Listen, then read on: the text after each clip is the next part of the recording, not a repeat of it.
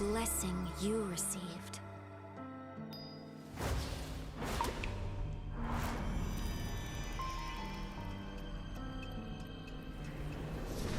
An extraordinary physique.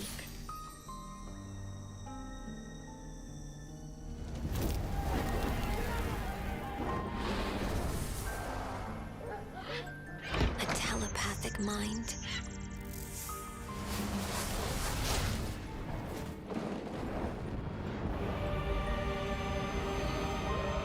If all misfortune comes from blessings.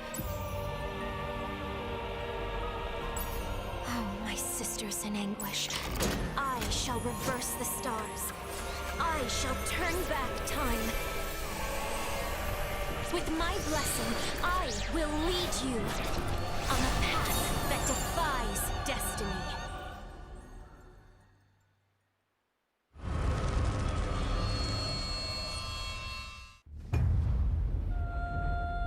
When the bell of absolution rings,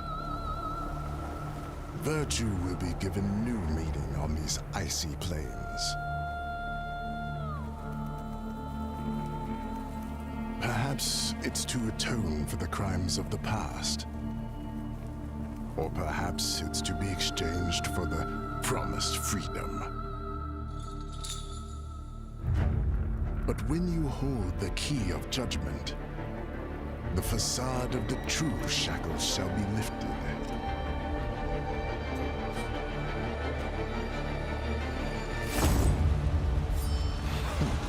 A fool who thinks he holds the torch. If you can really see through that illusory flame, you'd realize you're nothing but a deceived moth.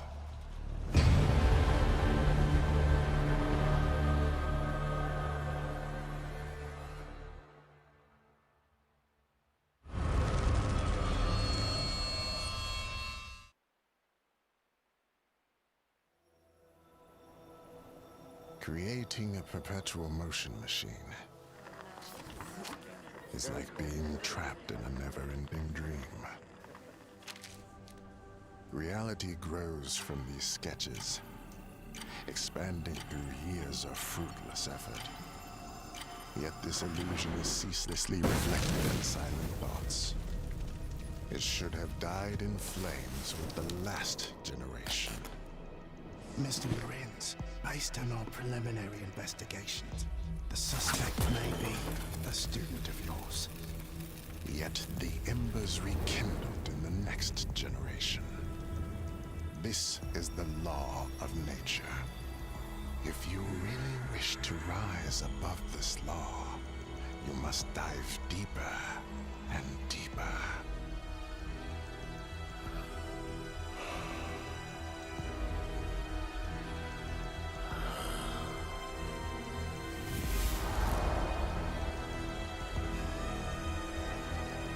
To the bitter end of darkness.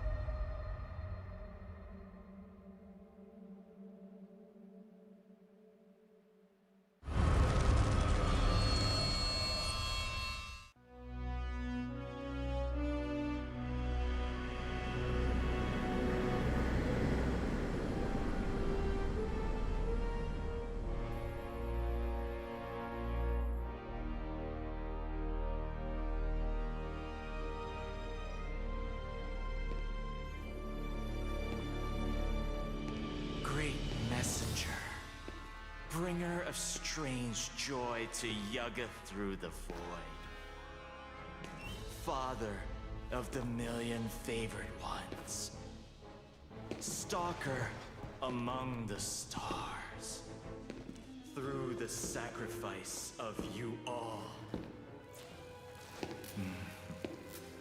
The truth shall now be revealed.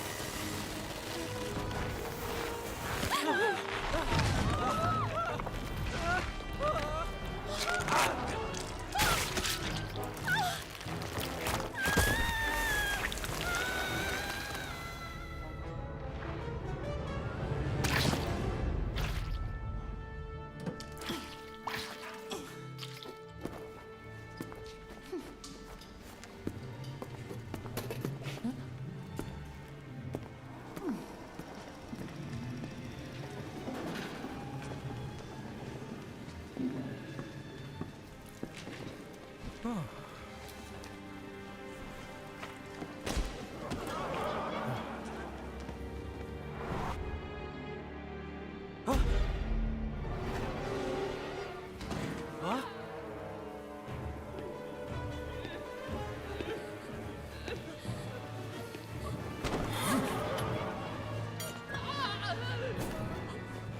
this is the key shot.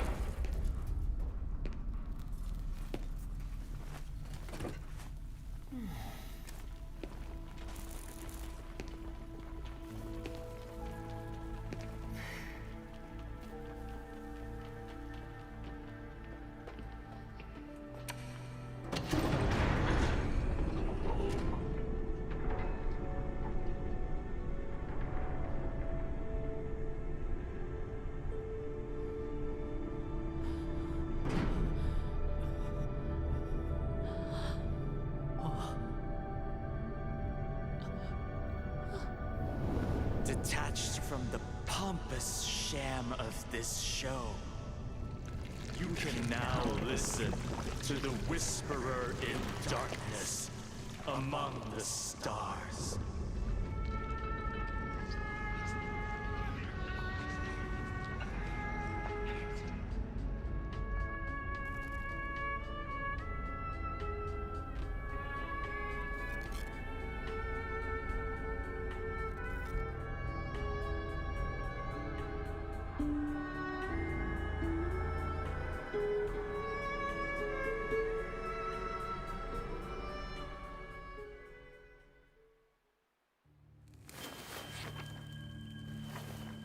The truth is an endless sea of darkness, and humanity resides on an island known as ignorance. If I knew of the madness waiting beyond the door, I would have never gone on a voyage into the unknown. I heard the scene was as tragic as the others. The ancient texts point to the city of stars, Providence. And the shepherd I have yet to meet is long gone. That night, I had a dream.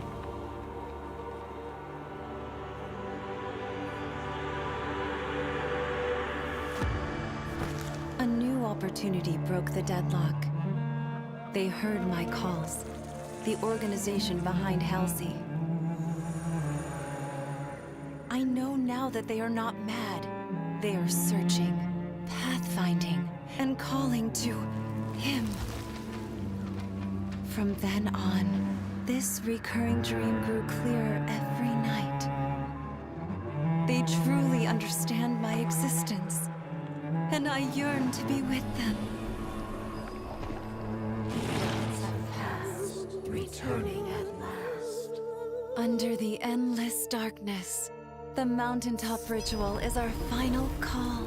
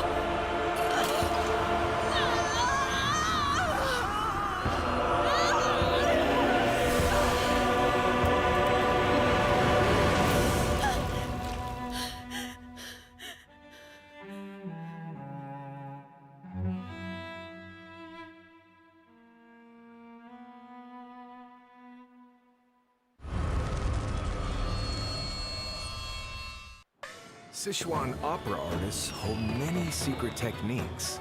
Performers transform themselves in the legends of old. I heard a new face changer is performing in the Lion Pagoda.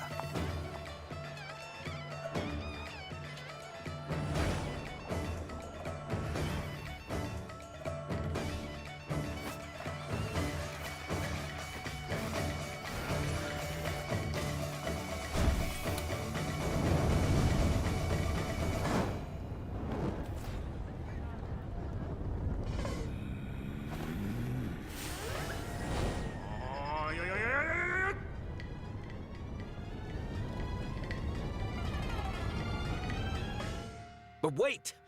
Not everything is as it seems. To truly understand the meaning of a play, you must perform it. Join me, and let us solve this mystery of the opera stage.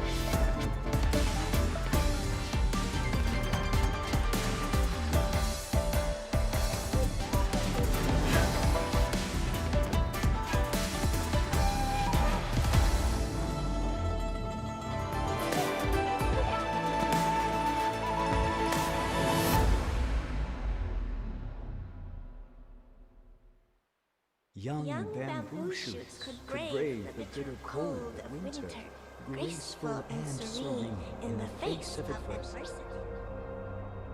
Father, you taught us that the Shao family must act like bamboo in the winter, unruffled and composed. But what if the powerful seek our downfall? What good is our composure if evil goes unpunished? Forgive me, I must defy our mantra. What?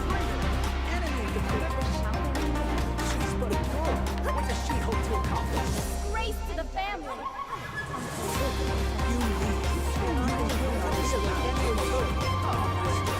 Was I the one who brought this misfortune?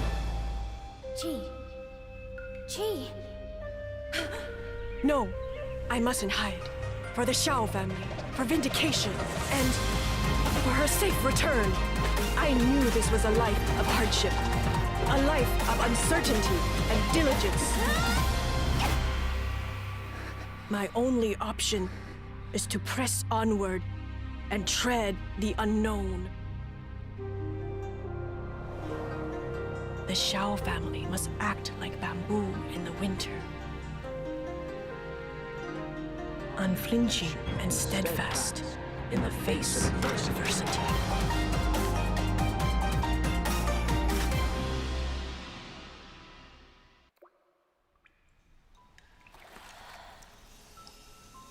With steam dense as a veil, and wine sweet as honey, one can't help but relax at the hot spring. Return to basics. Surrender restraints. Relinquish thyself. Like the eagle plummeting straight down, lusting for lambs, hating all lamb souls. Bathed in the spring, we drink. We worship. We indulge.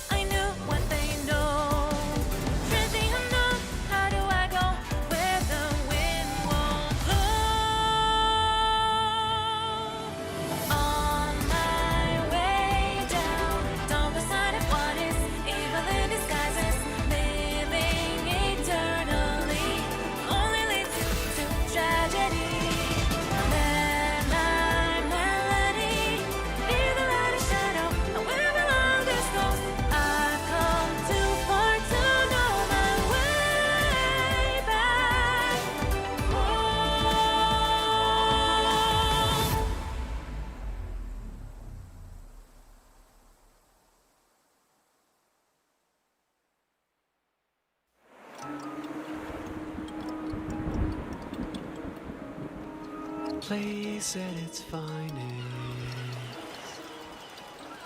In July they came,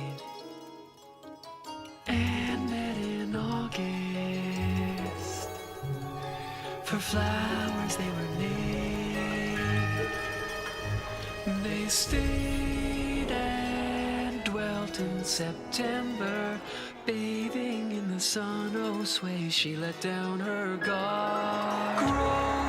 Grow, lurking Datura, feeding up Rosemary, who couldn't let go of discards. Night and night stood aloof from the light. Down and down fell into addictions and took to light. Time and time behind the curtain he hid till that came into sight. Place at its finest, bellow stain, where passionate vines often chase the butterflies. A place with fragrance since bellow stain, and now to dust the flower has returned.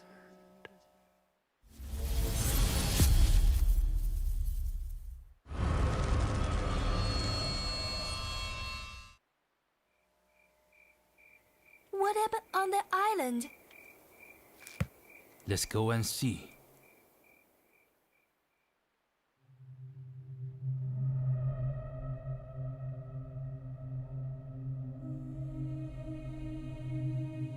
No flowers last forever. I take pleasure in watching them wither.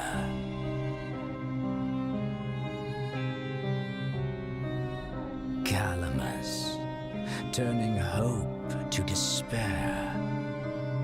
Datura, severing love with grasping snare.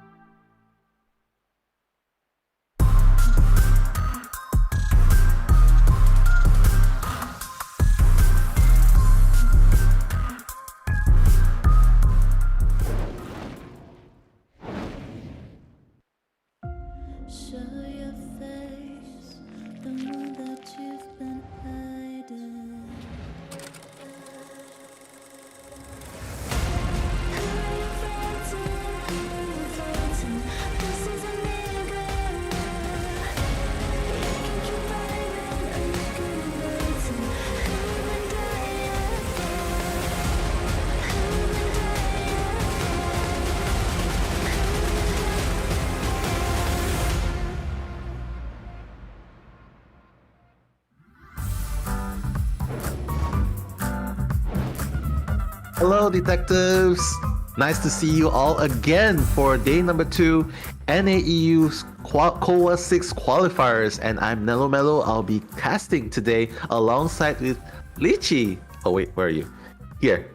Lychee. Hey Lychee, so good to have you here. So how do you feel today? Hi, Nella Mello. I'm feeling really excited today. I can't believe it's Call of the Abyss 6 already, and already on day 2. Yesterday, I hope everybody has watched yesterday's live stream, but it was so exciting, and I'm really excited to see what day 2 is going to bring. Yeah, I'm really excited too, especially yesterday. There was the cowboy in play. I mean, technically it's a really mind game kind of character, but we just love to see the variety and the meta that NAEU is bringing to the mix. So today we're in for another long day of matches. And I just have to say, I'm really excited to see what meta that we'll be seeing today, especially since yesterday we've seen the cowboy. Is there any characters you're looking forward to seeing in today's match, Lychee? Yeah, that's a good question. I would say I'm really looking forward to seeing more Prospector gameplay and seeing if any more teams will bring out that female dancer. I know those are two really popular characters nowadays in the meta. I think it's really cool how the meta has changed from year to year, and the characters we're seeing today, some of them were maybe meta like back in COA 2 or something, and now they're meta again, or they haven't been meta yet and are only starting to become meta. So I think it's exciting to see them being played more nowadays, these different types of characters, and would be really exciting to see if they bring that out today. I know yesterday, I think there was some pretty cool Prospector gameplay as well, so that's definitely one on my mind. Yeah, and speaking of which, we are going to see the prize pool here, 4 million. Renminbi, that's a lot of money. Prize pool going into COA 6 this time. That's a lot of money, and it really incentivizes more teams to step up to the challenge, try, because at the end of the day, not only are you rewarded with the prize money, you're also rewarded with the fame, the recognition that you can get. And who knows, getting a few fans along the way. So I have to say, really excited to see how the teams are going to be putting up a fight going into COA 6 here, Lychee. Yes, that's definitely true. And speaking of more teams, we do have 2 teams qualifying from NAEU this year. And looking at the brackets here, we already saw from yesterday's game between CH4 and RV, CH4 won and moved on, and Before You as well moved on to match 5 against CH4. So really exciting to see what will come of that. Make sure to tune in tomorrow to see those 2 teams play. But today we also have really exciting matches between CPDD and OM and DN and SCN. So really excited to see what will come of today as well, and who those final 2 victors of NAEU will be. Yeah, actually, Fusion is one of the teams that I'm actually really interested to see today. All of the matches are gonna be really interesting. But just to point out, Fusion, as all of you know, or might not know yet, or have missed out somehow, Fusion has actually won in the previous IVT, taking a game over Before You. So I'm really excited to see how they will play out in this bracket. But that's going to be after in match 2, because right now match 1 we're going to go with OM versus CPDD. And we were having a discussion just now, right? Like, what does CPDD mean? It feels like a term you see on Bilibili, but do you have any idea what does it mean? Or guys in the chat, if you have any idea in the chat, please do tell us what CPDD means, because we're dying to know. I mean, we know what's YYDS, so thank you so much, Lychee. 永远的神. Does that mean greatest of all time? Is that what you said? Yeah, YYDS. If you guys ever see that in the Chinese comments, now you know what it means. Greatest of all time. Nice. Yeah. So please tell us what CPDD means. But right now, we are gonna look at the team profile. We have Y Knight 33.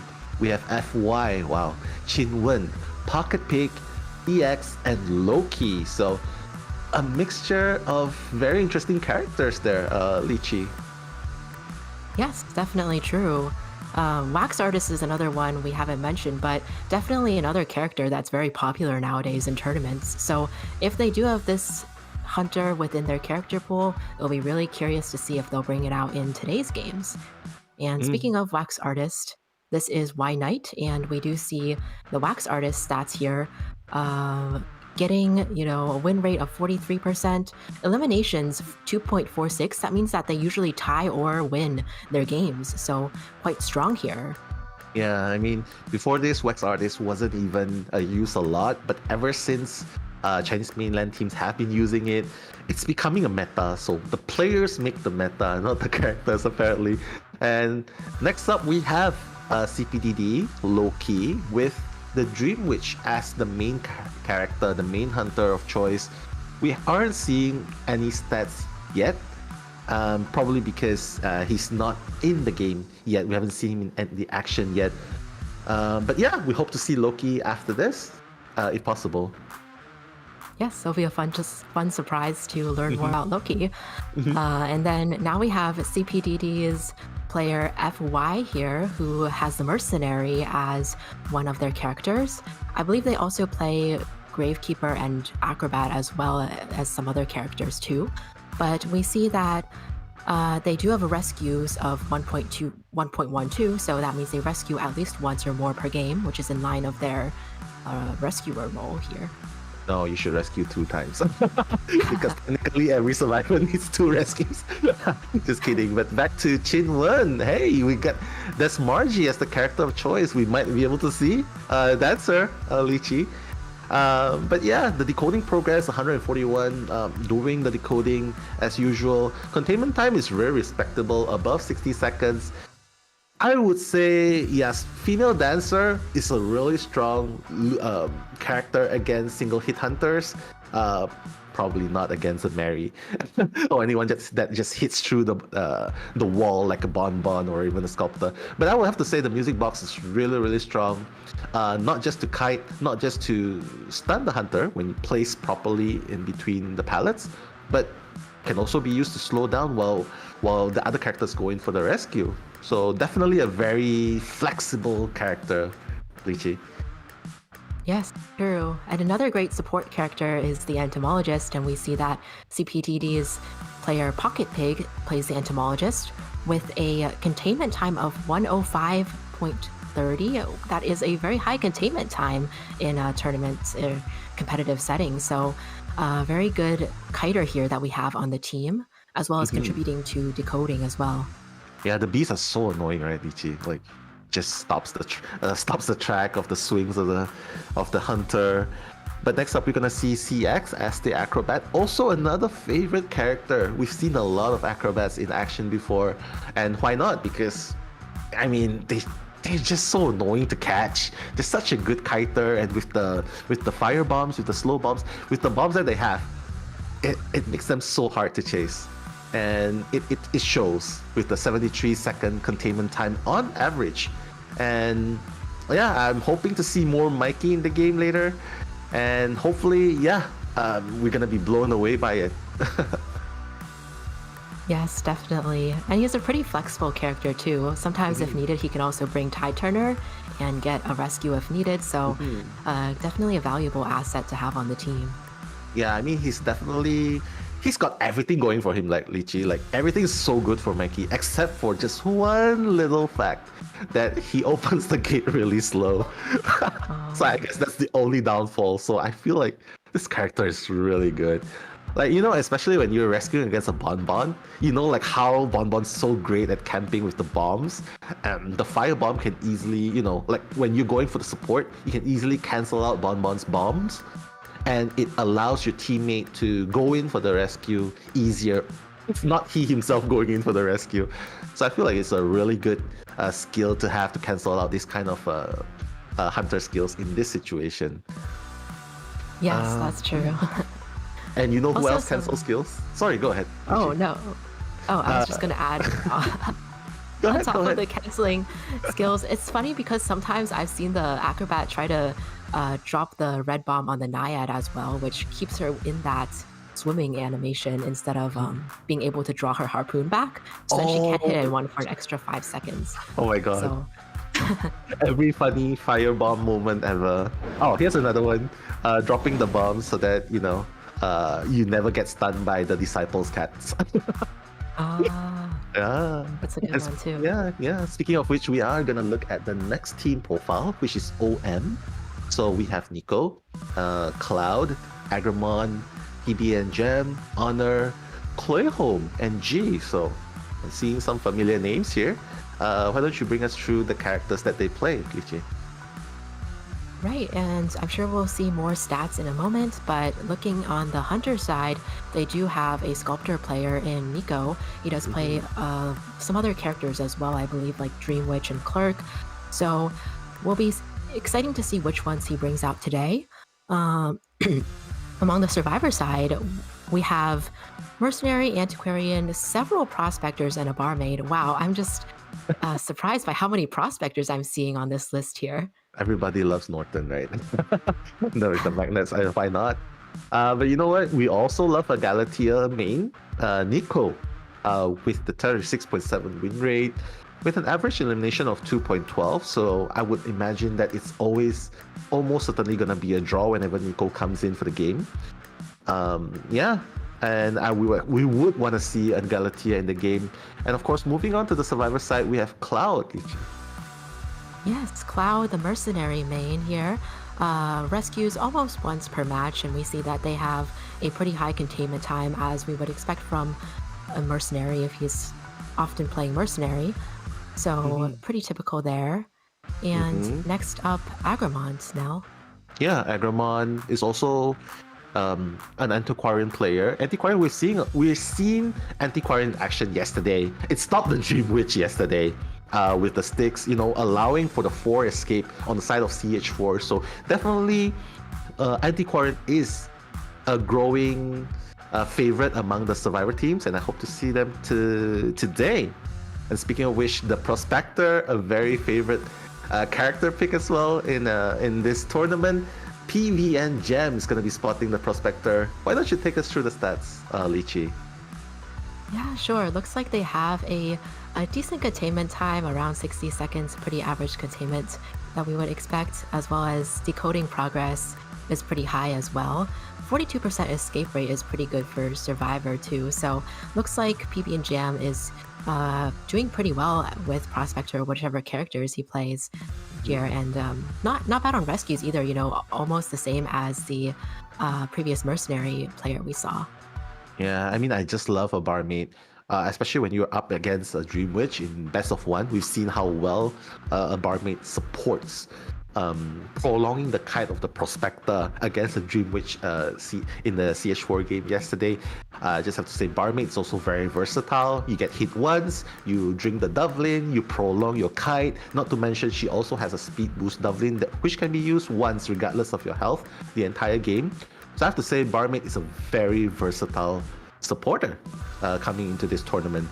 And next up, another Norton player, Clayholm. Take it away, Lichi.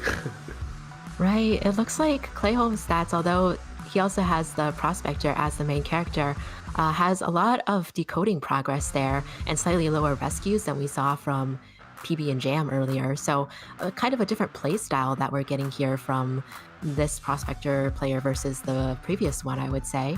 But impressive nonetheless, being able to contribute in this way. Yeah, and OMG.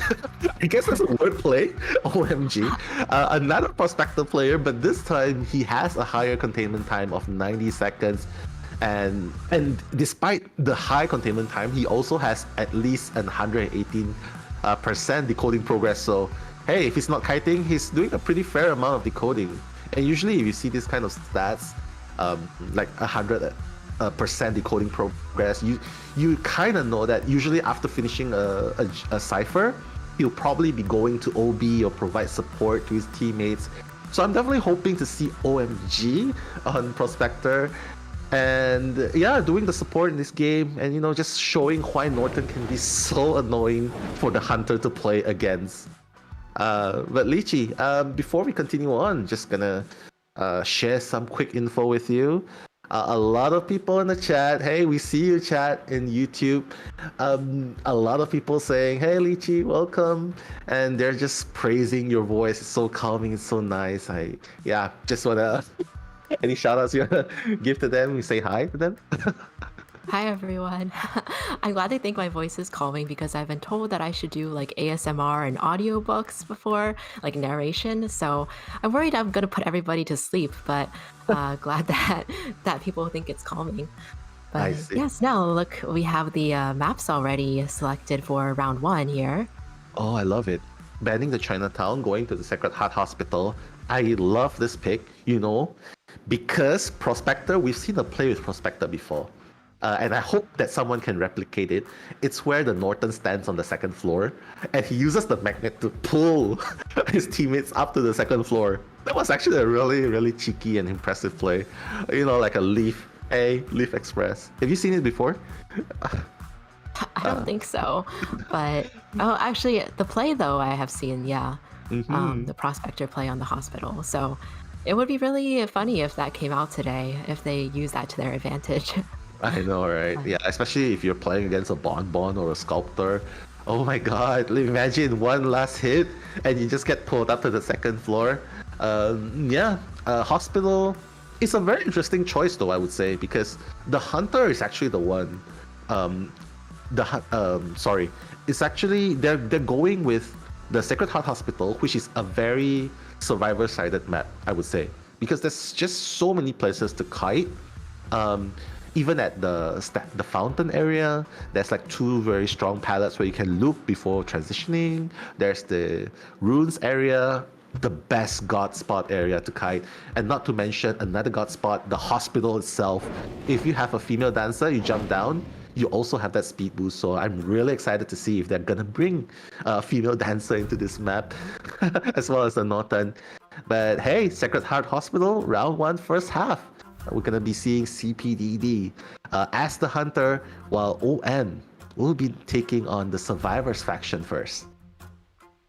Yes, and looks like we're already into the bans and picks here, with Priestess being the first ban on Secret Heart Hospital, which honestly, she would probably be the first survivor I would think to ban as well, because her support portals around the hospital area are so strong on this map, and also being a 2-story building, she can really create distance from the Hunter by using those 2-story portals or setting up a global portal on that second floor as well. So no surprise to see her banned first, as well as the Forward and the Seer have also been banned now. Yeah, I mean, but now that the Antiquarian has joined the fray, even if you take out the Forward, there's still Antiquarian. Sichi is around for the teams to pick, and that's exactly what OM is going for. They're not prioritizing the rescue first, they are prioritizing the OBs, the support. You can see from OM's faction, we don't really see any decoder. Lychee, no decoders at all. Very support-oriented with the heals, with the stun, with the B-slows, and finally a Jose to complete the fray as the rescuer. So I really like this lineup. It's really strong. So the question that beckons now is, what do you think is a suitable choice for CPDD to bring into this map against this lineup? Any thoughts, Lychee? Yeah, it's a good question. We saw earlier White Knight had the Wax Artist as one of the options, I believe, in his profile, but I'm not sure if he'll think to bring that out.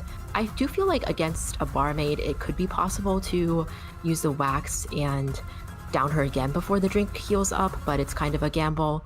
And I don't know if he's necessarily going to be strong against the rest of the team comp. I believe White Knight also plays a Ripper as well, although not really in the meta nowadays. So I'm curious if they have something a little bit more meta. With the Antiquarian and Barmaid, it feels a little bit like almost like a Dream Witch counter, or with the Entomologist, you could also be countering something like a Clerk or Sculptor. But no, actually, a Violinist here. Wow, an Antonio in this game? I'm excited to see this, Lychee. How often do we see an Antonio lately? But hey, it might be the game plan, because you go with the Dream Witch, like what you said. It's a really good counter.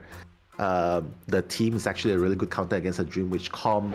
So I would say, yeah, go with Antonio. Go with something that you are not familiar with. Make the survivors, throw off the survivors off their guard, and we'll see. The arrangement is very standard. All the survivors are queued up in a straight line in the middle, and the anti-quarren is there to block in the hunter. So White Knight will be starting on the top corner. And the choice, I think this is the perfect arrangement. Melee is in the middle. Well, he's the safest among all of them.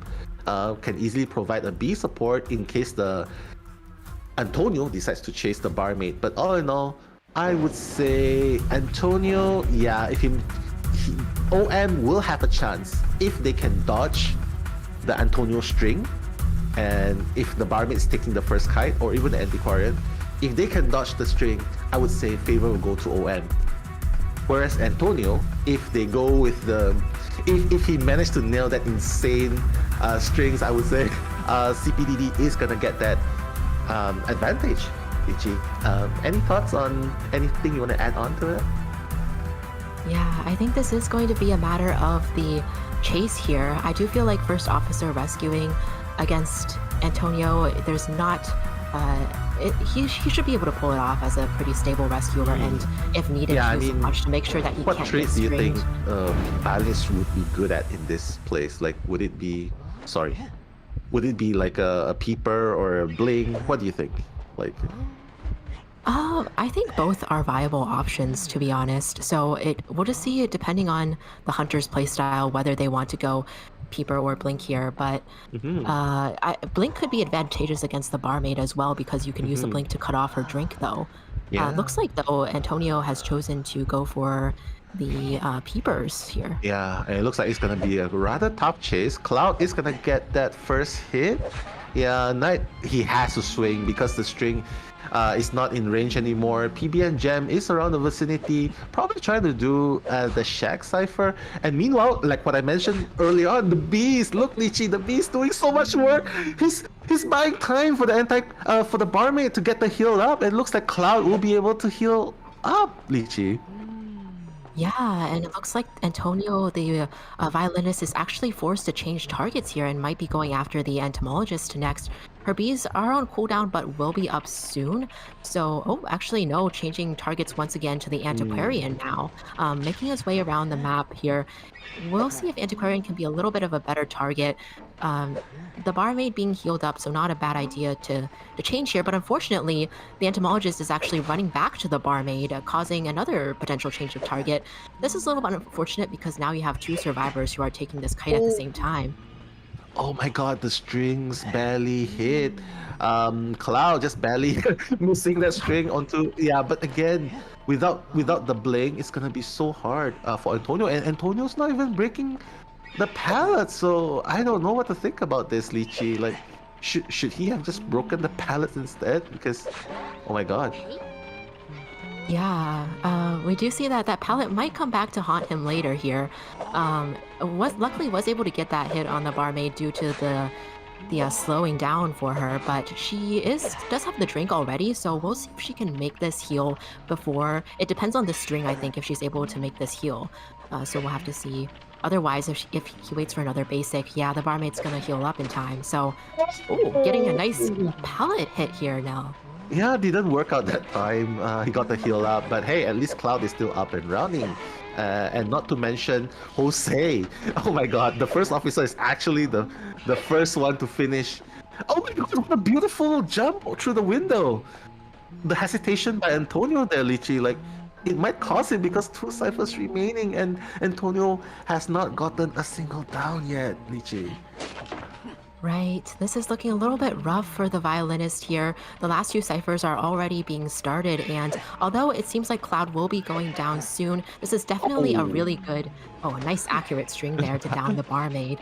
But we'll see if Antonio can get any advantage through the camping here. Unfortunately, no basement, but can chair her near the gate area here and try to at least turn this around through this last camp if he can. But it is the first officer, so I should expect the rescue to go pretty normally, even if he has to take the hit first.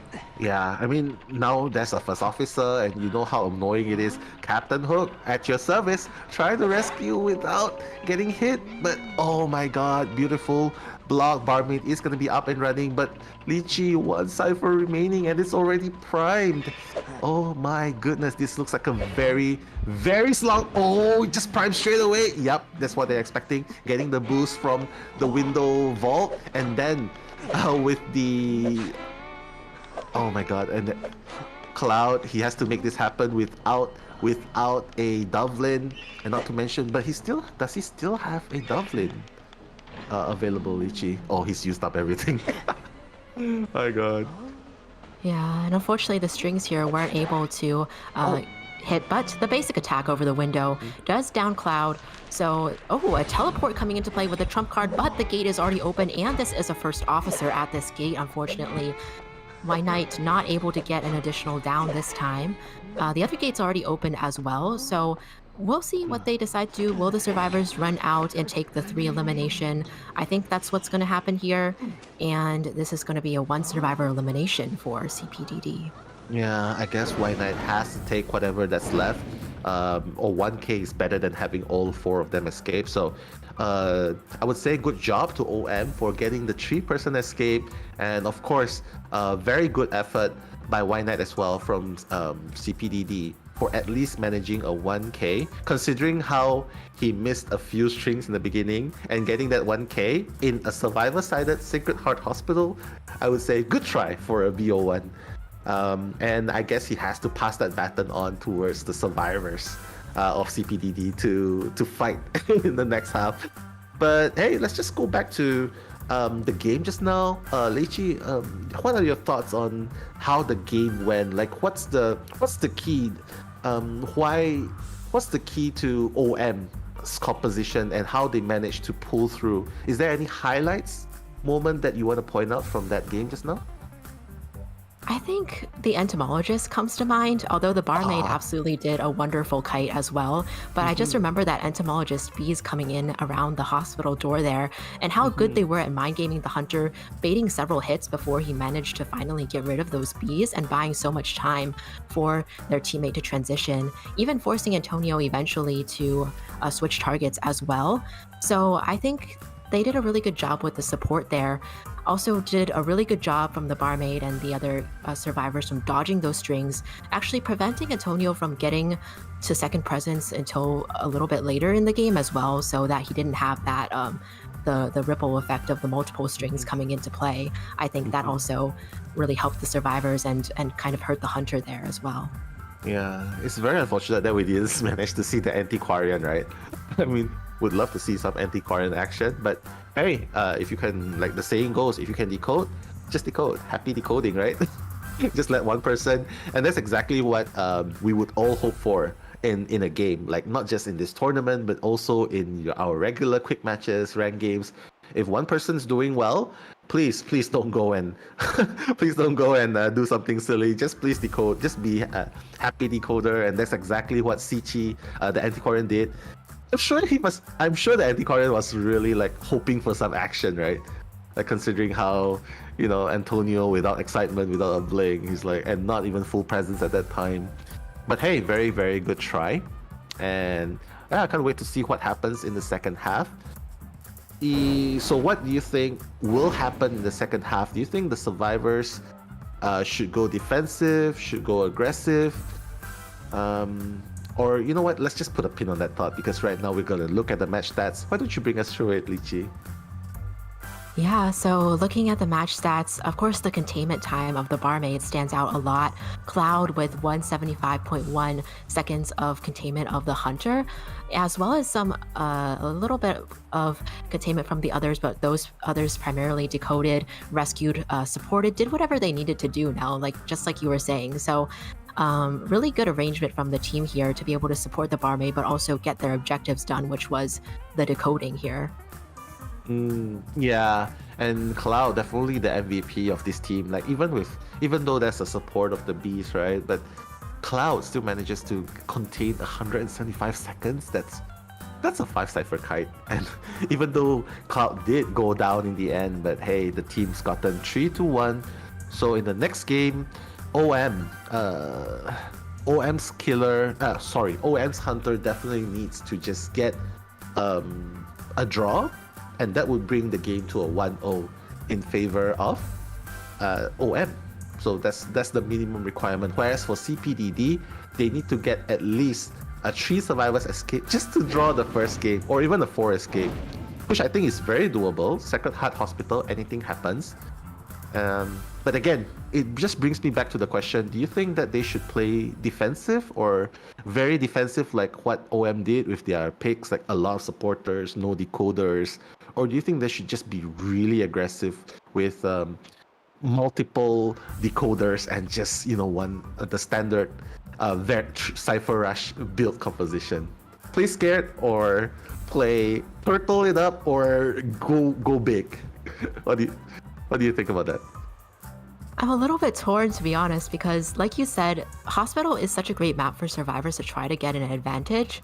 So I feel like the survivors should definitely consider that and try to get the advantage when they can. If they need to go a little bit more aggressive, maybe that could be a right play. But at the same time, because it's the first round, I'm a little bit hesitant to say go completely all out. I think that there needs to be some, at least 1 or 2 characters that can be a stable core to the team as well. If they have like a mercenary to do a stable rescuer, first officer, something like that, a couple of characters that can really pull their weight when needed, as well as some that are more aggressive and can take those risks. So maybe a combo would be nice to see. Yeah, who doesn't love a combo, eh? The combo, especially in the hospital. You know what? It wouldn't be too bad to see, like on the survivor side, it wouldn't be too bad to see a cowboy, because again, at the balcony area, it's just so good. If someone's kiting outside the birdcage, you can easily just lasso someone in. That's a very good play as well to prolong the kite. Probably it will waste a little bit of time, but hey, if you manage to contain the hunter long enough, I guess that's the name of the game. Frustrate the hunter long enough until he got impatient, as we saw with the violinist, and hopefully, CPDD will be able to get that 4 escape to actually win round 1 second half.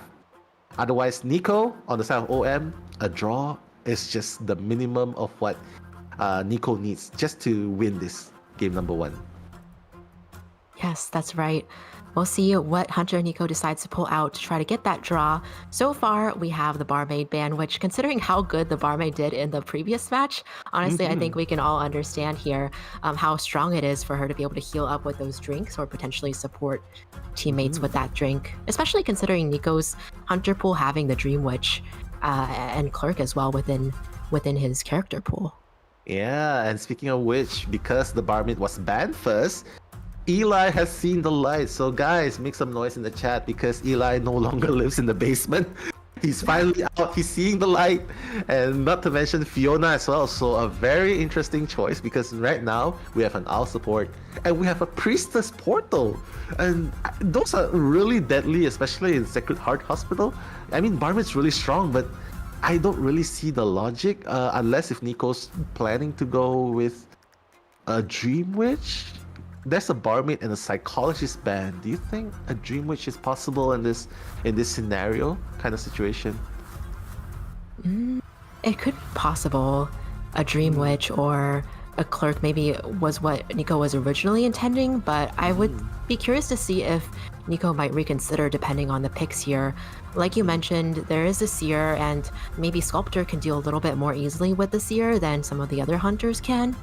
But looks like the rest of the survivors are filling in with a mercenary and potentially a patient here as well. So this is actually a very standard team comp. Even in previous metas, we have seen this team comp before with the rescuer, the priestess, the patient, and seer. So I agree. I think they counter a wide range of hunters, really. They do, which is why they are the standard composition. I totally agree with you. These are usually what we see in games where you have a balance of support, a rescuer, and then a decoder. But then there's no decoder. But hey, I guess support is the name of the game here. And not to mention Pocket Pig on the patient. Yeah, with the hooks, it's gonna make it so hard for the hunter to chase, especially with the correct positioning. He can easily grow from the second floor all the way, gain distance with the hook, or even using it to go into windows, which again, just so much trouble for the hunter to chase. And if anything goes wrong, there's still an owl support. So I feel like, yeah, Nico's gonna force it out. I think the only thing Nico's worried about is just the healing and the B support going on. So, yeah. So I guess it's the battle of seeing whoever makes the less mistake is gonna capitalize in this game. What are your thoughts on the chances of survivors against this composition against a Dream Witch in this map, Lichi? I feel like it's not bad. They do have characters that can do well. I would say that if they were specifically countering a Dream Witch, I think we might see something including like an acrobat instead of a patient, but it's still a good team comp against something like a Dream Witch. I think she does have a chance though, considering you do have the main body now can follow through the priestess portals. I mean, sometimes you can catch up to her a little bit more easily. The seer could be, potential first game target as well as the patient. So there are still options for the hunter here, and it looks like Nico is going to spawn at Shack closest to the seer and the priestess, who of course is in the main hospital area. I guess in this game, the power of healing is so much more important than the owl support, I guess, because Nico obviously banning the healers over the owl support and the priestess support. So I would say playing against the Dream Witch in this map is very dangerous. You do not want to give free hits to the Dream Witch. You do not want to get hit by another teammate's leech. Especially when you're going towards the middle game, that's when the Dream Witch really, really is so scary. Like the mid game, the late game, like when everyone's injured, you can't really rescue. And against a mercenary, he's not even worried. Get hit, double down.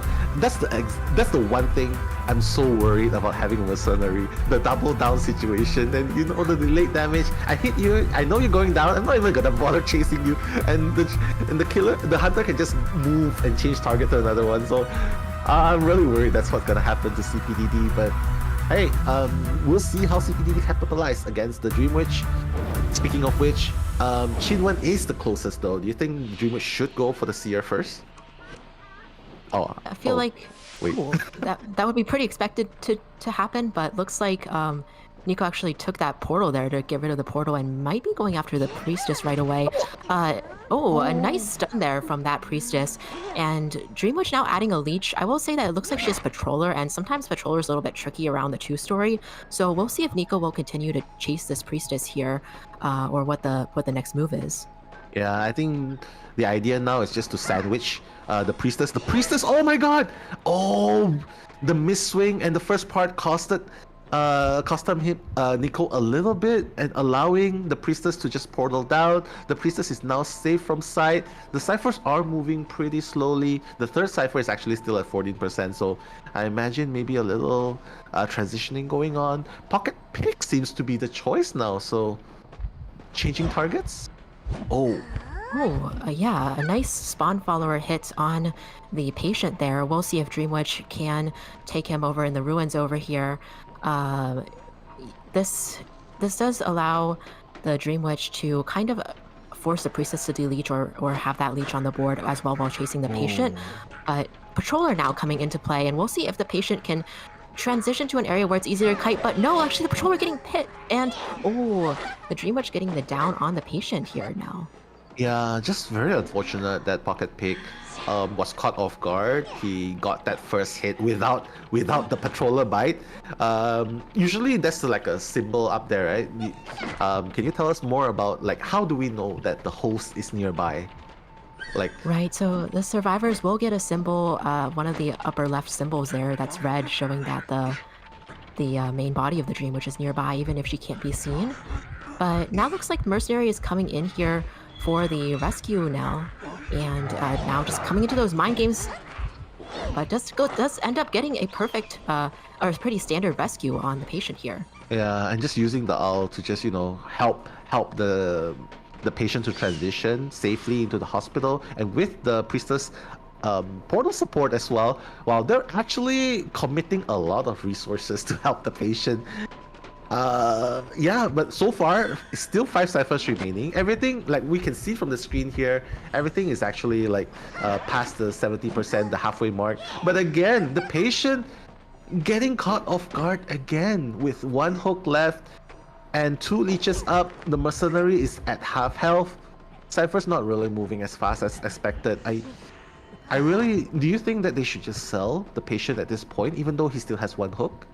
Or should they commit to saving again and risk it all in the rebound kite, Lychee? Yeah, that's a good question because the survivors don't really have another tide turner, and of course Seer doesn't have another owl there. So, interesting choice to use that Seer owl in the first kite rebound kite there. But this does mean that you're right. Now, patient doesn't have much to kite with, and looks like they are going to just sell the patient on the chair here. Dreamwitch just taking another look. But now that she has 1 elimination, it does make it pretty hard for the survivors to continue doing what they're doing with the kiting, decoding, and healing up whenever they need to do. The less members you have them on the map just makes it such a stronger match for the Dreamwitch here. So we'll see how this plays out here, because Cypher progress is looking pretty good. Oh, Blink potentially, no. Okay. Sorry. I was a little bit surprised there, but good. Oh, now the Blink coming into play now. Getting the Mercenary down. We'll have to wait for that delayed damage, but yeah, potentially getting the second survivor on the chair now, and we do see that the Cypher progress is actually quite a lot. They have almost 5 ciphers. It's just very spread out here. Yeah, this is exactly what I'm talking about. Like, look, getting the hit onto the mercenary and just leaving him on the ground, and then the leech will come to him. He can just put him onto the chair, and then all of a sudden you find yourself with only 2 survivors up, no tide turners. Yes, there's 2 ciphers remaining, so I feel like Nico could very much still tie the situation, considering they still don't have any tide. But I feel like they could get that one rescue. They could get that one rescue going on. Oh my god, he's standing. Oh, the hit! Right on time, and then going with the portal support. Yeah, but unfortunately, no one's touching the cipher, so the cipher's not moving. It's only gonna start being decoded now, Lychee. Yeah, so we'll see how this plays out here. Mercenary did still have 1 elbow pad, so it looks like the Dreamwitch is actually going after the Priestess, who doesn't have any portals left. Oh, Blink still up for this Dreamwitch leash, avoided by the Priestess here. Oh my goodness, that might cost him a little bit there.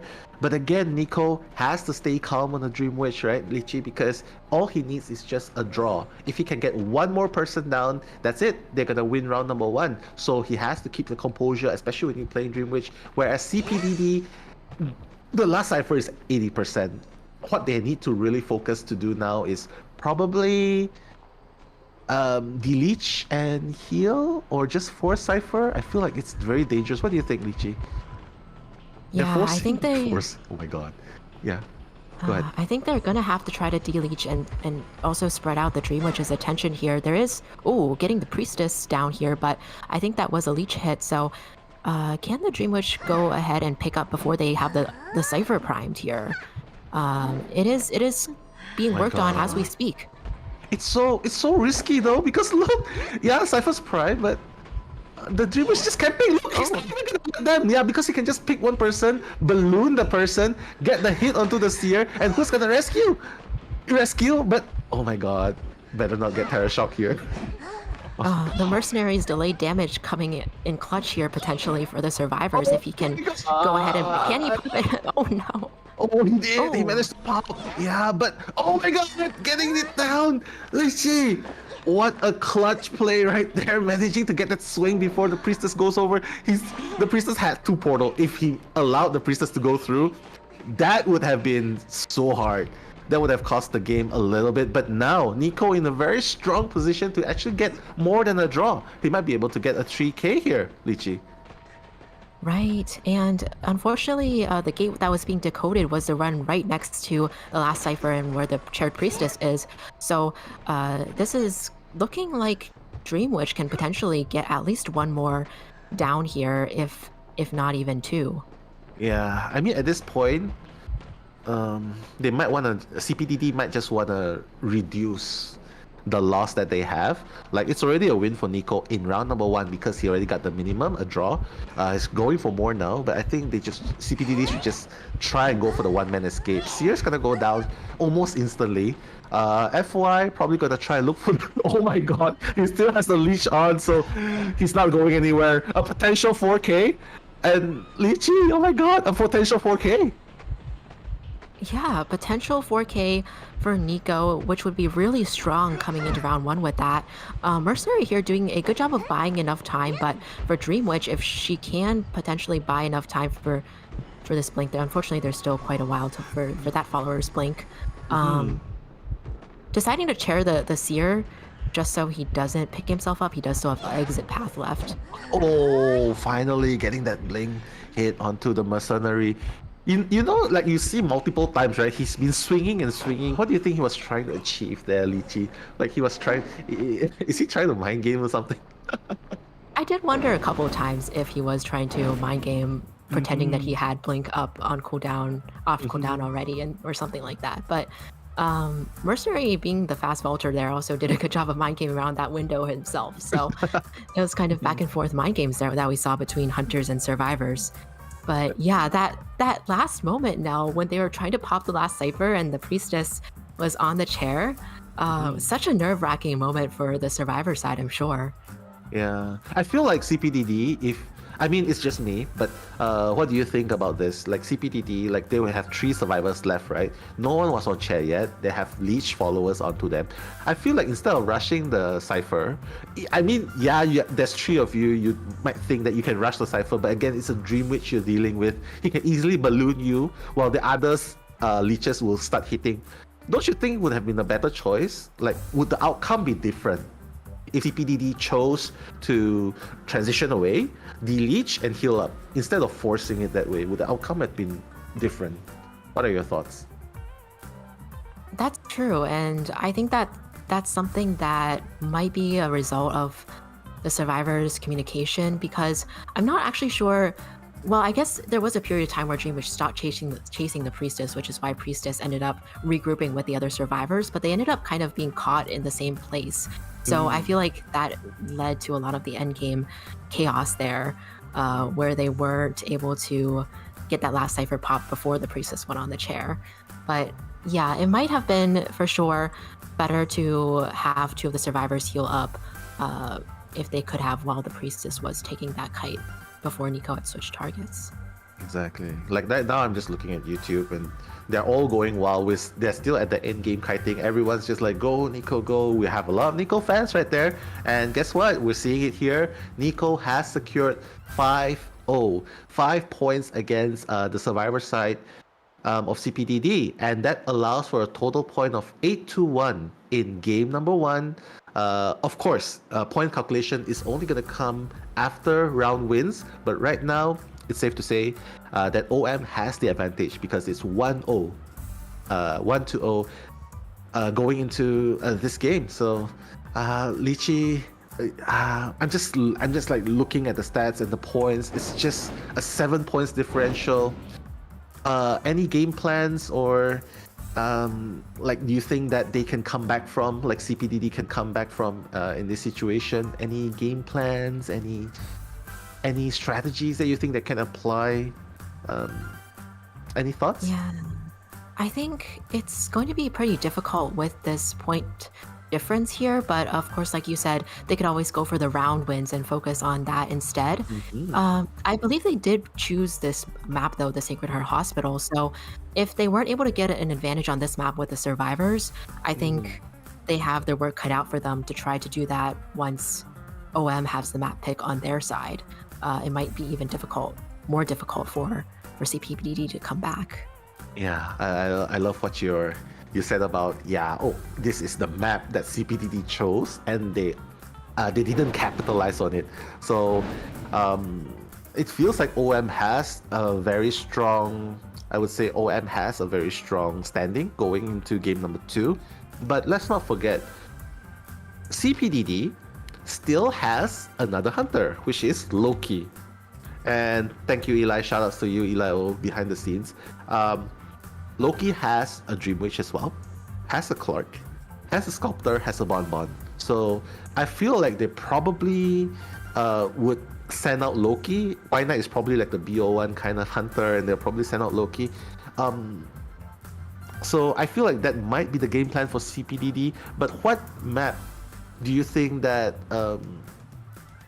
OM will choose to kind of counter Loki, especially if they're playing against him? You think they should choose a map to counter Loki's hunter pool, or should they just focus on, you know what, we're confident with our survivor skills, let's just choose a map that enhances our strength as a team?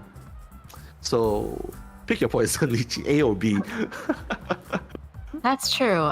There's kind of two ways to go there. They could choose one to try to counter the other hunter. Although, like you mentioned, Loki has a lot of hunters within their character pool as well. So they do have the option to ban one though in the next round. So if they want to try to ban a Dream Witch, so that it would confine the kind of the hunters who can do a lot of map control, that could be an option. But I think that, you know, with OM's hunters and CPDD's hunters, they actually have quite a bit of overlap. We mentioned like Dream Witch, Sculptor, Clerk. So if we're just looking at the hunter side, it might not be too easy to pick a map for one team to have a large advantage over the other team's hunters. In terms of Survivor, though, I'm not completely sure what CPDD, what else they have in their Survivor repertoires there, but I do think that OM has a lot more harassing characters and supporting characters. So if they choose a map where they can utilize some of those supporters very well, then you know, maybe something like a smaller map where they can get to each other more quickly as opposed to a larger map like Lakeside, then potentially they could get an edge on the survivors. Whereas for CPDD, it would be kind of hurting them in that case. I think they did have a female dancer though, so if they want to play the female dancer strategy, Arms Factory and Ever Sleeping Town are some pretty good maps for a female dancer to operate on. So it could be something within their consideration as well. Nice. I totally agree with you. Thank you so much for your insights. And also, I noticed one thing as well. There's not a lot of mercenary picks anymore. They opt for more supports. They rather have an antiquarian, like you can see in OM. They rather have an antiquarian pick prioritized first compared to a mercenary. So is there any reason why we're not seeing a lot of mercenary anymore, especially in this NAEU tournament? Because yesterday we didn't see a lot of Naibu, even though he was available to pick. Is there a reason for this change? Like yeah, I think there's a couple considerations. I still think that he is a really good pick because he's a stable character, but it kind of depends on the rest of the team comp as well. I think nowadays he's really not prioritized as a first pick because even if he gets banned, the survivors can still choose something like a first officer to replace him later on, which is something that we saw earlier today as well. And on smaller maps, it doesn't really matter if you choose first officer over a mercenary because they can usually still both be stable rescuers. On a larger map, mercenary might have advantages being able to elbow pad around the map more easily. But first officer just being a strong replacement for mercenary there. And also, you know, they don't want to slow down the decoding too much as well, especially if they're not picking a decoding character. They don't want to have too many rescuers to slow down the decoding progress as well. So if they already have somebody like a forward on the team, they might not want to pick a mercenary in that case to have slow decoders. It was pretty common in last year's meta, but nowadays having two slow decoders can kind of bring down the decoding a little bit too much, especially if they add on another priestess or somebody else who has like a mini decoding debuff as well. I see. But you know what? While we were talking about it, CPDD is gonna be benching White Knight 33 and sending out the Asgardian. I mean, assume it because it's Loki. Okay, so Loki will be taking the stand for game number 2. So we're definitely gonna be seeing a deeper hunter pool, and we're definitely gonna be expecting to see a lot more. But yeah, I'm just really excited to see what Loki will be able to bring on the table. But here we have it. Lakeside is going to be bad. Ever Sleeping Town is going to be the map of choice for OM. And, huh. It's a very balanced map, so anything can happen here. Like a geisha will be good here, a sculptor, a bonbon, a naiad. Everything is really, yeah. So what do you think about this map choice, and how do you think it serves their purpose well? This is a pretty good map because, like you were saying, Nell, it's a pretty balanced map, and the hunter characters, there's not too many hunter characters that get countered just by the map terrain alone. So they can really focus picking their hunters based on the survivors that are being chosen instead of being limited by the map. And on the survivor side, they also have a lot of open options. Having the 2-story buildings in kind of the central palette area leads to really good options to play supporting characters around there. So also the acrobat, which we've seen earlier from some teams. I don't know if we saw if that was the previous match or not, but this is a really good map for acrobat too, because there's a lot of narrow areas where you can utilize his bomb. There's potential for entomologists too. I'm just looking at CPDD's hunter pool survivor pool, since they're the ones who really have to try to make the comeback this time. But really for both teams, like we discussed, there's a lot of good potential here for survivor's side as well. Okay. Yeah, I mean, there's so many combos going on, right? And I definitely love combos, at least when I'm going to McDonald's. Anyway, combos definitely are limitless in this map. But hey, let's do a little bit of prediction. I know you don't really like doing predictions, but and I'm really afraid to make predictions. But let's start with something simple, okay? Let's step out of our comfort zone. And guys in the chat, you can join in the fun as well.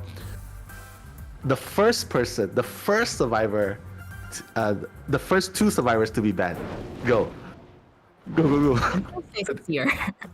Sorry? I want to say Seer, but we'll see. You Actually, got you got it, Luchi. Oh my god, Chef just said it straight away. Seer and female dancer. Yeah, I mean, those are pretty valid bans. I know Loki, he does have a bonbon within their mix, but the other hunters they play, like Clerk and Dream, which Seer would be a pretty big counter there to any one-hit hunter, really. So that's why Seer had come to mind first. Okay, next ban. Let's go. No, sorry. First 2 picks. Go, Lichi. Oh my goodness.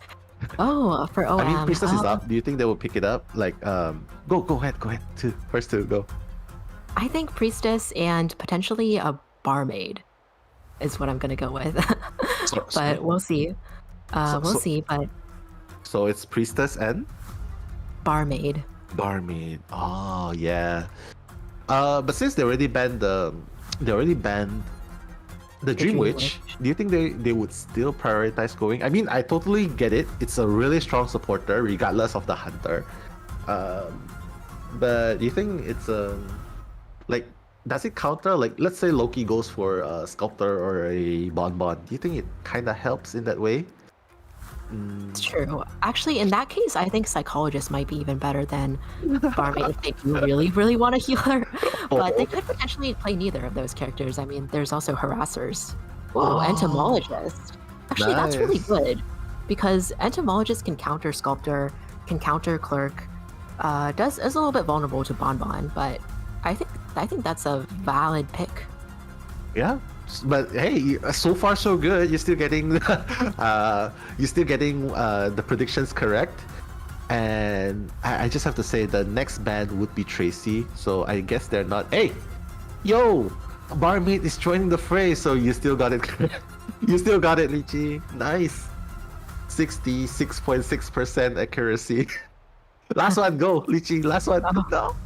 Oh no, the mercenary's already been chosen, but I would have guessed a rescuer either way, I think. And you love him, so you definitely choose him, right? Like, yeah, I probably would have gone towards mercenary as that last pick. I mean, they could have gone with something else like a forward or a first officer. Yeah, but it was bad, unfortunately. Yeah, first officer's around, but I guess they value mercenary over first officer. But hey, last prediction. Let's go, Lichi. What hunter? What hunter? Well, the breaking wheel is being hovered over, but I'm not sure. We'll see if this is going to be the pick or not, because breaking wheel is not very common in tournaments nowadays. But it is the breaking wheel. Loki says otherwise. Flywheel, more flywheels, I guess. This come, I guess the thing about OM is like they don't have Antiquarian this time, right? So, in a sense, if they're down, if they get caught by Breaking Will, especially if Pollen unlocks the first presence, it makes it harder to kite, and if he unlocks the max presence, it makes it even more difficult to rescue or run away. So I guess it's really up to the early kites, Lychee. Like just pure looping 360 degrees kiting. Flywheel? Who do you think should bring Flywheel in this comp? I think, well, we'll see if they predicted the breaking wheel or not in order to bring those flywheels. But I think that it's not a bad idea to have flywheel on the barmaid for sure. And I'm almost tempted to say both entomologist and the priestess, even though I doubt that it will be on both of them here. We'll see. We'll see very soon. Yeah, I was just gonna say, I feel like entomologist does not have a huge advantage against kiting breaking wheel without flywheel. Even though the bees can push him for sure, block him for sure in the human form, because of the fact that it doesn't help too much when he's in wheel form. I mean, maybe it makes him a little bit more nimble to circle around a bit, but without flywheel, I do feel like it's a little bit not enough. It's kind of hard. Yeah. But I guess if Loki is chasing the entomologist first, I guess that would make a pretty good case for entomologist, because hey, even though the bees wouldn't be able to stop the spike, but at least it gives a slight movement boost. It allows you to, like, you know, I just love the situation where you just in an open area, the breaking wheel tries to hit you and you just sort of make a 360 turn. You just keep looping in a circle. So let's see who's gonna get chased first. And it's the entomologist getting chased first. Lychee. Oh my goodness. They're chasing around this wall area here, which I feel like is often where we see the breaking wheel chasing survivors whenever I see them. But entomologist doing a pretty good job, like you said, of using those. Oh my god. Oh, Yeah, go ahead. actually, spike already. I was just gonna say she's did a good job so far, but now the breaking wheel did manage to get the spike. Unfortunately, missed the first trap here. We'll see if he can make it up with the next round of the wheel. Yeah, every time you force the breaking wheel to go back into wheel form, that's buying a lot more time for the survivors. And Cloud, oh my god, barely dodging it. This is talking about just dodging the side, but oh no! I guess he panicked a little and he decided to go away from that area. But no! My god! The support portal was there, but Loki with the block. My goodness, just cutting off the route with the traps. And Cloud, the first casualty of the team. And the ciphers, not, I would say the ciphers around 2 ciphers done in total progress. But again, a nice start for Loki, and not to mention, he still has a blink up, Lychee. Yes, definitely not a bad start for Loki at all so far. Actually, is pressuring the mercenary to potentially go in for an early rescue here as well. But we do see that rescue and the Tide Turner getting activated here. But the entomologist, we'll see if she's able to rebound kite at all. Unfortunately, that support portal is not there anymore, so she is going to go on last effort. Yeah, but that would have been really good if she had been able to make it to that support portal during the first kite. But like you mentioned, now Loki just did such a good job of using the trap. Even though he held onto it for a while, it was almost like he was holding onto it in order to mind game and make the entomologist afraid to go towards that portal. So really good to see that kind of mind game going on. Yeah, and like there's still 4 ciphers remaining. Sorry, 3 ciphers remaining. Barmaid's going in for the rescue very soon. Honor's just gonna wait up a little bit. Okay, gonna rescue straight away. Barmaid's gonna probably try and body block. I don't see why he's using the... Oh my god, the playing this! Could it be a comeback? He has to block! No! Honor didn't get it! Oh my goodness! Oh my goodness, at this point I feel like Priestess should at least try and come in for the support, Lychee, because Priestess has 3 more keys, and because of the lack of connectivity, like using the portal to transition away, it's the entomologist is out of the game. That was a pretty good situation for Loki there to already have the entomologist out of the game. And oh, adding another spike there to the priestess, but already used up the blink and switched up to the peepers. So, oh, really good cutting off the portal with that snap there on the hunter's part. Manages to down the priestess by utilizing that mechanism. Really cool to see that happen in the tournament. Mercenary, unfortunately, what I was going to say is he's really very much in an injured state, so Barmaid is the only one who can come back for another rescue. But again, Loki already forcing in the Barmaid into the area early on. If she keeps circling around here, hopefully she doesn't get cut off. The tram's also close by. A little bit worrisome, but no worries. Just the flywheel. Nice job, avoided the snap there, or the second pierce, I believe. And does pull off this rescue. Wow, he tried to snap and mind game a little bit and try to bait the Terra Shock, but wow, still managing to rescue before half. That's really, really nice play by the Barmaid here. Again, Mercenary is no longer a Mercenary, he's a Makoder. He's doing his best to finish the Cypher. It's already at 93%, about to finish. The question is, will Agramon be able to kite enough longer? Oh my god, Loki is just being really careful there, Lychee. Just stopping the trap first in case he comes back. But again, it's so far. He's gaining distance. Loki, the snap. Oh, downing the priestess here. And priestess is gonna go back onto the chair here, or her second chair. So ciphers are still quite a while from being done, and if Breaking Wheel wants to, he can go out and pressure the cipher there that's being done in the graveyard. So we'll see how they can try to turn this around, but with Mercenary in this state and the Barmaid being chased right now, it is looking a little bit bleak for the Survivor side so far. It is. And all Loki has to do is just get another spike onto the Barmaid. And then once he's full presence, there's 3 spikes, he can easily just snap. And Honor is just gonna go down. And the basement is just right next to him, but obviously he's just gonna try and Cypher control a little bit, so he's just gonna chair next to the last Cypher. Priestess has been healed to full. That's the saving grace. So I guess the game plan here is probably Mercenary just continuing to decode. Priestess try and go in for the rescue. The Nidus is being triggered here at the moment. Loki cannot leave this area yet. But Barmaid, yeah, they're probably gonna go for a full blood rescue. Loki, he cannot afford to just camp here. He probably needs to just go. With a Breaking Wheel, you cannot just camp here, right, Lychee? You kind of have to go aggressive and just stop people from decoding. Or do you think camping is the right thing to do here? Kind of expecting him to also go out and pressure the Merc Cypher, especially since the Mercenary is also 1 chip down. But camping here, maybe hoping or expecting basically that the Cypher is not going to be primed by the time this rescue does get pulled off. Priestess, we do see here, is going to come in for the rescue and is able to make that rescue. Sorry. Yeah, made that rescue, but then was shortly downed. So now we're switching who goes on the chair, and this is Priestess dead on chair, actually. Ciphers are primed, just a little bit short, unfortunately. If they had gotten that while everybody was still in the game, where the Priestess was still in the game, that would have been great. But here, Cypher's primed, and Loki is now on the move, trying to search out for the Merc, who's near the exit gate.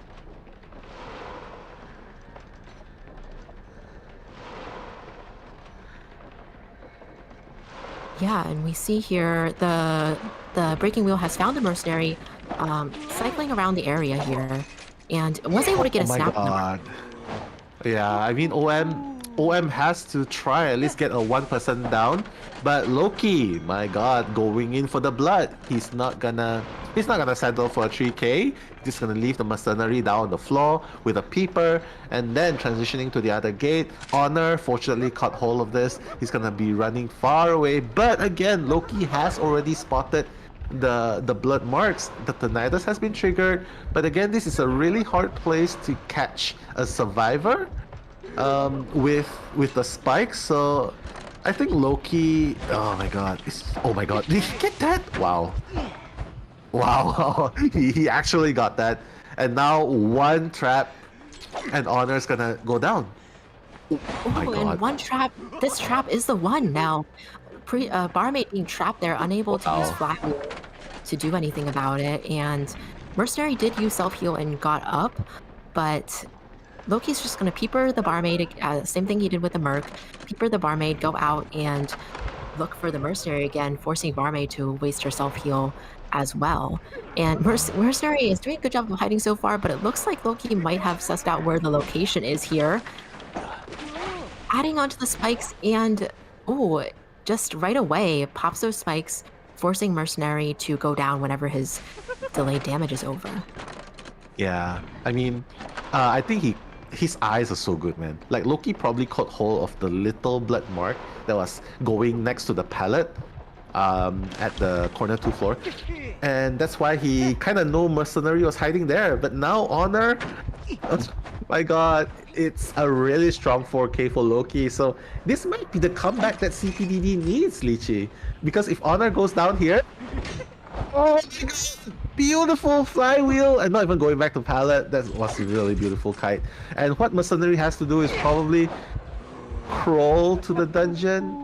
Oh, but nah, they're not even gonna try. They know Loki's not gonna chair them anytime soon. And GG, well played. That was a beautiful example of a breaking wheel. I know we haven't seen breaking wheel a lot lately, but hey, Loki made it work, Lychee, and a comeback. We might actually see a game number 3, Lychee. Yes, that's definitely true. And you know, we always say that Breaking Wheel is so countered by Flywheel, but in this case, not every single survivor had Flywheel, and I think that's, you know, It was only barmaid. Oh my god. yeah. So, and they had already banned Dream Witch, who was also countered by Flywheel, like the patroller at least. So maybe they were thinking we will take some broken windows in case Loki goes with a different hunter, but in the end, they didn't have as many flywheels as maybe they would have liked.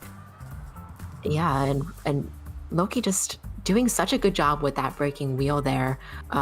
Really exciting to see the chasing and the map pressure that he was able to do with that breaking wheel. Yeah, I mean, in that situation, it was kind of dire, right? I mean, Entomologist actually did a rather decent kite. It's just very unlucky that the support portal was kind of far away, and Loki had the traps placed in that direction that the Entomologist was going to. So I feel like if the support portal was a little bit closer, or there was an extra portal, he might be able to do it. So my question is this, Lychee, because I just want your insights on this. Do you think the Priestess should be decoding? Yes, decoding is really important, but in that situation, do you think that Priestess, it would have been even better if Priestess sacrificed a little bit of her time to go and provide the support, instead of just staying on the cipher with 3 portals remaining? Yeah, I think that's valid to say, because although they got the ciphers all done in the end, I mean, it didn't really result in any advantage for the survivor team, still being 4 survivor eliminated. So maybe we could say, you know, it's hindsight is 2020, of course, but maybe the Priestess could have sacrificed a little bit of that decoding time and tried to set up some support portals during the rebound kites as well. I think that first portal was in such a good location, it could have really helped a lot. And maybe if they had tried again the second or third time, it would have changed something there. Like I appreciate the barmaid coming in for the rescue again. Like, even though there was 4 ciphers remaining, Loki was already at full presence. But again, the barmaid, and then there was this moment at the end where the barmaid went in for the rescue, right? But he couldn't touch. He wasn't force healing or anything. So here's the thing: why didn't the barmaid go and force heal against Apollon in that situation when the cipher was almost primed? Yeah, I think whenever you're in one of those situations, it's always a little bit chaotic because it relies a lot on team communication as well. The person priming the cipher doesn't really know what's happening with the other 2 kiters at the rocket chair, and the other 2 might not know exactly what the cipher progress is until it's clearly communicated. So that could play into the problem, but I'm not sure if there was. I'm trying to think back to whether there was anything else, and Did they I have can't remember. a spike on their body? Yeah, that's what I was trying to remember. Sorry. Yeah. Oh no, go ahead. What were you gonna say? Sorry, I was frozen for a moment there. But was there a spike on the barmaid's body? Because if there was a spike, then I guess it wouldn't make any point to force heal because, well, just drop a trap and you get trapped, right? But I guess we just have to see if that's what actually a trap. I'll just rewind it. But anyway, one thing is for sure, we're definitely gonna see a round number 3 because right now, CPDD, ladies and gentlemen, Loki is making the magic happen with the 4K elimination in game number 2, first half. So right now, OM, all of a sudden, OM is facing the threat. And they kind of need to get a 4K. OM's Hunter kind of needs to get a 4K against CPDD just to get a draw in round number 2. And hopefully in round number 3, that's where the score will finally be decided. But yeah, I think getting a 4K is a rather tall order. Do you think OM's Hunter could opt to go for a breaking wheel here as well? Or, It's a good question. We definitely have seen just now how Breaking Wheel is capable of 4King a Survivor team. I will say, though, there have been some instances where Breaking Wheel has actually let the survivors be in a situation where they can get a 4 escape or a win. I feel like he's kind of one of those hunters that could go either way. So it depends on how comfortable Nico is with Breaking Wheel. I think there are other characters. Actually, Sculptor is a little bit similar, although I guess Detention Sculptor nowadays not so much. But I do remember back when Detention on Sculptor was less common. She was a either way kind of hunter as well. Assuming the Dream Witch will be banned, Nico does still have a clerk who could be a potential win hunter as well, depending on how things go. So I think they have a couple different options, and just depends on what they're most comfortable with, what the survivors are going to do to counter. We'll see how it plays out. You know what? This is totally off topic, but in this map, I've seen a character that we don't really see much of, and I definitely love to see if if it's possible to see a Mad Eyes in Ever Sleeping Town.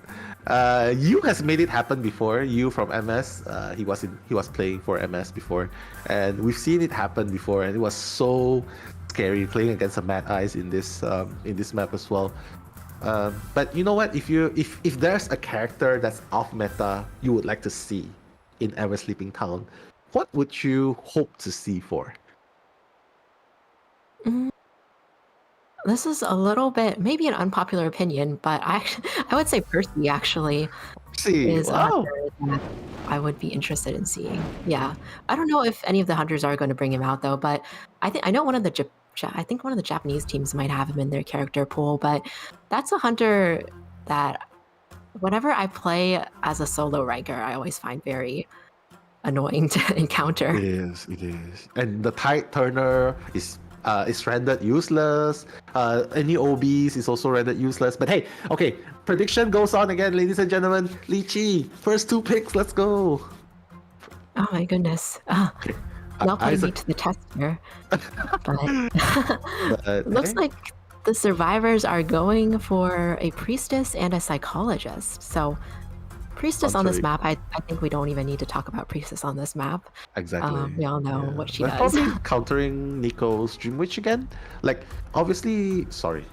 I'm just stuck now at this moment. I'm just thinking, like, why is CPDD not banning Dream Witch? That's my question here, Lychee. Like, they got 4K by Nico's Dream Witch. And now they're choosing to ban the Galatea. I mean, I don't know. Like, is there a reason to this that you can think of? Honestly, I do feel like Dream Witch is a stronger hunter that can get the 4 kill more likely than the Sculptor, but it looks like they might potentially try to counter Dream Witch with their team comp instead of banning the Dream Witch.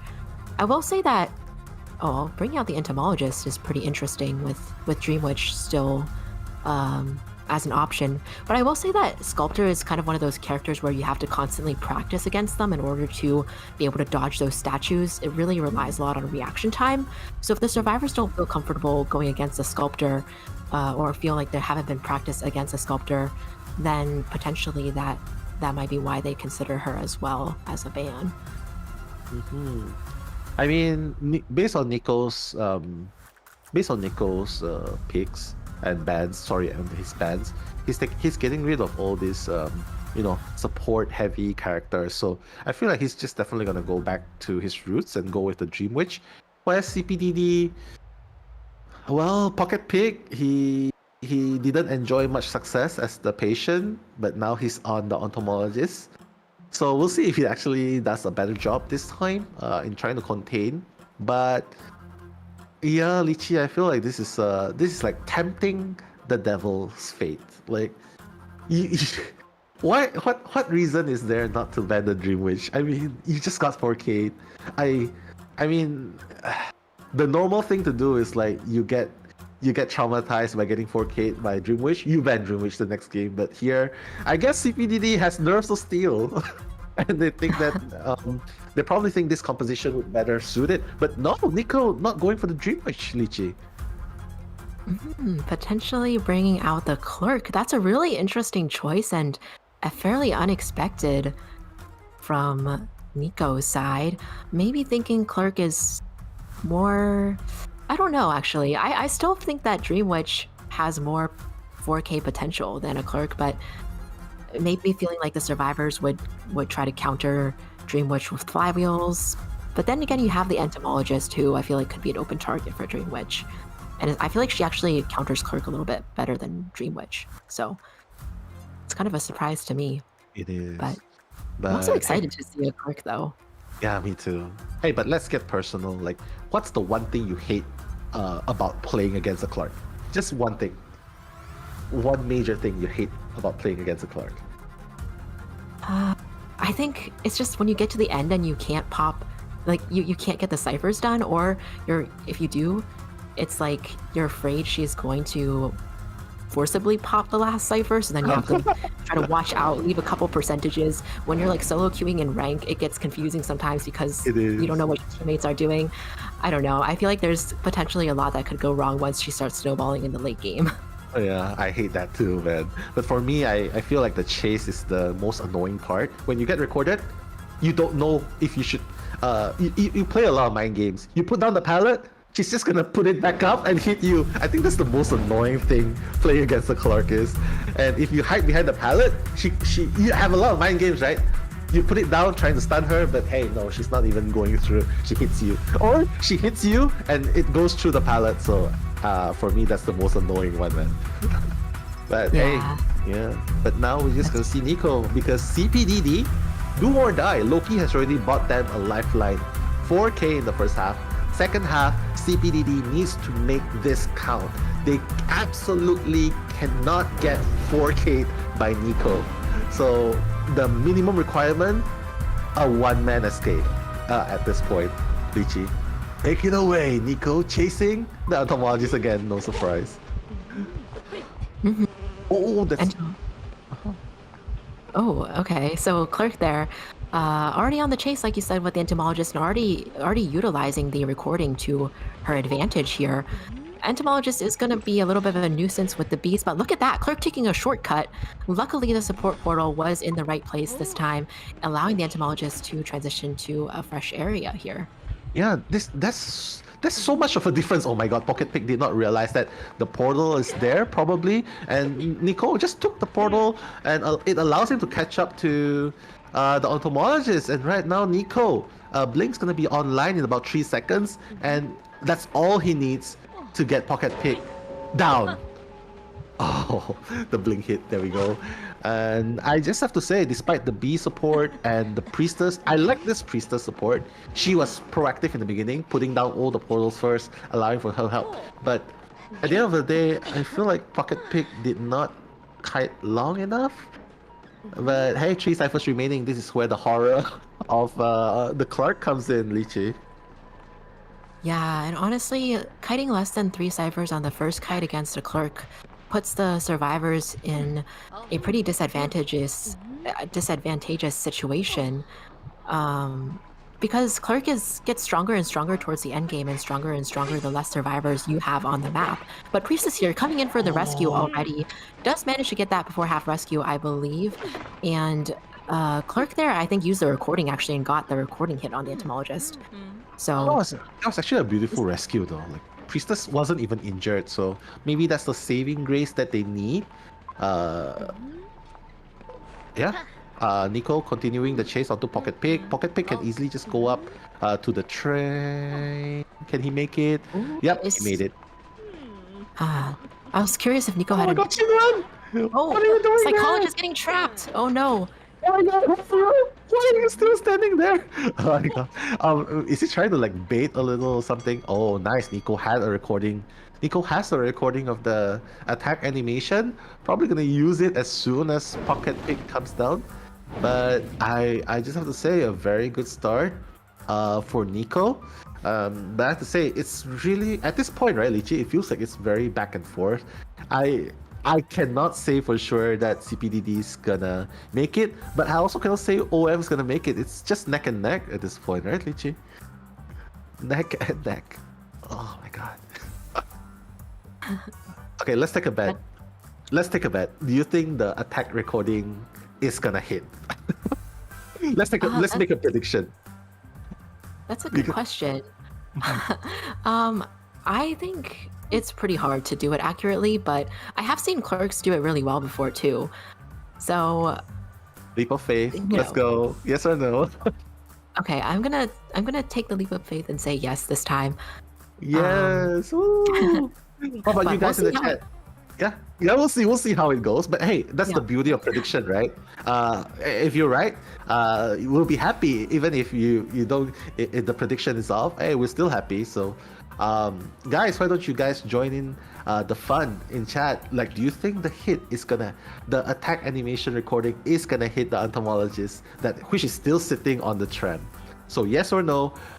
Choose your votes. We're gonna see the votes in the chat soon. You're probably gonna hear this like moments later. But Lychee has taken her leap of faith. It's gonna be a yes. For me, I'm just gonna take the opposite just for the fun of it. So I'm just gonna say no. My heart says yes, but for the fun of it, I'm just gonna say no. And so let's just say if the Clark actually managed to get that hit off, like what do you think that the survivors of CPDD needs to come back and force another rescue? Because again, they only need one survivor to escape, and if they're committing too much to support, it's like a really hard choice to make, right? It's like make your choice. Do you think they should commit if the entomologist goes down again? Rescue or just go back to ciphers? It's a good question. I think that they honestly should try to opt for another rescue. I think that having somebody eliminated this quickly in the game puts them in a really difficult position towards the mid and late game. I see. But we'll have to see how this plays out here. Okay, another prediction. Rescue or no rescue? I'm doing so much predictions here. But hey, okay, predictions going up. Is the attack recording gonna hit? Pocket Pig? Oh no, there's another support portal. Oh no, Lychee. Looks like no, the attack recording's not gonna hit because she successfully she successfully avoided the hit. Like she went down the tram, she went through the portals, and now she's all the way up to the second floor in the corner. So, oh my God, Lychee. Oh my goodness. Oh, the recording coming into play here now again too, but luckily was able to be dodged by the entomologist. Now mind gaming around the pallet, but did get recorded, so Clerk is able to get that pallet up right away, and unfortunately the entomologist is back down here at the corner 2-story. Luckily basement's not in this one, so she will be chaired at a different chair, but it is pretty close to the psychologist cipher, so she may have to get out of the area here as well. Mercenary does have a tie turner as well, which is why that's another reason why I was thinking they might decide to go for that rescue. And looks like he might be coming in right now. Yeah. I guess at this point you can rescue because, like what you said, they're still tied, and not to mention 2 ciphers remaining. So that's actually really good against the Clark. But again, anything can happen. You kind of have to spam between guarding, like camping. Oh my god, beautiful patience by FY right there, waiting until the absolute last minute. And Pocket Pick as well. Oh my god, just by a little bit. Pocket Pick's gonna go down for the count. Pocket Pick is probably just gonna go all the way to the corner. Probably shouldn't go to the basement straight away. Probably should just stick, because she can just chair instantly. Probably should just went to the corner instead. Force the Clark to go either to the grave chair or the basement chair. But now, again, 84% left. Oh my god, the teleport straight away, going for the Merc. The Merc pads, but no, got hit at that point. So Nico fighting for his life, trying to get the 4K back. 1 cipher remaining, Lychee. Oh my goodness, yes, and the psychologist there is now being chased by the clerk as well. Mercenary's already down. Psychologist Oh going my down as God. well. This match is taking a dark turn for CPDD survivors right here. Priestess, the only one with full health. We'll see if she can get the Merc back up on her feet or if she's gonna stick around where the chair is instead. But this is a situation where basically nobody can be decoding. Yeah, my god, I'm afraid to say this, Lychee, but this actually is looking like a 4K. Because the reason is because, like, Mercenary is like a double-edged sword, really good rescuer, but the moment you get a double down, like right now, you're forced to get a double, use your self-heal. But no, a second beautiful rescue by CX? Wow, the Priestess is really doing an amazing job, man. Like, that's the second time he rescued against the Clark and baiting the chair hit. So beautiful play by CX. CX will still be able to come back and rescue again because she's at full health. Mercenary will be the one trying to decode. But again, this is the horror, like what you mentioned just now, right, Lychee? The constant monitoring of ciphers. It's just decoding and oh my goodness, it's just so hard. And Lychee, I don't know what they can do in this situation. Like, you rescue, but the cipher's not even primed. Yeah, that's true. And, of course, no more tie turners at this point in the game. Another good rescue here from the Priestess, but Psychologist once again goes down. I will say the Clerk has been really good with those accurate hits so far. This time, of course, Priestess didn't body block, but even on the Priestess, this first rescue of the Psychologist, the Clerk had a really good hit, that kind of sideways hit, downing the Psychologist, and then this time again too, really quickly, just downing the Psychologist right after the rescue. A teleport coming into play, narrowly avoiding the tram here as well, and is now onto the Mercenary, preventing the Mercenary from getting in any more decoding. I don't know, Lychee. Oh my god, he's just getting another hit again. FY does not have self-heal anymore. It's gonna be a 4K, undoubtedly, unless if, the Priestess somehow manages to survive long enough. Calls for a global portal towards Mercenary, but I would say Nico has this in the bag. It's just a matter of time. But I have to say though, I don't know about you, Lychee, but what I saw was the Priestess was body blocking, but somehow the stick lands on the Psychologist. It landed on the Psychologist. I was like, that was supposed to be a perfect body block. But how did it hit? Magic hitbox, man. Oh my god. I think it just means Nico has really good control over that hitbox and knows that if he hits from the edge a little bit, he can potentially down the Psychologist using the side of the hitbox there instead of just a straightforward hit. But Priestess here is kiting for her life. Mercenary, no more self-heal left, unfortunately, so it's all up to the Priestess to see what she can do. She might be able to get the Merc up here, right here. We'll see if this can happen. Looks like, the Clerk utilizing a good recording, but unfortunately was not able to succeed in downing them. Priestess gets cut off from a portal, so looks like Priestess is now the one on the ground having to expend her self-heal, while Mercenary takes over the kite and does have 1 elbow pad left here. It is kind of prolonging the inevitable because FY, I think he spends so much time on the ground, honestly, Lychee. Yeah, just take the train, please. Um, he honestly spends so much time on the ground, and I feel like no matter how long he kites, Priestess is doing the cipher at the moment. But hey, he already has an attack animation recording, two of them in fact. Yeah, even in this kind of match, if we look at the last cipher, oh my goodness, more mind games here around the palette. Oh, getting that hit on the mercenary once and for all. So mercenary will be going back down once again, and just getting that terror shock to boot. So, you know, why not? Why not? Okay. Indeed, I'm like, Yeah. At this point, Nico really is hard carrying for the team.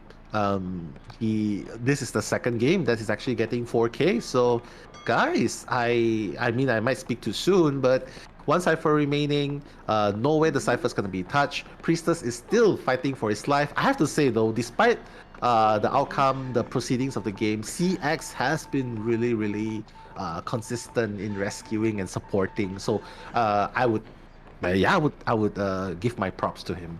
But other than that, I have to say, Lichi, today might just be the battle of the hunters because Nico 4K and it was Loki 4K. So yeah, BO3, here we go, battle of the hunters. Yeah, And both of them coming in really strong here. Oh, a teleport coming in just to third time. Third time. Downing the Merc once again. My goodness. My and now onto the goodness. Priestess, who does still have one portal left if she can use it, but that was a really quick use of the recording, so we'll see if she can make it to the next area here. There's no more pallets here. There's actually a pallet here, but oh my god. And that is exactly the thing that is so annoying about the Clark. Like you go through a pallet, but you are being recorded. Do you cam the pallet? Do you cam the pallet? Do you pre-drop the pallet? Do you try and stun? What's the hunter gonna do? Is he gonna hit through the pallet? Is he gonna just fake hit while you pallet drop? So many things going on, and ultimately Nico showing his mastery of the Clark, securing his team a second 4K. So Nico MVP of this game for sure. But on the side of CPDD, we have to still compliment them because CX has been doing a really great job supporting with the Priestess. But unfortunately, Loki's efforts will be matched by Nico, and it's going to be a draw in this game. So ultimately, it is still CPDD in hot soup going into game number 3, because if it's still another draw, Team OM will win. Whereas even if CPDD wins, but the score difference is so small, it has to match 8-1 or above. They have to get a 10-0 in order they have to get a 10-0 in game number 3. CPDD needs to get 10-0 in game number 3 because it's gonna be 1 win each, 1 draw, and it's gonna go to points calculation. So, well, I guess that was the chance that CPDD had to come back, but now they are gonna climb an even higher mountain. A 10-0 in game number 3. Can you imagine, Lichi? Oh my god. Oh my gosh. Yeah, that's really big mountain to overcome for sure. And you know, thinking back to this match and the fact that a clerk was the pick, I do feel like we are a little bit missing the harassers on the side of CPDD, because harassers are just such a big counter to clerk, and not having one in this game, I feel like also prevented them from having enough time for doing the ciphers. Maybe if they had a forward or a prospector who was able to help support, they could have drew out the kites just a little bit longer. But taking a look at the match statistics here, Nell. I mean, they all decoded a lot. They contained the hunter way above 100 seconds. And you can see at the graph there, below, the first elimination actually took place after 3 ciphers have been completed. So that's actually pretty good. And it's just like before the 4th cipher is being completed. So actually, it's really good. But unfortunately, they just fall short after the Automologist was eliminated.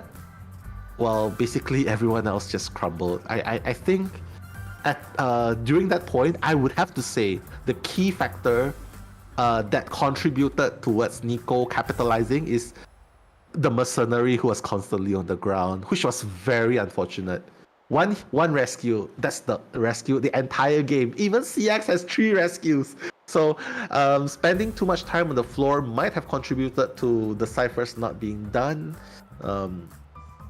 Yeah, but anyway, just a very valiant effort by CPDD. But going into game number 3, you are kind of expected to do a 4-man escape if you want to keep the dream alive and, you know, move on to the next stage. Otherwise, it's safe to say OM is the Goliath here at this point. They are on the top at this point, whereas CPDD, they have to overcome that wave. And it's not easy, man. Yeah, it's definitely true. And I think, you know, earlier we were talking about going aggressive or playing it safe, and now it's definitely not the time for CPDD to be playing it safe anymore. They have to try to play high risk, high reward now if they want to get that win in round 3. Exactly. And I think we'll have to see. When we think aggressive, we often do think about those harassing characters who are able to support, like the forward, like the cowboy, like the enchantress, prospector. Do they have any of those on their team is what I'm curious about. And you know, even coordinator, if they have those on their team, then now might be the time to bring one of those or 2 of those out. Actually, it's kind of weird. I totally agree with you. What is lacking in this composition is harassers, OB, and it's just kind of weird. I'm pretty sure they have all of these characters in their pool. It's just that they're playing so peaceful, right? Is that the right word to say? They're playing really peaceful. They don't stun. They don't want to hurt the hunter because they're like, you know, hunter means are having it tough. They don't want to bump. But hey, it's a tournament, man, and you gotta do what you gotta do. And harassers, like what Lychee has mentioned just now, ladies and gentlemen, is really essential, especially to force the hunter to be more careful, bring excitement. And when the hunter has excitement, hey, you don't have a blink to worry about. You don't have a teleport to worry about, right? So it's just, I think OB's the sort of the go-to meta at this point. And unfortunately, none of the teams have actually brought OB characters. And you saw the results, ladies and gentlemen. 5-0. The hunters are having an amazing time. 4K eliminations each time. So maybe it's time, if you have a forward or a prospector, maybe it's time to bring them in. But yeah, Lychee, like I believe you were saying, go big. In the last game, play aggressive with the OBs. 4 characters that you think would fit into a very strong, aggressive, go big or go home kind of compositions. You want to make, suggestions? Suggestions, yeah. Oh, I actually feel like if the hunter doesn't ban either forward or prospector, it might be valid to play double harasser, even double OB. So I would, go with double harasser in this next team comp if they are able to bring that out, if they're not prevented, or if they have those characters in their pool. And other than that, I mean, you do have to consider the decoding speed as well. If you bring in a forward, you might not be able to bring in a mercenary, in which case you might want to bring in something like an acrobat who can still be a secondary rescuer, but doesn't have the same decoding debuff. And then for the last one, maybe more of a... it's hard to say because having a healing supporter like the psychologist would be nice, but also she's really weaker at endgame, especially in a situation where you want all 4 survivors to escape. I feel like priestess will be banned, but if not, of course priestess would be a good choice. Patient, maybe. I don't know. The last one kind of could be up for grabs here, I think. Yeah, totally agree with you. Like, all these choices are nice. Definitely provides a balance. But you know what would kind of mess with that composition? What's up? What are you thinking of now? The undead. Percy. Oh my yeah, goodness. you're bringing the forward, you're bringing the prospector, you're bringing the batter. Fine, Percy time. And considering OM has the advantage, right? I think they can afford to play a little bit more playful. Like if Nico has characters that we haven't seen before, do some, yeah, maybe, you can be a little bit more experimental, adventurous, I would say. Adventurous. Go Percy, man. If you see like those kind of compositions, I would love to see, oh, there's a Merc, there's a forward, yay, all the tides are gonna be wasted. You're not gonna be able to use tide. The stuns are obviously, depending on situation, you're probably not gonna use it much. And last but not least, slow decoding. So I guess that's the name of the game, because Nico get a draw and it's pretty much secured. Get a draw and it's pretty much secured. Get a 2-2, and even if OM survivors somehow got 4K'd again, the score will still be 7-2, in which, you see, OM has an advantage of 8-1. So if they end up with a 1 win, 1 draw each, OM will still back this up. So the name of the game is whoever goes first in this first half, they need a draw. They need a draw. So Lychee, my next question is, who should go first? OM survivors? What would be the best situation? OM survivors first or OM hunter first? That's a good question as well. I was just thinking about that too, actually, because this is also partially dependent on the team style and the players' style, because sometimes teams like their hunter to go first so that the hunter has less pressure, but the hunters have been doing really well in this game, and I don't think Nico necessarily has like all the pressure on their shoulders as opposed to CPDD's hunter in this situation. The survivors, on the other hand, if they have survivors go first, the advantage of that is then the hunter knows exactly what they need to do in the second half to secure the win. And sometimes teams feel like it's a little bit easier to have that in the hunter's control rather than the survivors, because with survivors, it's a big gamble. So I think it could go either way, but I wouldn't be surprised in this case if OM survivors go first, I guess. That's just my inclination. Like either option is valid, I think. Yeah. I mean, okay, here's a situation. Let's role play a little bit. You are the coach of CPDD. In 20 words or less, give them a final advice on how to play game 3. Give them a final words of encouragement or advice. I feel like this is outside of my wheelhouse. If Eli were here, I feel like he would be a better person to ask for the coach advice. But no, I mean anything, like it doesn't have to be technical. It's just something out of your feeling, like your heart. Like what would you say to them to encourage them? I would say, it wasn't easy getting to this far. So I would just encourage them to make one final push for it, whatever they've got. I would tell them that I would trust their intuition in this game. So whatever they feel most comfortable picking out as their survivors and hunter players in order to reach those objectives, I believe in them, and I want them to give it the best shot that they've got. There you have it, ladies and gentlemen. I believe in you. Give it the best that you have. That's the word of encouragement we have for today. And as for Team OM, the same thoughts as well. If I was to say the same thing, I would mimic the same thing that Lychee said. Do your best, have fun. Most importantly, have the time of your life. Yeah, you got here.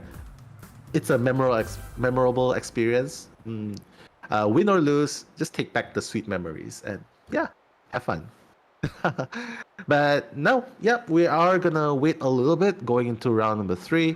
Unfortunately, we're not gonna be having any breaks. So guys, if you guys have any encouragement in the chat, go ahead. If you're supporting Team OM, go ahead with your words of encouragement, with your slogan. And if you're for Team CPDD, of course, give your encouragement as well.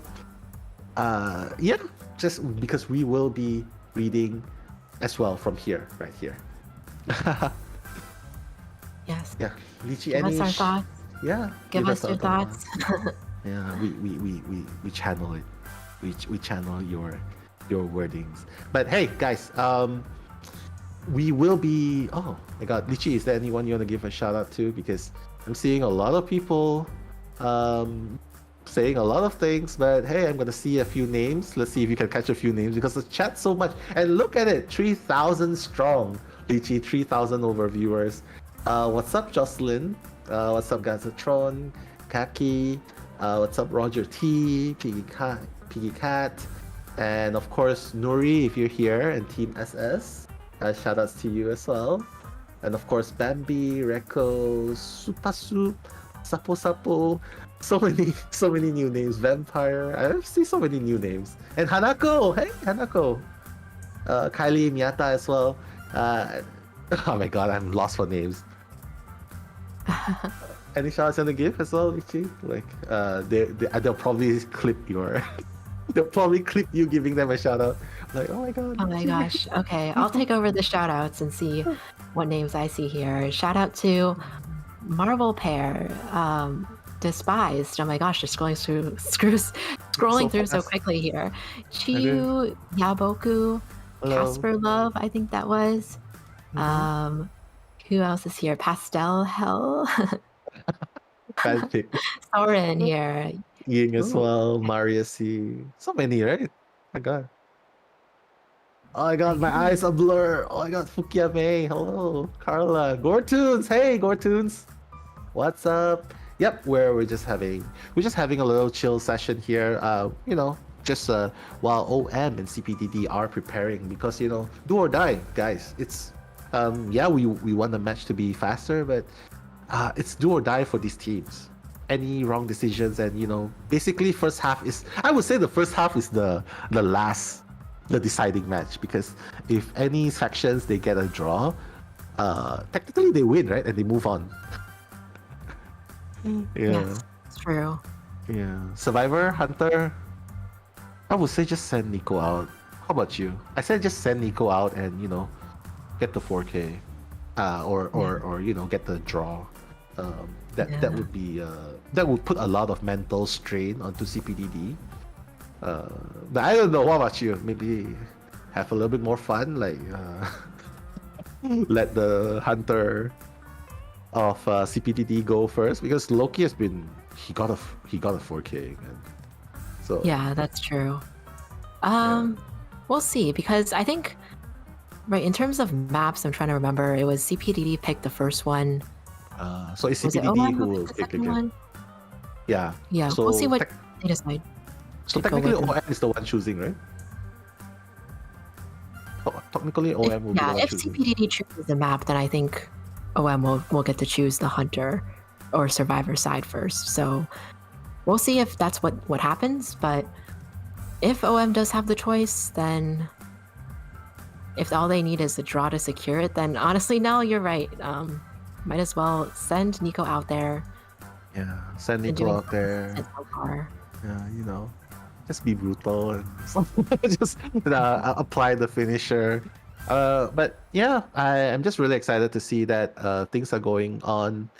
And as you can see, the timeout obviously has a reason. Now they're sending out Agramon. They're putting in OMG. So OMG, guys.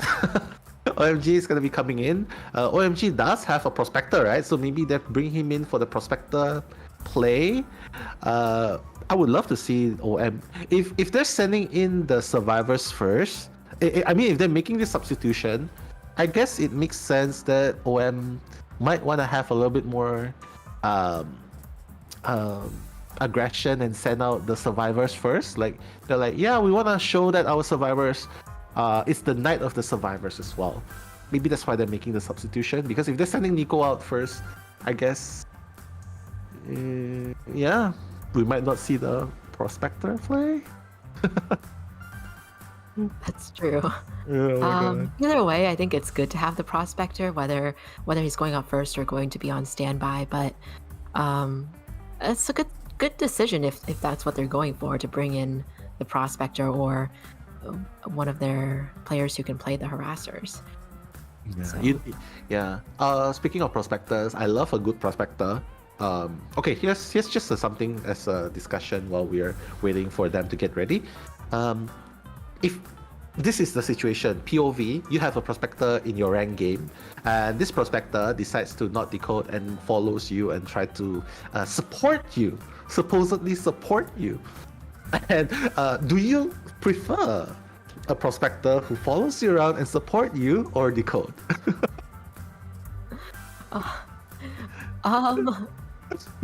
So I think it depends on whether or not I trust the prospector. I think. I mean, he might be able to do a thing or two, you know, with his limited magnets, but but you know what? Let's just put a pin on that thought. But guys, let us know in the chat as well. Do you prefer a supportive prospector or a decoding prospector? But right now, we are gonna see. Wow. So OM is gonna be doing the hunting first. Nico will be doing the hunting first. CPDD is choosing Red Church as their map. So Lychee might be an early game for us. Not early technically, but this might be the deciding game. Nico's out. Red Church, potential hunter. Bon. Suggestions? I don't know. We'll see. Bon wouldn't be bad. He doesn't have 2 stories to deal with on this map, which is nice. So could be an option for sure. Yeah, thinking back, Loki played Breaking Wheel, so I don't know. Breaking Wheel, I feel like is not as fun on this map because you have those church windows to deal with, and sometimes you're forced to bring confined space or something. But we'll see what he decides to bring out. Yeah, I mean Bon is also strong in this map. So right now, let's just think about it. They're definitely gonna ban Dream Witch. Should they ban Dream Witch in this game? Dream Witch Clark? They have to ban Clark, right? No way they're not gonna ban Clark. They have to ban the Clark. But you know what? Win conditions, ladies and gentlemen, you can see at the bottom of the screen. Anything less than a draw, and CPDD will be able to move on with the second half with their hunter. But if Nico gets a draw, technically, even if CPDD wins the round, but the score wouldn't be enough to, to offset what happened in game number 1. So draw is the game for Nico. CPDD needs to get at least a 3-man escape in order to keep the hopes alive. If they get a 3-man escape, we're definitely going for a game 4 if Loki gets a 4K as well. But anything less than that, yeah, it's going to be concluded here. So Lychee, I'm very excited about Red Church. Let me just tell you first, I love playing Smiley Face in this map. I love the Smiley Face here. I love the Disciple here. I love the Bloody Queen here. It's just a draw hunter, which I really love here. But of course, some of you might beg to differ. Oh, it's a 4K. Yeah, for sure. But I'm just saying it's a very doable thing to do with these character selections. But for you, what do you like to see on this map? Let me think. Other than Bon Sculptor, Clark, Dream Witch. Yeah, I'm trying to think about if there's any other hunters outside of the meta, but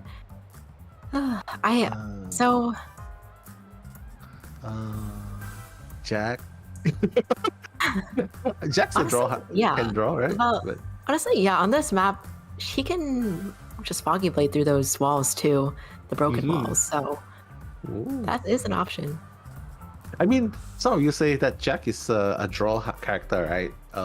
It's a draw character or not in meta, but I don't know why. But when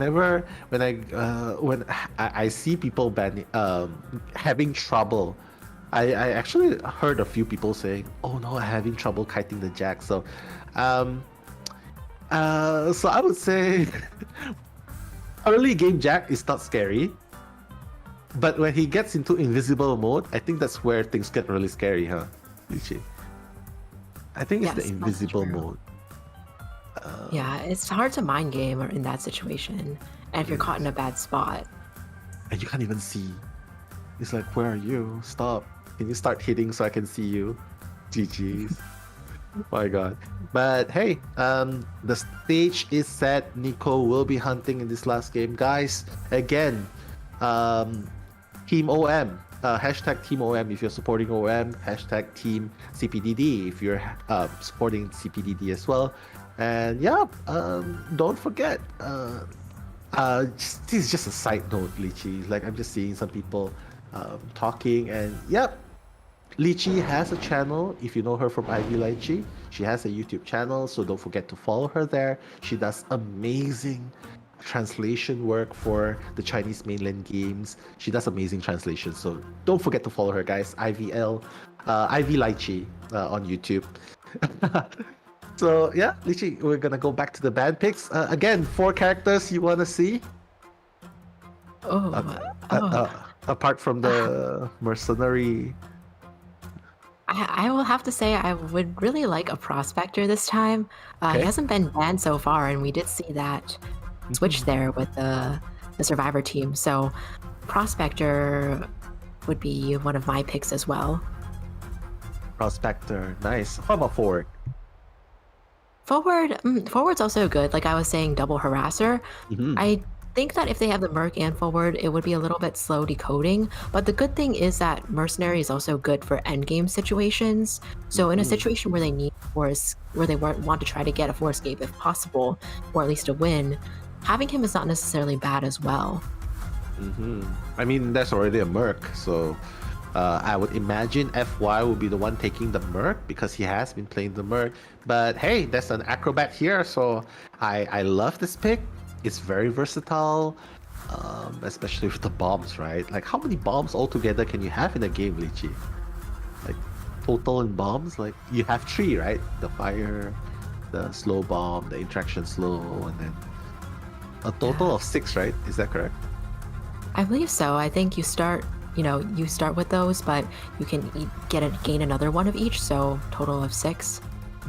But it always surprises me sometimes. Oh, you're chasing him for a while and then he gets another bomb already. So yeah, it's a really good one. Oh, but we got to see the cowboy coming into the picture, Lychee. Oh my god, so they're really going big or going home. Probably gonna try and play the same mind game like yesterday in the match CH4, and we seen the cowboy again. So if someone gets hit and falls, it's better to fall in the corner inside the red church, and the cowboy will be there to mind game and try and hook. But again, like what we said earlier on, mind game, right, Lychee? Like you can lasso all you want, but if I know you're not gonna, if I look closely at your interaction and you start swinging, I will just drop it. So it's really hard to nail it, right?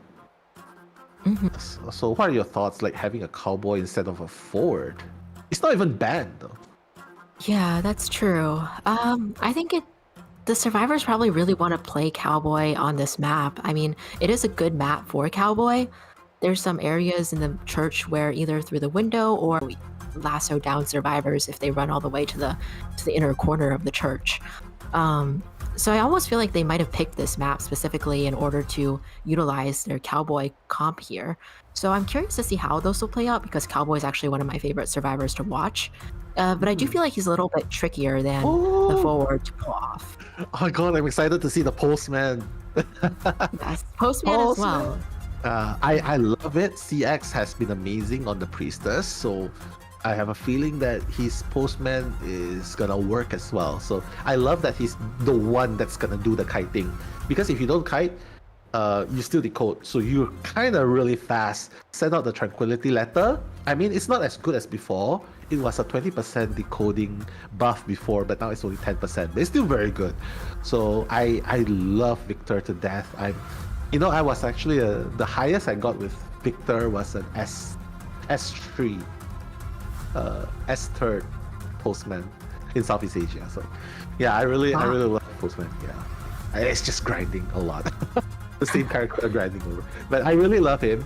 He's so multifunctional, and the one thing I absolutely love is like, he's like the boss in your office, Lychee. He's like, hey, you know what, you need to rescue, here's a letter.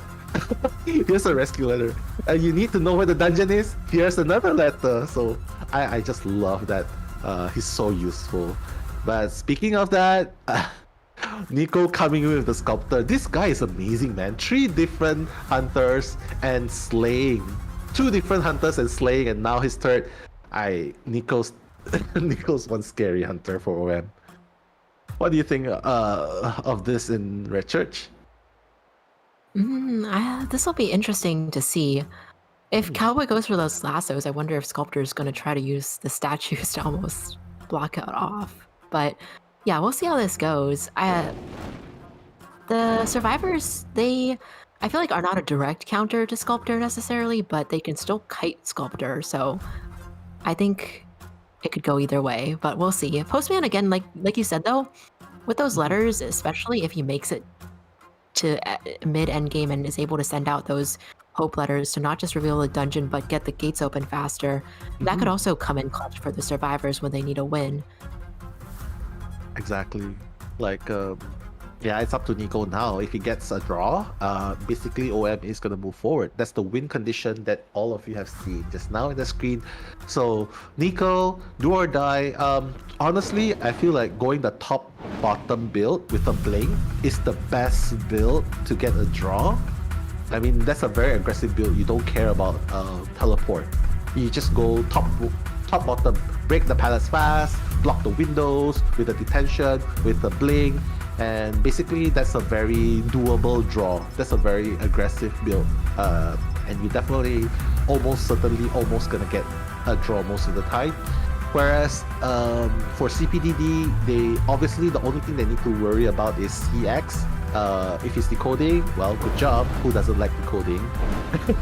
And if he's kiting, well, that's the support by the cowboy. But other than that, yeah, we'll just see which faction does the mistake first. So ladies and gentlemen, round 3, first half, OM Hunter versus CPDD survivors, do or die. Victor's gonna get the first chase.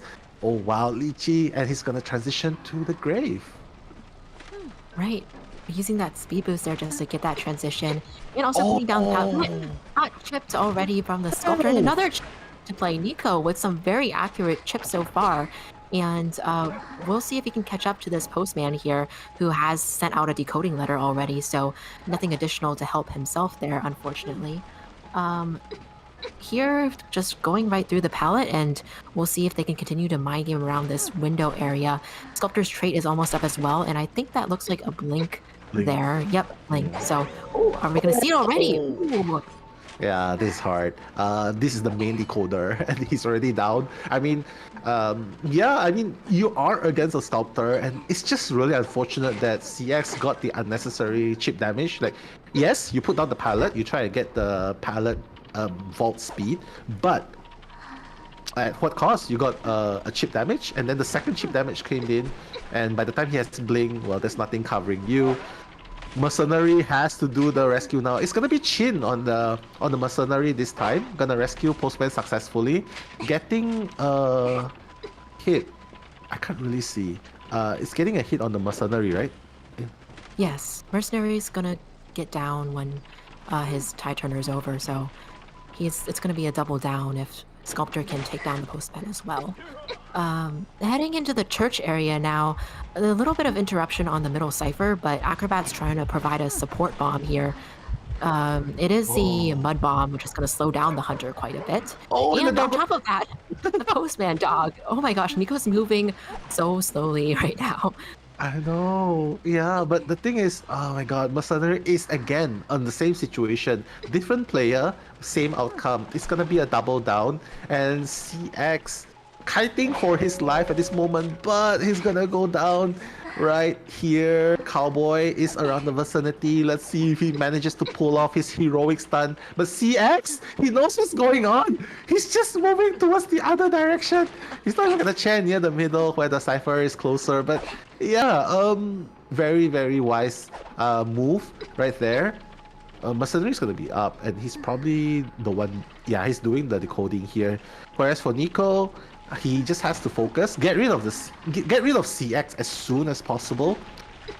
Yeah, just foil the Cowboy's rescue, and then once he has CX out, well, focus on the second one, and he's gonna get the draw condition. Wow, beautiful rescue. No tide, however, Lychee. Right. No tide on the cowboy. He does have flywheel instead. And Postman is already getting chipped. Sculptor does have full presence now. So, oh, nice down on the Postman there with the full presence statues.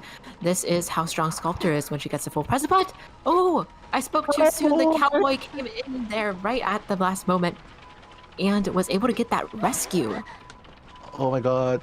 Is he gonna blink? No, he's not blink. Oh no, CX! Oh, the statue is so close. Yeah, he's just gonna die in the corner. He knows what's happening. But here's a very risky play, Lychee, because Cowboy is not at full health. He's not even near. Is he near? Oh my god, beautiful play! Careful, lasso! Lasso! Nico! You got impatient! Oh my god, the beautiful blink play outside of the building, but the cowboy caught hold of his pocket. Piggy playing out of his mind. He's gonna get pocket down straight away. He cannot afford to allow this to happen. CX still kiting for his life. The last cipher at 52%. Lychee, will they be able to keep the hopes alive and get at least a 3-man escape? Because that's what they're doing now. Oh my god. This is so tense, Lychee. Oh my gosh, so tense. Acrobat coming in with another bomb against the Hunter. And we do see that the Postman, one chip down, was able to dodge that statue mix right there as well. Unfortunately, no pallets or windows in this area, so a little bit of an awkward area for the Postman. Can he make it to this window and vault it in time? No! And the Cypher's about to be prime soon! It's prime! They're gonna prime it straight away! Oh no, Postman! Postman does not have 3!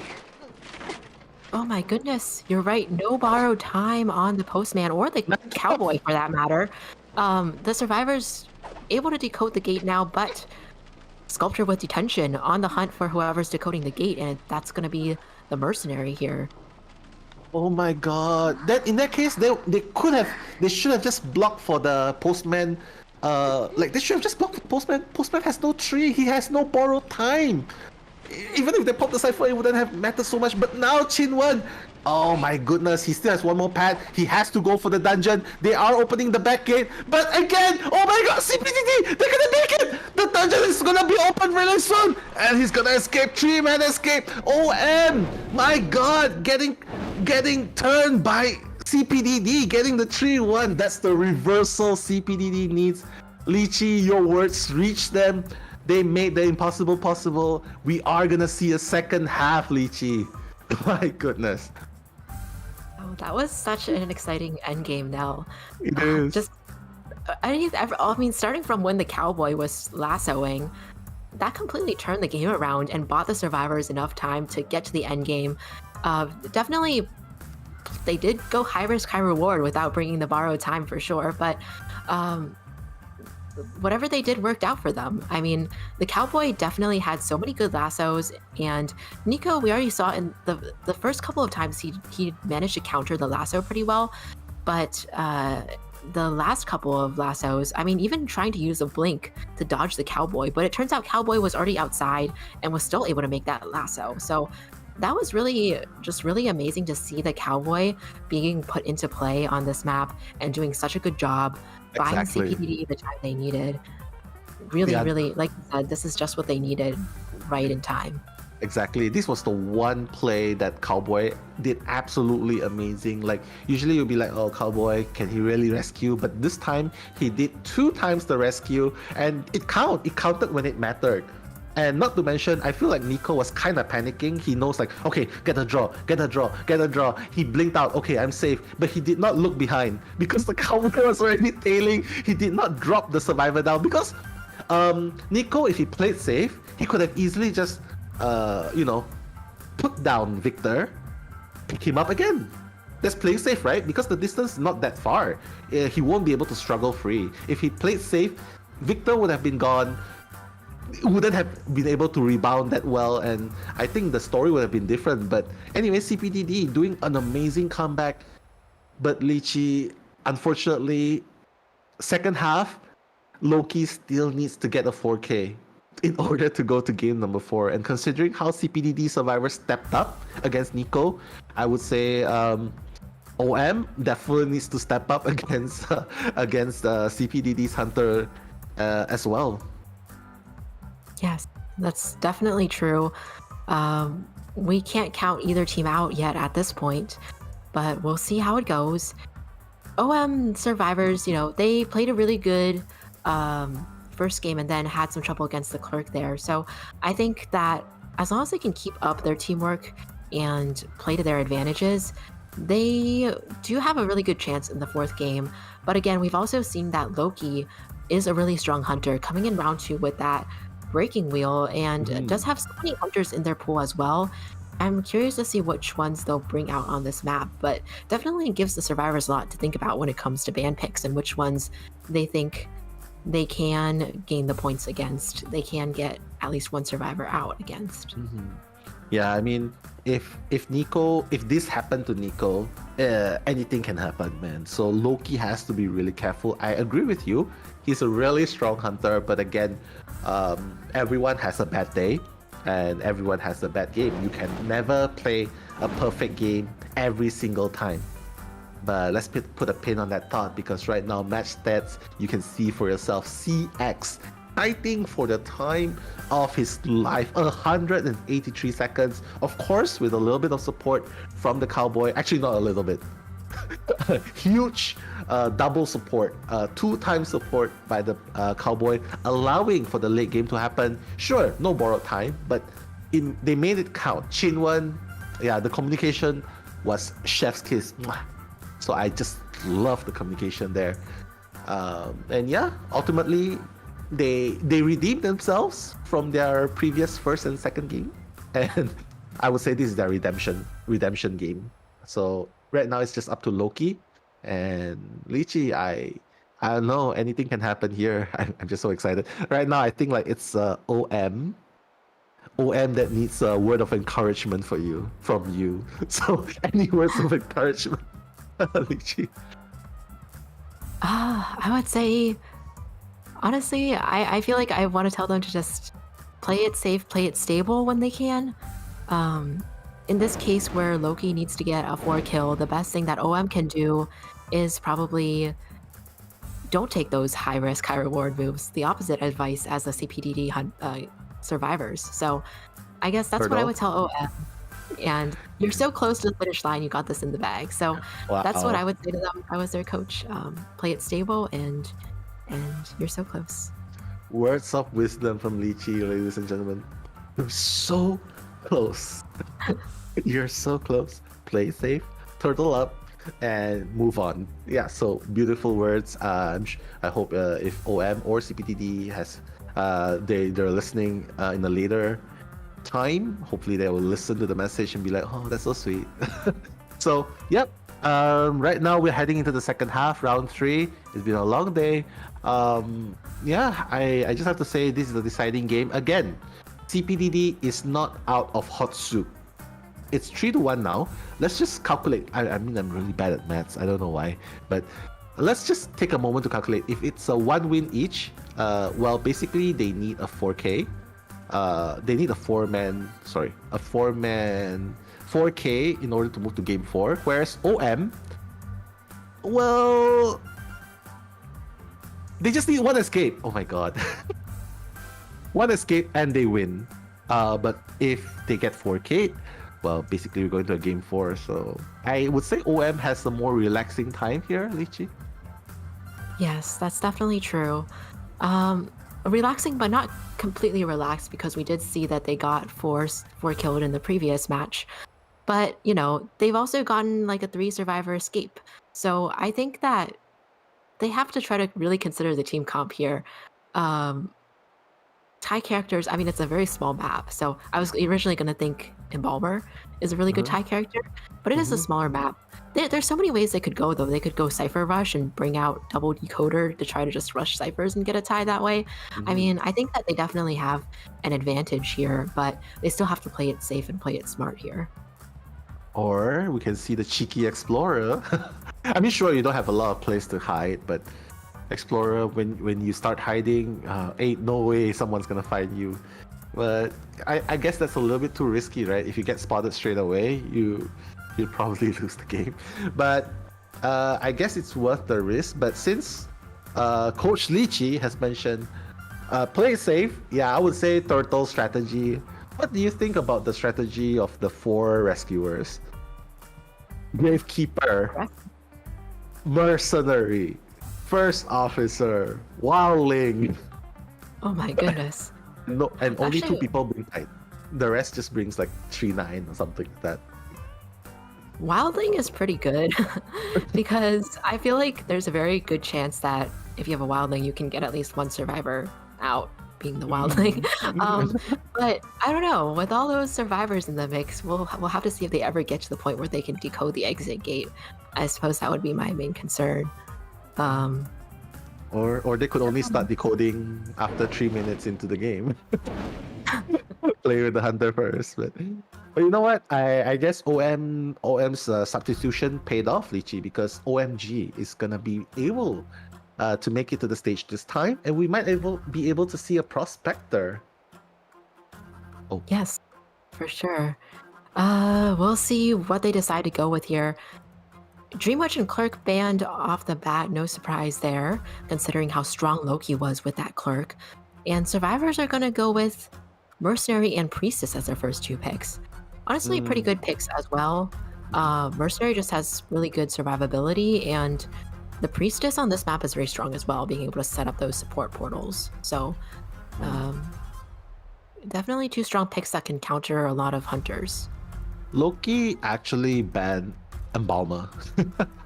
So yeah, an Embalmer. I mean, having a Tracy would be good. Like it's a very draw.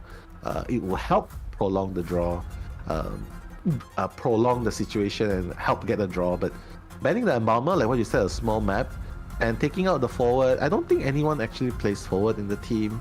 And even the Prospector, bro, are we gonna see a Prospector in the game? Because again, I feel like it's just going back to their original composition, like just supporters and rescuers. And yeah, I guess it's just the same support plus rescuer com, Lychee. So how much do you like this right now? Yeah, this is interesting to have both barmaid and psychologist here. I feel like they're not necessarily what came to mind first for me, but if it works for OM, that's good for them. They do have, Dreamwitch and Clerk are already banned, so that's why I was surprised to see both barmaid and psychologist pulled out in this team comp. If Loki, well, we're assuming Loki's not going to play Breaking Wheel because of the map. But if it was a different map, he could have really brought out Breaking Wheel to counter psychologist. But I'm sure they've already thought of that. He probably won't play Breaking Wheel because of the map. Yeah, we'll just have to see what happens there. There's still the Sculptor that's an option, and potentially Axe Boy. What else? Bonbon are options as well. Oh, Do you think Bloody Queen can get a 4K in this map? it's a little bit tough, I think. But if the hunter is confident in Bloody Queen, I mean, there have been hunters who have brought out Bloody Queens in situations where they need to 4K and they gotten that 4K. So we'll see. I do think that Bloody Queen's a little bit hard with characters like Psychologist, Mercenary. Potentially they could counter the Barmaid, but that's kind of a gamble too. So we'll see. It's a character I don't really see though in this game so far. Haven't seen a geisha today, at the very least. Like, I think a geisha will be really strong as well, but oh my god, we're reciprocating with a Galatea of his own. Loki! He's like, is this a challenge? Because Nico used the Sculptor and he only got a 1K. So is this a challenge from Loki? He's like, hey, I can get a 4K with this. Oh my god. I did not expect the Sculptor pick, Lychee. How about you? Do you expect this? Yes and no. I mean, I suppose I'm not surprised to see the Sculptor, considering we just saw Sculptor does indeed have 4K. Well, we didn't just see, but we have seen before. Sculptor has 4K potential. And against this team composition, I mean, I suppose she could be good because the team isn't specific to counter her. Like, they didn't bring out an entomologist or something like that because she was banned in the end too. So yeah, could potentially also deal with the double hit characters a little bit more easily than other hunters and get a camping advantage as well. Oh, and the positioning as well, Lychee. Choosing to position himself just below the mercenary. What are your thoughts about this? Forcing the mercenary on the pad, blocking the top right cipher. What are your thoughts? Yeah, it's interesting pick. We'll see if the sculptor decides to go for the wasting elbow pad strat at the beginning, considering this is the situation. I'm not actually sure if Loki decided to take that gamble or if they were intending to try to block that particular cipher at the top right. But probably gonna try to have to search for another target eventually.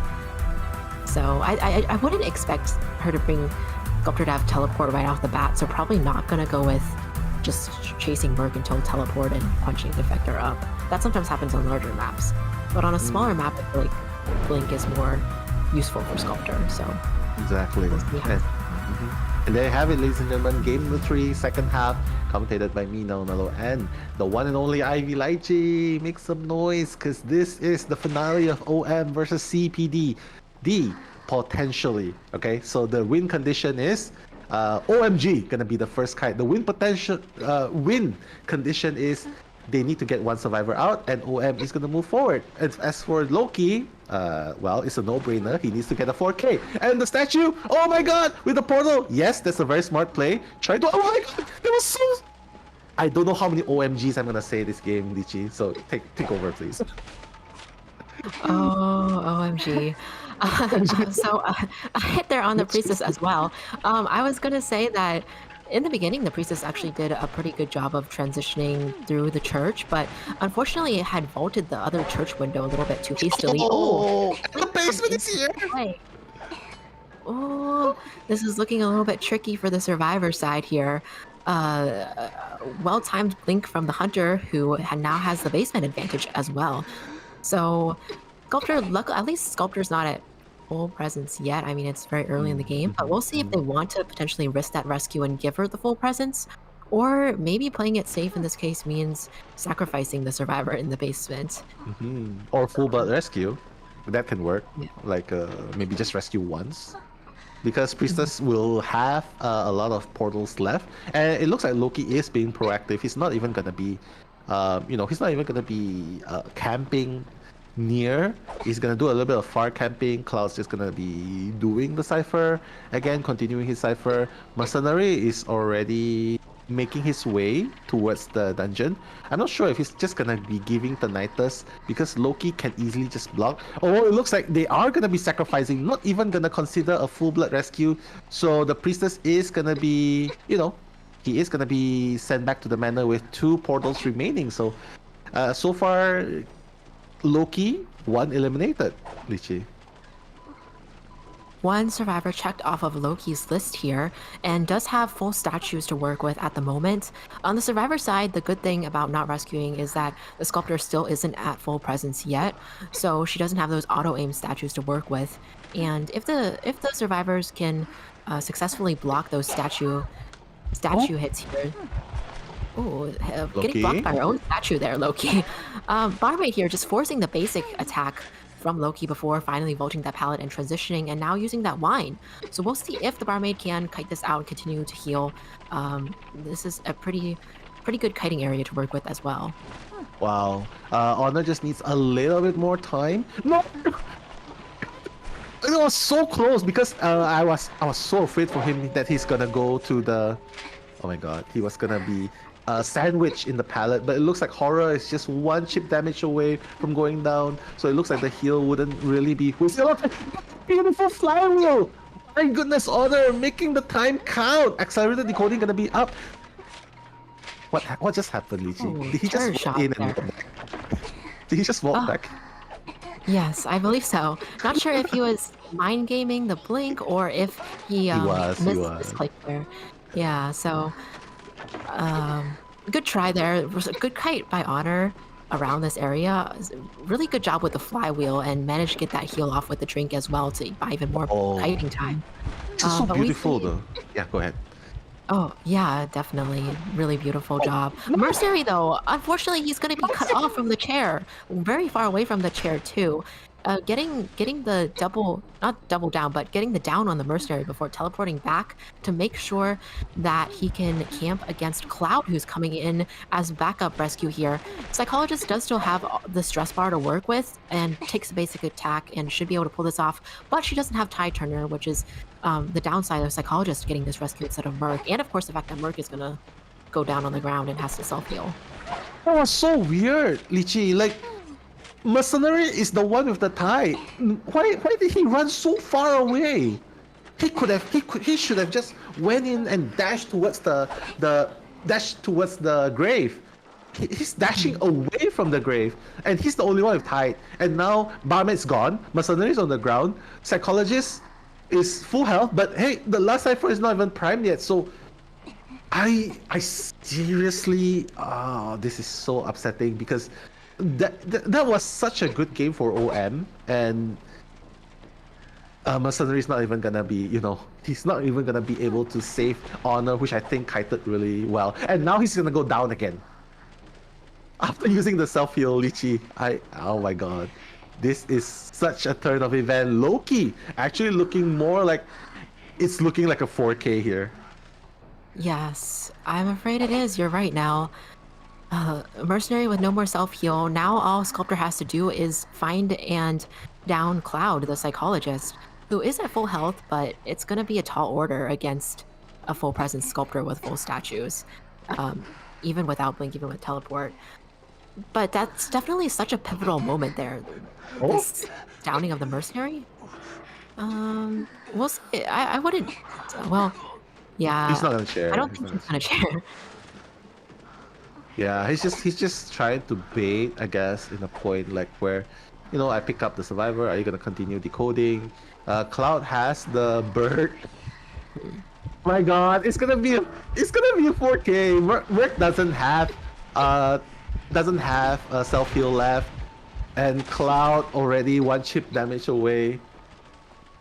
Yeah. Wow, that game turned around in such a short time, and now Cloud going down is gonna go on the rocket chair. Well, the survivors surrender first. But... Wow.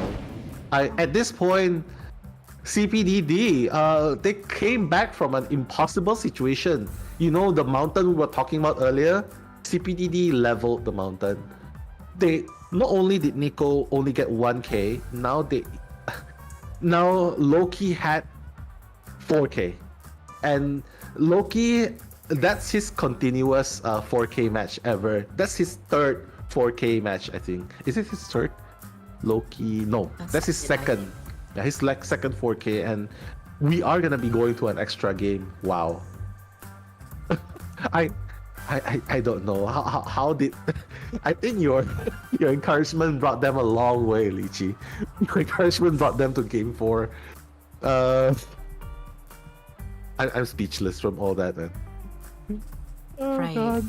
I'm just trying to think back to how that match could have gone differently. I mean, it really was that pivotal point with the Mercenary rescue, I think, because they were working on the last cipher. He did have Tide Turner. Unless Sculptor tried to go back and camp the cipher, there was a chance that they could get the cipher pretty close to primed if the survivors can then buy a little additional time after the Tide Turner. It would have been primed. So they would have had a good chance to get a 2 or 3 survivors alive at endgame and get at least one out.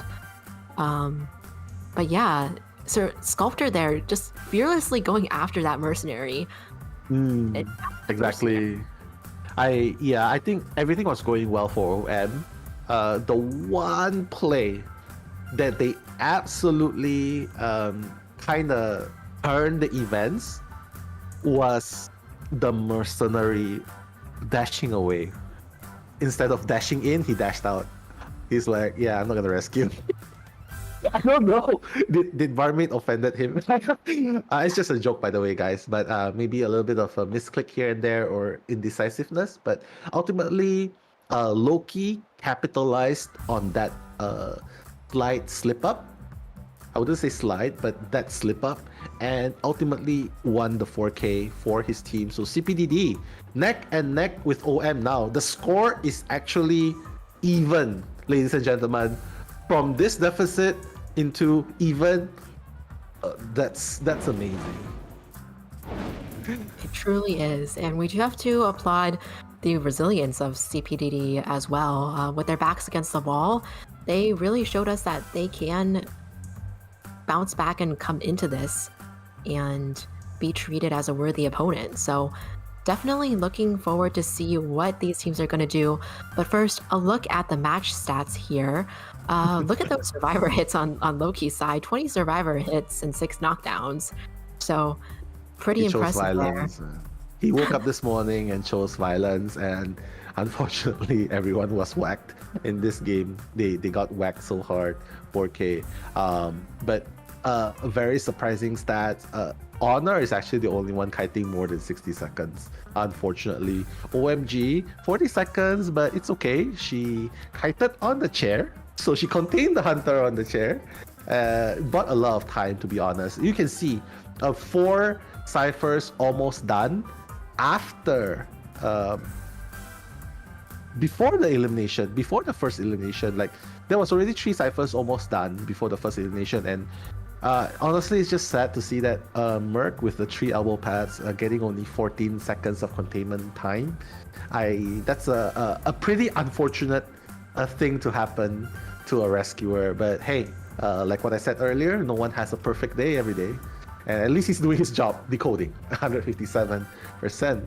Lichi, what are your thoughts about this stats you're seeing here? Yeah, definitely pretty interesting. Definitely the Mercoder, as you Mercoder. previously called him. But yeah, I'm speechless too. I know. I get that feeling when you see that and like, oh wait, did something happen? But yeah. I feel like Mercenary, if we do a stat count, right? This is just for fun. If we do a stats count, I would say that in this tournament, Mercenary has been on the floor a lot of times. If we do a statistic count, technically most of the mercenaries we see today, they spend a lot of time on the floor.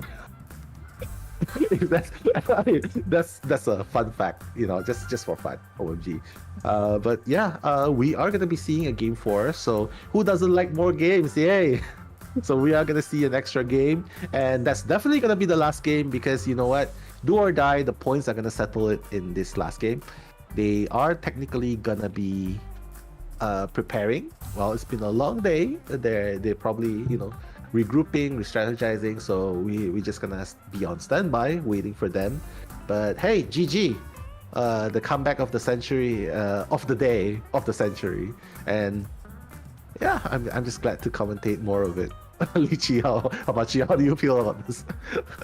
I mean, I think the best part, the most exciting part about these tournaments are all of these surprises that we get. So if everything went the way that we were expecting, what would there be to be excited about? So I'm interested to see how these teams are going to do in round 4, what kind of strategies they're going to play.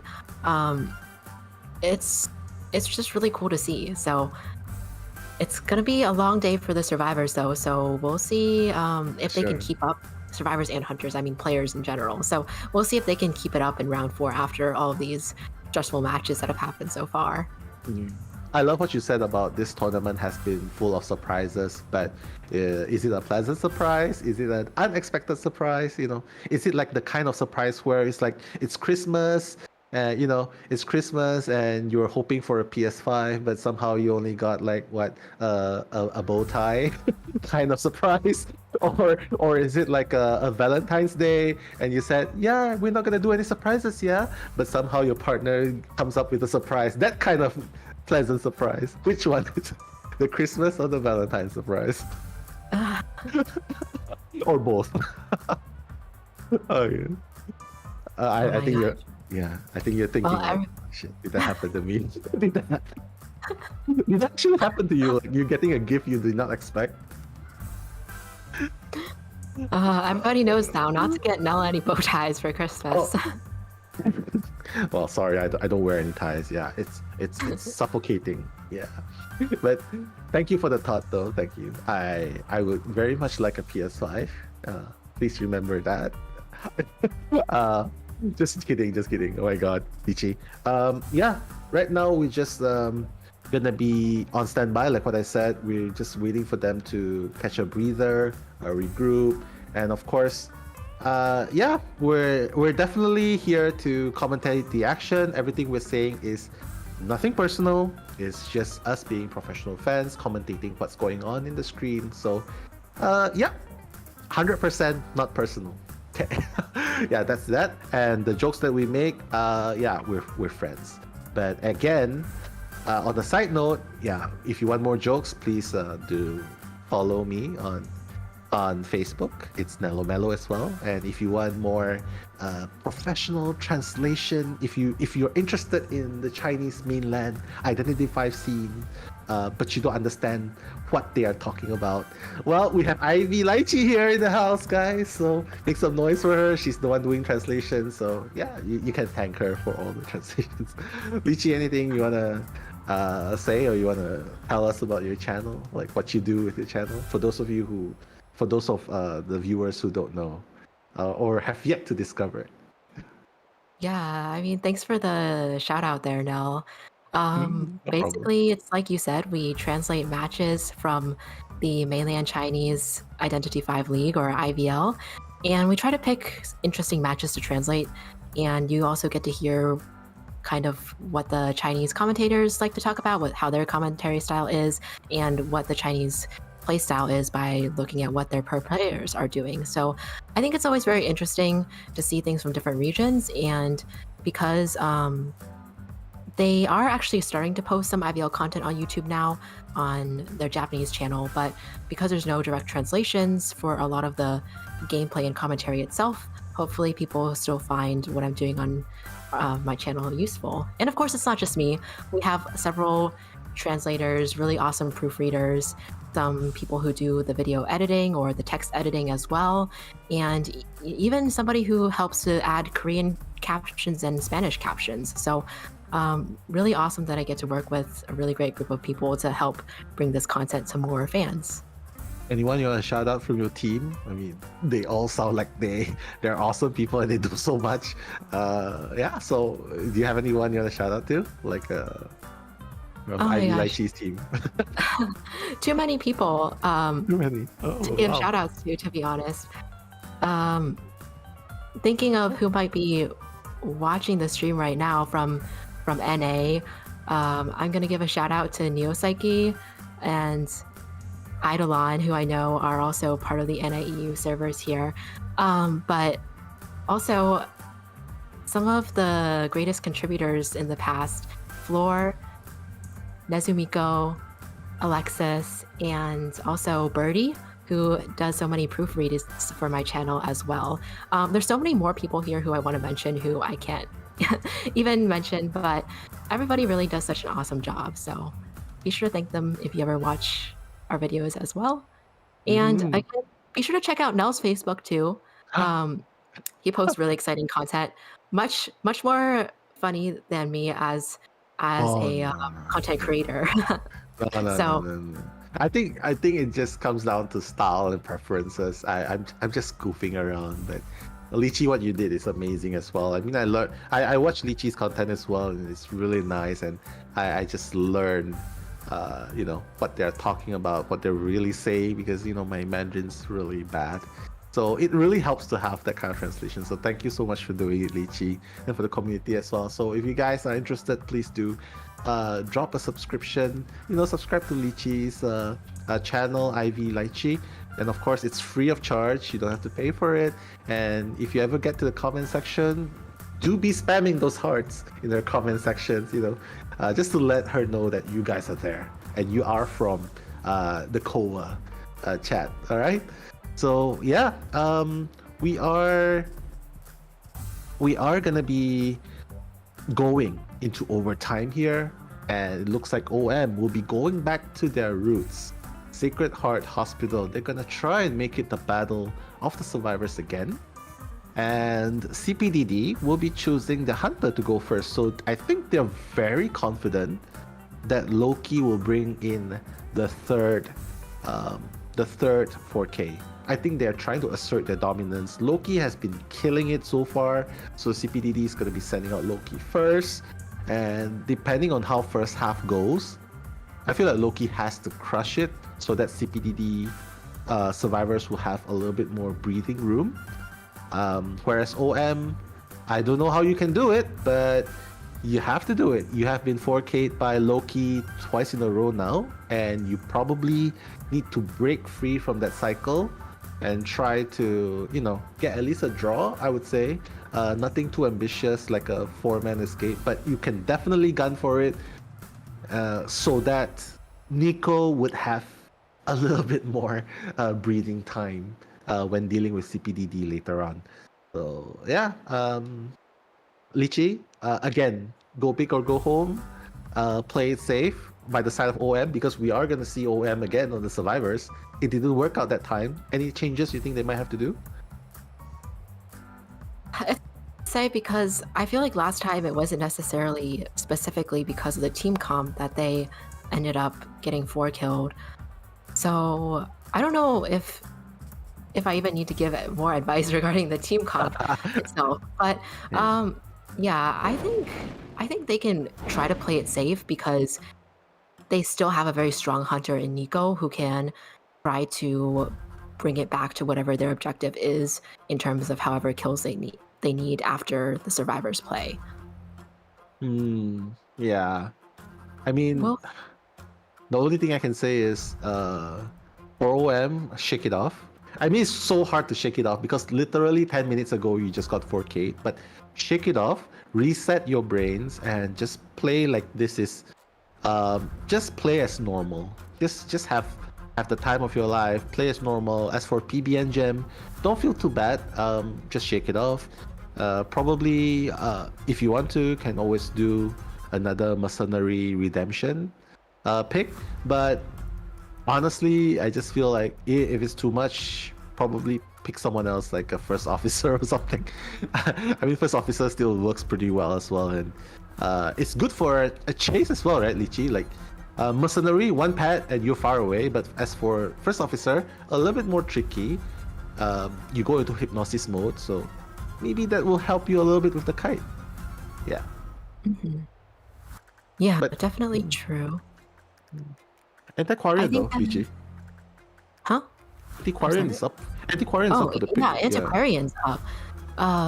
Really exciting to see her again. I know they did try to bring Antiquarian out in round 1, and now you're saying that we didn't get to see much of Antiquarian as much as you had hoped. So it's cool to see her out again, and I'm excited to see if this time we'll see more of her in action, whether it's kiting or support here. Looks like they are going to come in with a psychologist pick as well.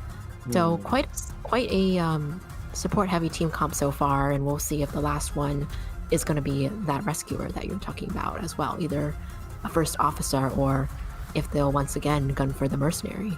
Yeah, I mean, Loki knows what's up, man. He's like, I'm not even gonna bother banning the Merc. I want you to play Merc.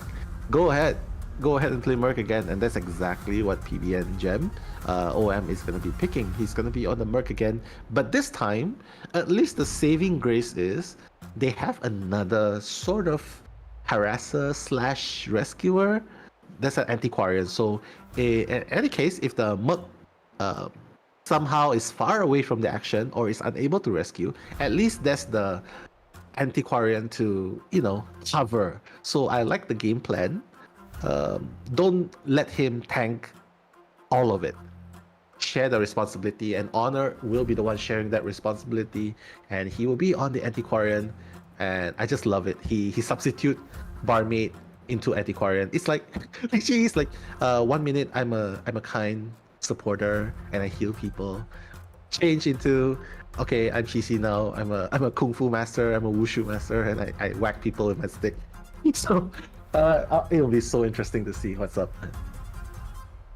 Yeah, definitely. And the hunter, what do you think should Loki go for, VJ? This is interesting. Loki does still have Clerk, who they did use to Clerk to get a 4K in the past. Ooh, they are gonna take a gamble on the Clerk here. You called I it. feel like Yeah, we'll see. I don't know. This team comp isn't like super easy for Clerk to go against, especially on Sacred Heart Hospital, but I do feel like against some other hunters, she's not bad. So we'll see what happens on this map here. Yeah. I mean, the first kite is definitely very important, right? The first kite has to be so much longer than the 3-side first kite. Again, you have to deal with the recordings. But I feel like this is a really, really strong place for the survivors. And Loki, will he be bringing in the blink or excitement? Because again, there's an anti-quarantine in the mix. So, you know, like sometimes you go in for the rescue, you can easily just whack the Clark off. So he has to consider this possibility. But if he's confident enough, well, going for the blink is almost always very ideal in this situation, especially in this map. But what are your thoughts though? Excitement, blink, go more conventional, or defensive?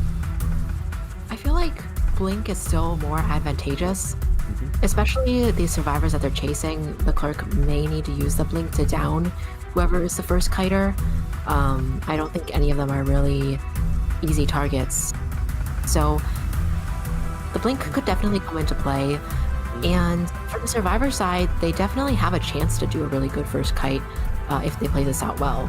So, I mean, we can expect to see hopefully entomologists doing some additional harassing with the bees, which played a really big role in the first game that we saw today, which is also on Sacred Heart Hospital, and they did spawn in the middle. So we'll see if we have that coming into play, but it looks like Clerk might actually go for the entomologist right off the bat, which I suppose takes away the option of her bees harassing whoever's kiting. At least it's only her bees helping herself. So Gee! OMG! He did not. He got tunnel vision, man. He thought the Clark was coming in, but Loki is so good at playing with the red eyes. But this time, OMG will be paying more attention. He has rotated away. OMG has all this distance, so technically Loki wouldn't be able to catch up. So yeah, the first hit was so unfortunate though. That was really, really fast. But Automology seems to be doing a good transition away now, Lichi. right, we'll see how this goes. I don't know if this seems like a weaker area than the middle of the map though to kite. So we'll see if she can prolong this out a little bit. I think the hunter does have blink up and available, which can help her to get that entomologist hit through the bees. They are indeed kiting again through the hospital. We'll see if entomologist can maintain this blink distance, but the Clerk is quickly closing in as well. Ooh, blink coming into play right here, downing the entomologist on the top floor of the church. And it looks like OMG is gonna get the first survivor. Sorry, Loki's gonna get OMG, the first survivor on the chair before 3 ciphers are done. Yeah, but at least this time all the ciphers are almost done technically. So we'll just have to see what happens here. Mercenary is obviously, well, you know, still decoding. I know he's actually coming in for the rescue, and Antiquarian is actually in the mix as well. So probably Honor will be the one, you know, baiting, and Jen will get the hit. But oh my god, if Honor did not stun Loki that point, Merc would have gotten a second hit again, Lichi. It was so close. Yes, Antiquarian doing a really good play there, allowing the mercenary to get away, but also allowing the entomologist to have a potential rebound kite in the hospital area of the map here. And we'll see how long she can keep this up. If she can get a good rebound kite, it's already past high turner time, which is really good, but does have the recording on her right now and wasn't able to get the mind game on the pallets. So this does look like a hit and down on OMG once again. Just going back on her second chair, and this could be basement again now. Yeah, just sacrifice, because at this point, Lichi, she has no more bees, and well, yeah, she has no more bees. The rebound kite will be really hard. Antiquarian is in the mix, but I'm not sure if he's really gonna go for it. But we'll just see what happens here. Oh, getting the heal. Are they really gonna force the mercenary to go in again? That would be quite interesting. But I think you're right that they might just go for the sacrifice here. No bees, no tie turners. It'd be really hard to get out of the basement at that point. But unfortunately for OM, with 3 survivors left to decode the amount of ciphers they have, it's doable, but it's also difficult. Depending on how this next chase goes. So we'll see if the antiquarian here can keep up her end of the bargain. Well, Loki does have blink up in less than 5 seconds, so if he can keep it up, he can easily just go honor. Oh, nice. Yeah, Antiquarian's really good. In the sense that she doesn't really need to vault. She can use the stick to vault. And now with the distance, she can easily go for it. Oh, beautiful mind game. Beautiful. Like, Loki. Oh my god, the blade. Oh my god, there was almost a terror shock. Michi, that was My goodness, the mind game's going on between both sides here. And unfortunately, I think Clerk didn't get the mind game earlier, but another good jump from the antiquarian. Yes, really making good use of the skills. But finally, a win for Loki after trying many times to get those pallet hits, downing the antiquarian once again. We do see that the ciphers 4 are done. The last one's pretty close, but against the Clerk, even if it's kind of close, she's still going to control it and prevent it from being decoded as much as possible. So survivors still have to try to buy a little bit more time, since this rescue also is going to be a no tie turner rescue. It was kind of a little... yeah, I mean, there's still one more pad, and he used the last pad, so Psychologist will be the one decoding. Let's see what happens here next, Lichi. And, good dodge from the Entomologist there. Looks like we'll see if the other 2 survivors are gonna rush the last cipher or what's gonna happen. Pallets raising the pallet there with that recording and manages to get the Antiquarian up on her second chair. No tie turner, so she goes on the chair, and we'll see this time whether or not they're gonna rescue again. I would assume that they would want to make that rescue. Mercenary hopefully this time can make it to the chair without getting cut off. A little bit easier against a single hit hunter like Clerk, while the Psychologist is going to rush the cipher but the Clerk is just going to control the cipher. So I'm surprised Loki allowed the mercenary to, get so close. Oh, nice, a beautiful block this time. I mean, I'm surprised that Loki allowed the mercenary to be so close, but now he's just going to teleport straight to the Psychologist. I mean, I like the idea, but now you are allowing mercenary and the Antiquarian to heal. Like, you got the Psychologist down, but technically it is still the first chair. So 90% cipher, yeah, if they heal up, mercenary could go and find something in the box. Antiquarian is already making his way towards the chair Psychologist. So game plan here, Lichi? Start a new cipher? It looks like... Yeah, that's what I was thinking. It looks like the mercenary is actually going to come in for the rescue. Oh my god. Getting hit pretty far away from the chair here. So the Clerk is actually going to try to down the mercenary with that recording hit. Let's see if they manage to pull it off. Ooh, doesn't manage to pull it off, so mercenary does get the rescue. But he is going to be down on the ground after the delayed damage is over. And Antiquarian in an area where there's not too much to work with. So actually just picking up the mercenary and chairing the mercenary first from the Clerk's side. All the while controlling that cipher and continuing to chase the Antiquarian. Yeah. I mean, it's just so hard now because I think he made the right choice. Chair the mercenary, don't allow... Oh my god, a terror shock at that point. Don't allow the mercenary to use self-heal. And now with the Psychologist down, Antiquarian has no choice but to come in for the rescue. So, and now he's gonna take the recording from the Antiquarian and, just reverse decode a little bit, 1%. But Honor's gonna get that hit. Flywheel missed that time, Lichi. So close with the flywheel, but oh my god! No cigar, and now Antiquarian is going down from a Clerk hit. 2 survivors down on the ground. Mercenary's chair is about to expire. This is starting to... I mean, not starting. This is a 4-kill. This is going to be a 4-kill for the Clerk. Yeah, he's gonna pick up the he's gonna pick up the Psychologist first. boom, and the psychologist is gonna go down.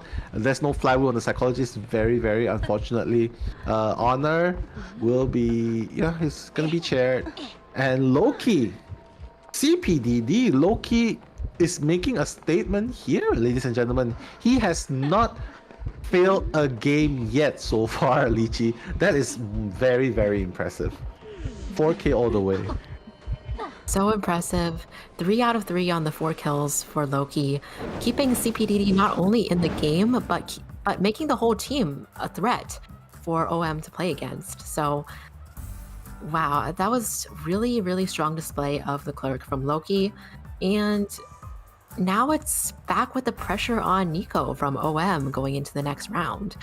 So, this is just really crazy, the display of strength between both of the teams here. Yeah. I mean, okay, technically, Loki has already gotten 4K, right? So, what if Nico also gets 4K? So, it will definitely, the points will be tied. So, it will definitely go to the time, right? So, if it comes to the case where it's going to be a draw, like Nico also gets a 4K, it's going to be going to the time calculation. And for 4K eliminations, it's gonna be the fastest hunter elimination time. So I hope you don't go down that route, because I mean, technically, to be defined by how fast you kill 4K itself is already impressive, but to be defined by the time itself, I feel like that's a little bit excuse me, a little bit demoralizing. But we'll see, because right now Nico needs a 4K, Lychee. And this is the map OM picked. Yes. Go back to his roots, Bon Sculptor, or do you think he should try Sculptor again, because it didn't work in Red Church? That's true, and I feel like it's gonna be harder on this map too, being a more survivor-sided map, having the two-story in the mix. But again, Sculptor is a hunter that does have 4K potential, so it's valid to consider Sculptor, I think. I do think that Dreamwitch and Clerk are probably going to be banned for Nico, so he's going to have to pull something else out of his pocket there. Yeah. I mean, so far in this match, we haven't seen a single prospector or a single forward. So I feel like if there's this character, it would have made a bigger difference, right? But it just continues to show that this team is just so, they're going at it neck and neck. They're just so balanced at this point. You can see for yourself now, right? Like typically, like against the Clerk, you would typically be decoding around 500 to 600% decoding. And technically, that's what they did. They started a new cipher. And to be honest, starting a cipher, there's up and down, but against the Clerk, you don't really want to start a new cipher, I feel, Lychee, because I feel like if you rescued it, I think it would be better if all of them just rush the last cipher together and force a pop.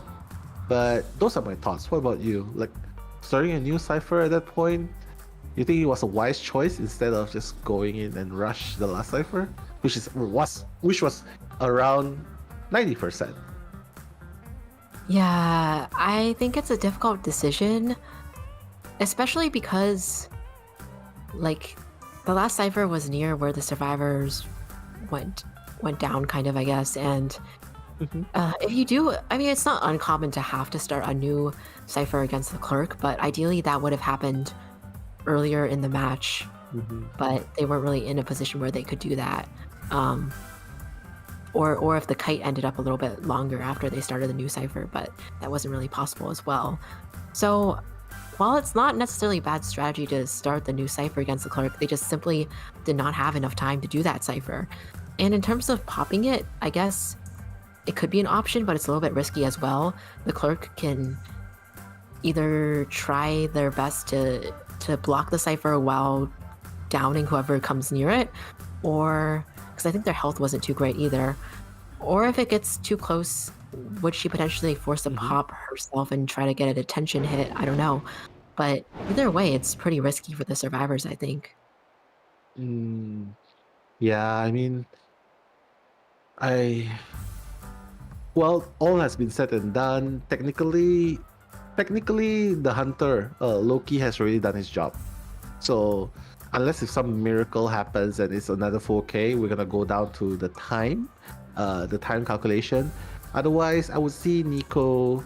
Yeah, it is a hospital after all, and getting the Dream Witch band and getting the Galatea or even the Clark, I think they would definitely try and just go for the Clark plus Dream Witch band because they were dealing with the Sculptor pretty well. So probably that would be a good thing that they ban, and I think Nico would be pressured. Actually, I feel like Nico would be very pressured to play if he has all those characters that brought him the 4K banned. In that situation, do you think Nico should go back to playing the Sculptor, or should he change to another character? Yeah, Like if the I Dream Witch and agree. Clark got banned, you know? Yeah, I do agree that it's most likely Dream Witch and Clark ban. I think if this is hard because of what happened when he played Sculptor last time. So I don't know. I don't know what else Nico has up his sleeve, but Sculptor is, like I said, does have win potential. I just feel like it's also very, very likely that CPDD can pull out a one survivor escape against a Sculptor if they choose the right team composition. And it's not as small of a map as Red Church, and you do have the 2 stories, so there's just more options what they can do on the survivor side as well. So I think it's going to be tricky for Nico. If there's another hunter that they are able to play on the same level as Sculptor, I think it's not bad to try to take a chance on that one because we've already seen PDD counter the Sculptor pretty well. But if not, then, and if Sculptor is really Nico's next go-to character, then we might be seeing the Sculptor again, and we'll see if it's going to be a different outcome this time. Yeah. I mean, technically, there's just so many things that Nico has to consider, right? Like, he has to play so many things, and CPDD, basically, they are ready for whatever hunter Nico chooses. If he goes for Bonbon, well, we know the strategy is to, you know, sacrifice the first person. You know, like if he already used the blink, sacrifice the first person, rush the decoding, allow for a one-man escape, and technically CPDD moves on. If he goes for the Sculptor, same theory, you know, like just, yeah, if you get the first down and he brought a blink, well, just sacrifice, don't give him the full presence, you know, just rush ciphers. Technically, I feel like against Nico, going for a more greedy build might pay off. Like, go for the prisoner. I mean, I know we don't see prisoner here at much, but go for the prisoner, go for the postman, and then go for the 2 rescuers. I think that's a very safe move. 2 decoders, 2 rescuers. That's it. Whoever gets chased first, well, if it's the rescuer getting chased first, well, I guess he's not getting rescued. And if it's the decoder, well, if he's chasing the postman first, send the letter. I think that's his job done. His job is done. His job is practically done. So I feel like going that kind of build might help them a little bit more to give pressure to Nico. But that's just me. But what about you, Lichi? Do you think you still want to go for the support heavy character plus rescuer, or maybe something balanced? Yeah, I think something balanced or not too risky. CPDD has a lot of options though, because now they're the ones who are trying to get one survivor escape. So they could go either way. I think now though the tables have flipped a little bit, so they're the ones who really have to keep it safe and stable in this round. And we do see, like we predicted now, the Dream Witch and the Clerk have already been banned right off the bat. Whereas Nico has banned the Seer, Priestess, and Psychologist. So this is interesting because if he were to go a chip hunter like Sculptor Bonbon, would we really see that Seer get banned right off the bat? I'm not sure. I mean, he still has a lot of potential to help the team get one out for sure, but I don't know. We'll see if he's what Nico might be considering here. Well, one thing's for sure, Merc is still the choice. It's still the popular choice. So I guess the challenge is not to get a double down. Make that perfect rescue, zoom in, rescue, zoom out. I guess that's the challenge right now for all Merc mains out there. And for all the Merc mains in the chat, well, I guess you'll be rooting for Knight here. And no surprise here, we're gonna see an Acrobat and Tracy. So yeah, I guess they're really trying to go for a draw situation. Like Mechanic's definitely a very good character that helps a draw in the game. So last pick, any ideas, Lichi? Last pick, let's see. They still have Patient in the mix as well. Oh, wait, no, they don't have Patient. They have Barmaid. What else do they have? Oh, the Prisoner? Are they going double decoder? That would definitely help them in the Cypher Rush scenario where they can get at least one out or a draw. So I think it's valid, and especially if you think Nico's going to play a camping hunter like Sculptor. Cypher Rushing against Sculptor could be a valid option. I was also thinking Embalmer could be a pick since he wasn't banned. But I love the Prisoner. Yeah. I love the Prisoner. Yeah, Prisoner's a very strong character I mean, I don't know about this place, but yeah, it's a very strong survivor to Cypher Rush. I mean, especially if you're playing against a Sculptor or Bonbon, he does a really good job boosting the teammate Cypher. Like, you know, sometimes when the Mercenary goes in for the cover, Prisoner can easily help to finish your Cypher. So that's a really good thing to keep in mind. Not to mention there's also a Robot and Tracy. So even if Tracy's the first chase, well, it's fine technically as long as she hides her Robot well. But I would say this comp, a very aggressive comp, I would have to say. So Nico probably might have to consider bringing a teleport. A 612 teleport maybe? Or a 6-9 teleport? Teleport or Blink, what do you think here? Like in hospital, especially. Teleport could work if Nico's confident in getting that first down without Blink, which if he chases something like the Mechanic or even Prisoner first, there is a good chance that Sculptor can get an earlier first down without Blink. So I think Teleport could be valid here, like you said now. But if Nico does feel more comfortable with the Blink, maybe we will continue to see that. I think it'll depend on what his preferences are, but this will be interesting to see for sure. Will they decide to Cypher Rush, go for the sacrifice if somebody goes on the chair, try not to get that Sculptor to second presence too quickly and get one out? We'll have to see how this plays out, but I will say if they do, yeah, with the Mercenary, I mean, if he can last until the end game, there's a very good chance the Mercenary is gonna be able to escape.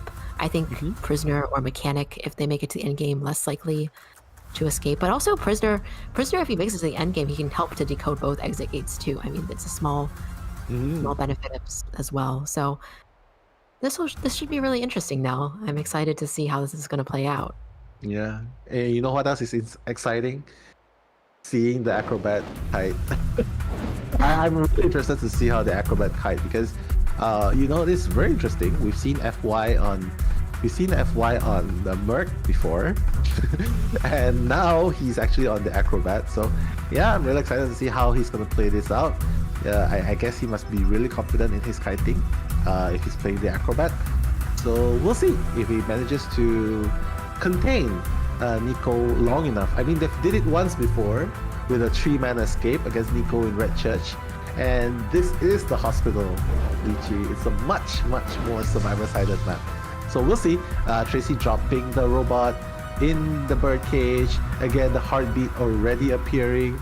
Oh no, the robot! It's dropping the robot! No, Nico! We didn't see the robot! Oh my god! The robot, run! Robot lives matter. There, the Mechanic is right there too. They're both together. Bro. Oh no. Oh no, she's just gonna go after the main body.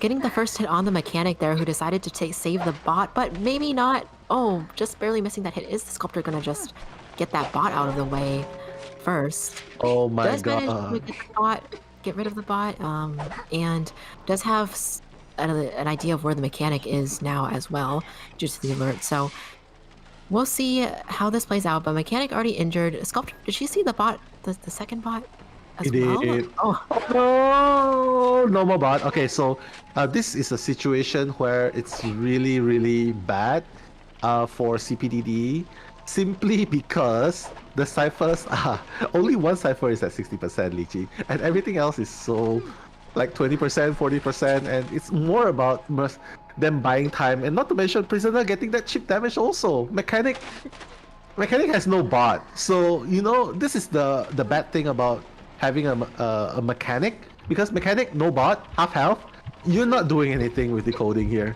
So Nico's just gonna chase the next decoder, which is prisoner. One more hit, and he got it. My God, 5 ciphers remaining, Lychee. No robots. oh, this isn't looking good for the survivors so far. Prisoner's down. Acrobat is being pressured off a cipher a little bit. And mechanics at half health. So we'll see what happens next. But actually, Acrobat's also going to get chased off of his cipher here, since the prisoner is going to be chaired right at this working cipher. That's going to slow down cipher progress even more. Right now, they have about 2 and some ciphers done, but it's still pretty early down for the sculptor here. Yeah, mechanic already got another chip damage from far away. Sculptor's full presence, scary, really, really scary. 4 ciphers remaining. Merc is at full health with 3 pads, but the idea is just to have one person fall. Sculptor has unlocked the first presence, but now they sort of have to rescue, don't they? Because they don't know what skill the sculptor has. Nico has done everything without using his trait, so they don't know if he has a blink or a teleport, and there's no robot to work with. 4 ciphers remaining. Yeah, this is really, really hard. CPDD has definitely, yeah, this build, this composition is not really working for them at this point. Quite but unfortunate there. It is. But hey, FY, second kite, if you can do it, well, there will be a glimmer of hope for CPDD. But full present sculptor is so hard. Lychee, 3 ciphers remaining, but second survivor almost down. Mechanic just 1 chip damage away. And yeah, Mercenary is full health, but what can he actually accomplish? He can't really finish 3 ciphers. Or can he? Oh, hits. Oh, Mercenary at half health. Oh, another chip damage. Is Mercenary? No, Mercenary's not going to go completely down, but not going to be able to rescue either. Pretty difficult situation for the survivors here. I don't know how they're going to come back from this. It looks like the mechanic is making a run towards the vicinity, but can't really rescue with her health state either. The mercenary has to use the elbow pad just to dodge the it's gonna hit. Well. Oh, it's gonna hit. Yeah, it hit. So she's gonna go down. So, okay, here's the thing. It's definitely gonna be a 4K. The question is it gonna be a faster 4K elimination than Loki? Because Clark took quite a bit of time, right, Lychee? So the question, the thing is, CPDD needs to waste as much time as possible, so that, well, it could buy time for CPDD to, for the Clark to win. But looking at this rate, at this pace, it's a very fast elimination rate, Lychee. Yeah, for sure. And I think the hunter can even just chair the mercenary, because there's no way the mechanic can keep decoding, and Nico can also use the statues to figure out where the mechanic is by using those full presence statues to sort of locate the mechanic. So in this case, mechanic did get an elbow pad, but we'll see how long it takes for the sculptor to finally catch wind of where she is and get that last chip on her. Yeah, I mean, how far can you go? How far can you go with one pad? CX is already at CX is already near the dungeon. He's past the dungeon actually, maybe trying to disguise his track. Nico, is he actually using the statue to find? Because I don't see him though. So, Oh no, CX! If he can make a sneaky play. I mean, if he can make a sneaky play and dash towards the mercenary, he might be able to save it in time. No, he's not. Yeah, the crow is gonna start really, really soon. And he's just one chip damage away. So I guess the idea is to bait Nico to come closer to the middle, jump down, pat through the walls, and get a dungeon escape. If he does that, it will be epic, but I don't think that's happening anytime soon. But Lychee, that's also another thing that can happen here. He can just totally waste time. He can waste as much time as possible. He can just stay there forever. It will buy them time. Lychee, oh my god, genius! it's a little bit of a difficult situation now too, because the statues cannot be used for the sculptor, even though she's only one chip from going down. This is absolutely infuriating for the sculptor. Oh my god! Stay there for 10 minutes!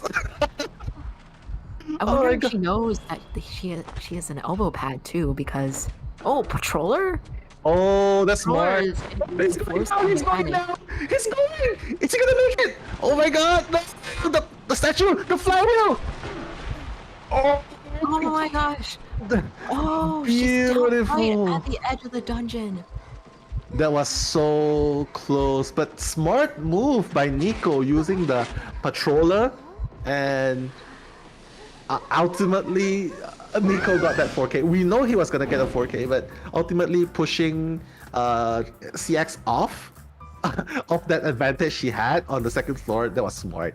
Pushing it off. Like, it was smart for her to stay there, but it was even smarter to use patrol to force her out. And ultimately, yeah, that was a 4K elimination. Both of them got a tie, and well, it's up to the 4K elimination time. The fastest one should probably secure the win for the team that has the shortest time, and it's gonna allow the team to move on.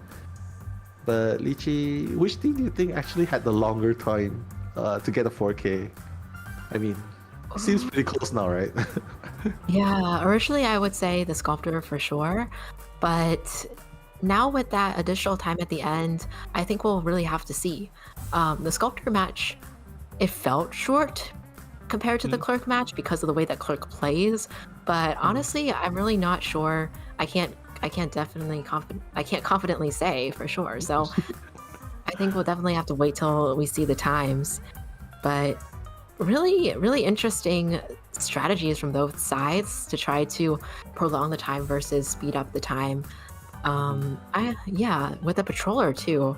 I do wonder if the mechanic could have tried to stay like up there a little longer, but I totally agree though. Like, would it be okay? I think like jumping down, the hunter can still cancel off the patroller. Force you to jump down, cancel the patroller, and you're back to square one.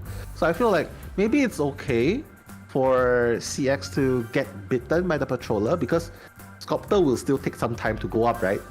At the moment you jump down, you can time it so that during the third bite, the second or the third bite, you jump down. It cancels off the interaction. And then by the time and then you can easily just go and pad, create the distance and pad towards the middle dungeon.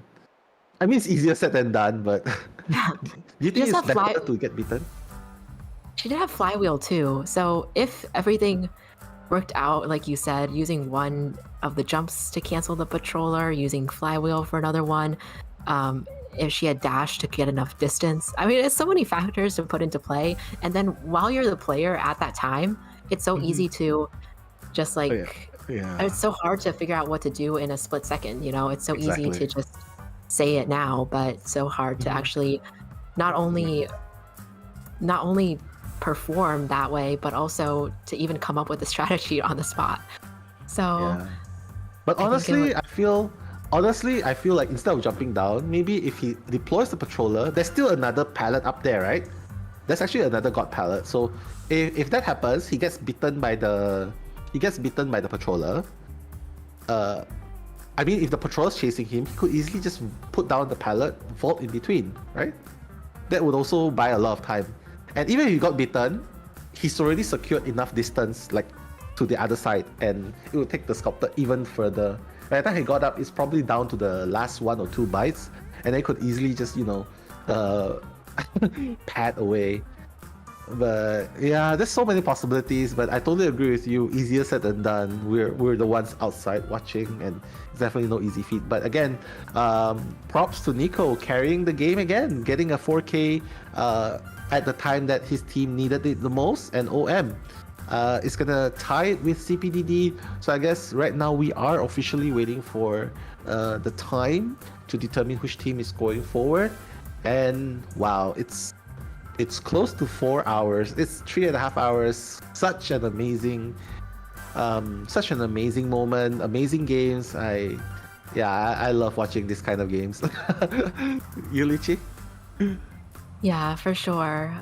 Like we were talking about earlier, it's full of surprises. You never know what you're going to expect. And I love seeing the unexpected things like at the end, I didn't expect that the mechanic would try to just keep standing up there, or that the hunter would use the patroller. So Exactly. it's just cool to see different strategies that you don't think of right away, or maybe don't expect so much in our regular gameplay, since this time factor is just an additional factor. Oh, Look at that now. yeah. Looks like the sculptor had the faster time. I mean, the clock took forever, right? It took kind of a long time to eliminate 4K. So congratulations to OM after a multitude of challenges, ups and downs, and the 4 games in total. OM has finally moved on, and congratulations to OM. But of course, congratulations to Team CPDD as well. Well, you've taken Lichi's advice. You came back. But it was a really, really valiant effort. So congratulations on your valiant attempt in this tournament as well, CPDD, and hope to see you again in the next tournament. Yeah, Lichi, anything you want to say to these two teams? Yeah, I would say the same. Congrats to OM. It's so hard just to stick through all these matches. So they did such a good job. Their hunter did such a good job as well, playing very consistently throughout the whole game. So absolutely congratulations to OM for making it to the next round, and good luck. And to CPDD, also thank you for giving us some really exciting games to watch in this COA qualifiers. I mean, the result was so close, ladies and gentlemen. You would not expect it. It was like 8 minutes and 49 seconds for CPDD, whereas OM, it was 7 minutes and 31 seconds. So the difference was just a minute. Imagine if Tracy bought an even longer time. I think the goal was actually to just prolong the time, right? Like a 4K was inevitable, but if you think about it, prolonging it actually helps you win as well. Yeah, so but I mean, he could definitely do it, right? With the pad even further away. Fine, you're camping here. I'll move even further away. And yeah, well, when all said and done, congratulations, OM. Well deserved after a gruesome 4 games play there. Well deserved for sure. For sure. And I think, we can all learn a lot from the games that we saw. And I hope that the players and the teams and their coaches also learned a lot from the games played. And most importantly, I hope they all had fun in this tournament, because I know we definitely did casting it. And I'm sure the viewers enjoyed it too. Exactly. And there's also another thing we can learn from this. Like, if you're in a rank and you're playing with some random players who do not want to surrender, well, don't get mad at them. They might be persevering until the end. Because some people that don't waste time, let's just surrender. It's a gone case, let's surrender and go to the next game. But for some players, they actually, they just want to earn more points and and try to get. But yeah, that's another lesson learned. But all in all, wow, the game has been neck and neck. Even the score has been draw all the way until now. And yeah, an amazing game. But I guess this is the conclusion for the first match up of the day. But ladies and gentlemen, we are still have a second matchup of the day, and I believe that's what everyone's been waiting for in this in the chat. I think everyone's just asking, hey, shout out to Fafa. So I guess we're doing that now. Shout out to Fafa. Wow, they're going nuts. They're going crazy. Sorry, not nuts. They're going crazy in the chat. GG, well played. Congratulations. It almost looks like a finals game, but congratulations. God. Yeah. Yeah. I was reading the chat as well, and glad to see all the fans bringing out their energy here. Exactly. Like, I'm so glad you guys are so supportive of the teams, man. GG, well played. Yeah, you guys are what makes this chat enjoyable, lovable, and welcoming. So thank you so much for being here. And I can see a lot of love as well for goats. And I can see a lot of love as well, like from the beginning until now. I see the love for Lychee as well. Yes, her voice is amazing, ASMR worthy. So please do check out her channel, IV Lychee. Yeah, and subscribe to her. We want to hit 10K in the next 2 days. Just some jokes aside. But yeah, would be great if that happened. Yeah. But yeah, Lychee, any particular people you want to give a shout out to? Or you know what, let's just put a pin on that. We just look at the match stats. Why don't you bring us through it with the stats? Yeah, sure. Looks like we have a lot containment of time zeros. is pretty spread out. Yeah. Yeah. Unfortunately, not in a whole lot of cipher progress in the end, as well as the mercenary doing most of the ciphers. We have Merc Coder here again. No rescues in that game, and containment time is pretty spread out, with the mechanic having the initial kite having the greatest containment time. We do see that Nico here got 17 survivor hits, 6 knockdowns, and managed to get this 4 kill with 3 remaining ciphers, which is pretty impressive. So really good job from Nico's side there, and very, very exciting match all around. I mean, just something for like for fun. I think this is the first time I've seen a killer eliminate mercenary in less than 10 seconds. That's 5 seconds, right? That has to be a record, a world record or something, right? I mean, yeah. I mean, we can't. I mean, of course, the full presence has a huge deal, significant deal to do with it, like getting hit by the full presence statue. But 5.4, that's a world record, right? We could enter that in Identity 5 World of Records. Hey, Hall of Fame. So, but I guess. Yeah, but I guess what's there to say in the end is, well, despite everything that's going on, none of the teams gave up until the very end. Let's not forget, ladies and gentlemen, OM did have a huge and overwhelming advantage in the beginning. CPDD fought back hard. CPDD did fought back hard. Not just the hunter, but the survivors as well. So we still gotta give credit where it's due. They definitely did their best, and that's the spirit we want to see for everyone. So yeah, GG, well played. So any last thoughts about what you're seeing here? I don't know. I think, like, as casters, we're sitting through watching, but as the survivors and hunters actually playing in this game, I just keep thinking about how much mental pressure they have going on throughout this game. So I think the effort in itself is really amazing, and I hope that everybody, regardless of the result, everybody had fun, and that all the audience as well can really appreciate all the time and effort that these teams put into practicing and actually playing out these matches today. But yeah, here are the match results one more time in summary. We saw that, again, like you said, Nell, OM had started off strong with the 8-1. The next one was a tie. Then we have an 8-1 comeback from CPDD. And then finally, that 5-5 overtime. This was such a close game overall. It was And again, so that 1-minute close. time difference at the end. Yeah, it's like that time when you forgot Valentine's and you're rushing to buy your Valentine's gift, and then the shop's about to close like in 1 minute. Yeah, that was really close. But all in all, we were really, really impressed with the way things turned out. And undoubtedly, Nico with the Dream Witch, his Dream Witch is the MVP of the game. He did get a lot of survivors down. Like, I mean, a lot of knockdowns. His elimination were like top notch. And yeah, getting 4K, like 3 out of 4, that's really impressive. So well deserved, Nico. Congratulations. Yeah, definitely well deserved. Being the MVP, the best deduction. Yeah, but you know what?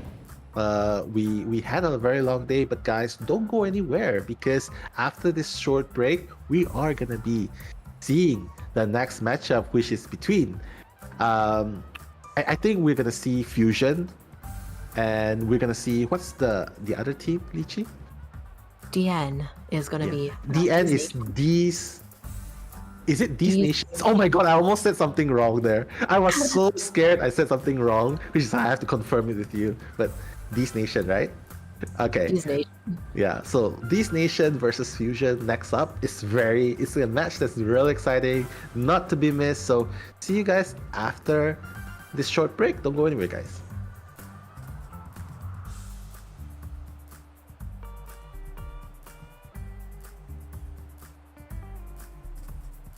Oh. Yes. We will be having a short break soon, but yeah, unfortunately, then, we have no screen time. More screen time for us now. But yeah, like you were saying, really exciting to see. Really excited to see the next match as well. I'm excited to see Mushin. Do you know any of these players? Yeah, actually, Mushin, like you mentioned. Yeah, I mean, excited to see Mushin, and I saw Psyche in there as well. But you know what? I'm sure a lot of people are excited to see them as well. But we are gonna put a pin on that, and we're gonna head to a short break for real this time. Okay, no cap. We're going into a break now. So see you guys after the break.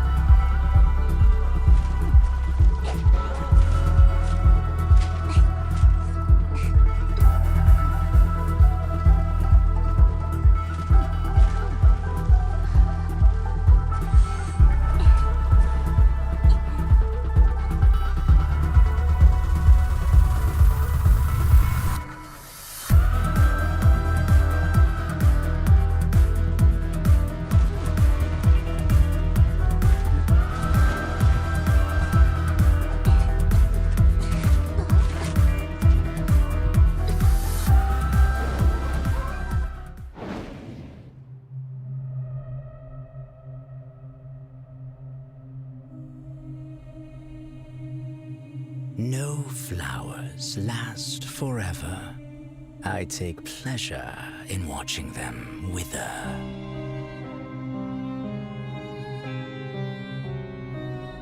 Calamus, turning hope to despair. Datura, severing love with grasping snare. Rosemary, indulging in past memories. Tuberose, falling off the edge of jeopardy.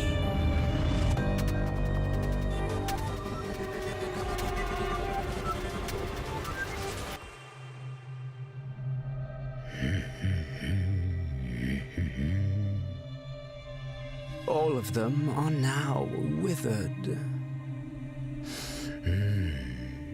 And more gorgeous than ever.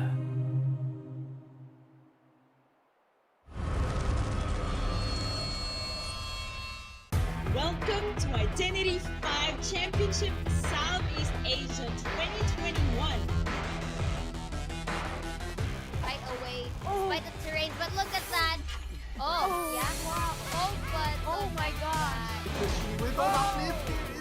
Here, but oh my god, trying to cut corners. Mercenary eats that regular hit. LC granting safe, and now just gonna go for the rescue. 7-2S being patient with the terror shot.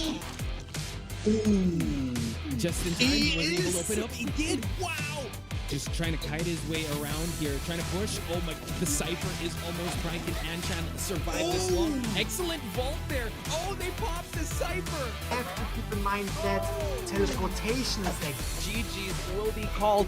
Excellent stuff, guys. Southeast Asia, congratulate GH because they are your champions, ladies and gentlemen.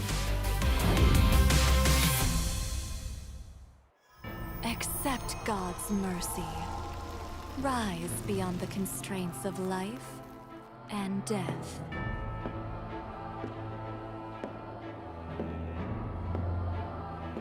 This is an endless game of chance. Greed has tainted the sanctity of faith. Pawn your lips and tongue, never to speak of the past. Pledge your beating heart. Break free from the Reaper's hold. Surrender your soul. Submit to eternal desire.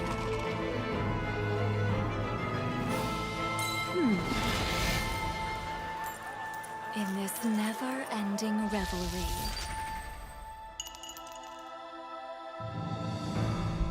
you must wager your immortality.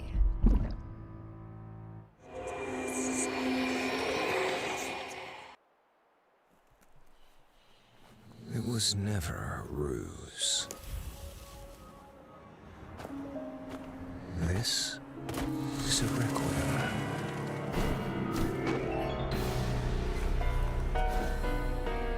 Requiem for peace in a chaotic dreamscape.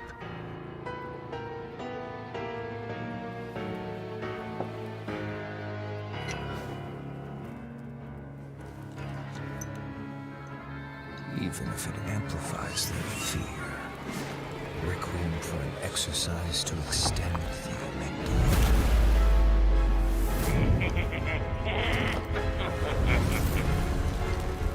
Extracting every last drop of that crystal dew. I cast their memories into the abyss. Again and again. As they stand on the border of truth and vanity, warning them. Don't look back.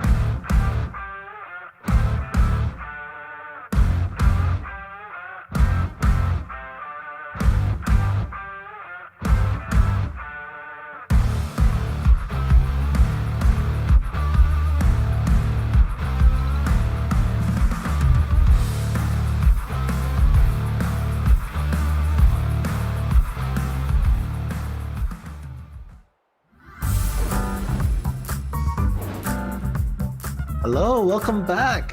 So I hope you guys have managed to grab some drinks and food during the break, because we definitely did, and for a very good reason, because right now we are going to be witnessing the next game, Fusion versus DN. So I know you might think DN of something, but it's actually these nations. And joining me is the one and only Ivy Lychee from Ivy Lychee YouTube channel. So if you haven't followed her, please do subscribe. How are you feeling now, Lychee? Do you get anything to eat during the break? I did get a snack during the break, yes, so that was nice. Feeling nice and refreshed now and ready to get into our second batch of matches today. The first was all so exciting going into overtime. So I'm excited to see what these two teams are going to bring for us. I think it's going to be a really great showdown between these two teams. And they have a lot of players that I know the chat is rooting for as well. So I'm really excited to see this. Yeah, I'm seeing a lot of red exclamation marks and goats. You know what? It's totally cool, guys. I have a tiger balm, so don't judge me too. Wow, it smells really good. So yeah, we're definitely in for a very long day, an exciting one at it. So don't forget to root for your favorite teams. Hashtag DN if you're a supporter of these nations. And hashtag FZN if you're a supporter of Fusion.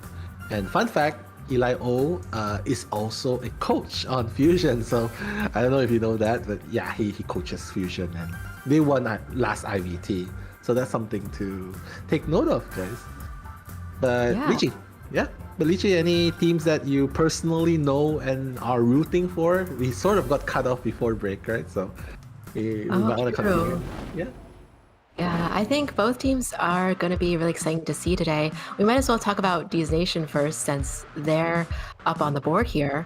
But their players here, we have Fafa, Wu Chang player, Bossy, an Acrobat player, Polars, Prospector player, Zawi, Entomologist, Squish, Acrobat, Leah, Dreamwitch, and 24 Savage on forward. A lot of these are familiar names as well, who we've seen play in previous tournaments and we know are pretty experienced players. So really excited to see them and what they might play today. Yeah, and looks like we all know where the Fafa chants are coming from. It is DN, Fafa with the Wu Chang. My goodness, 59.3% win rate with an average 2.79 eliminations. So most of the time he'll be securing a 3K.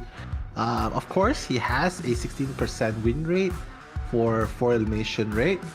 But yeah, that's mighty impressive. I'd definitely love to see some Wu Chang.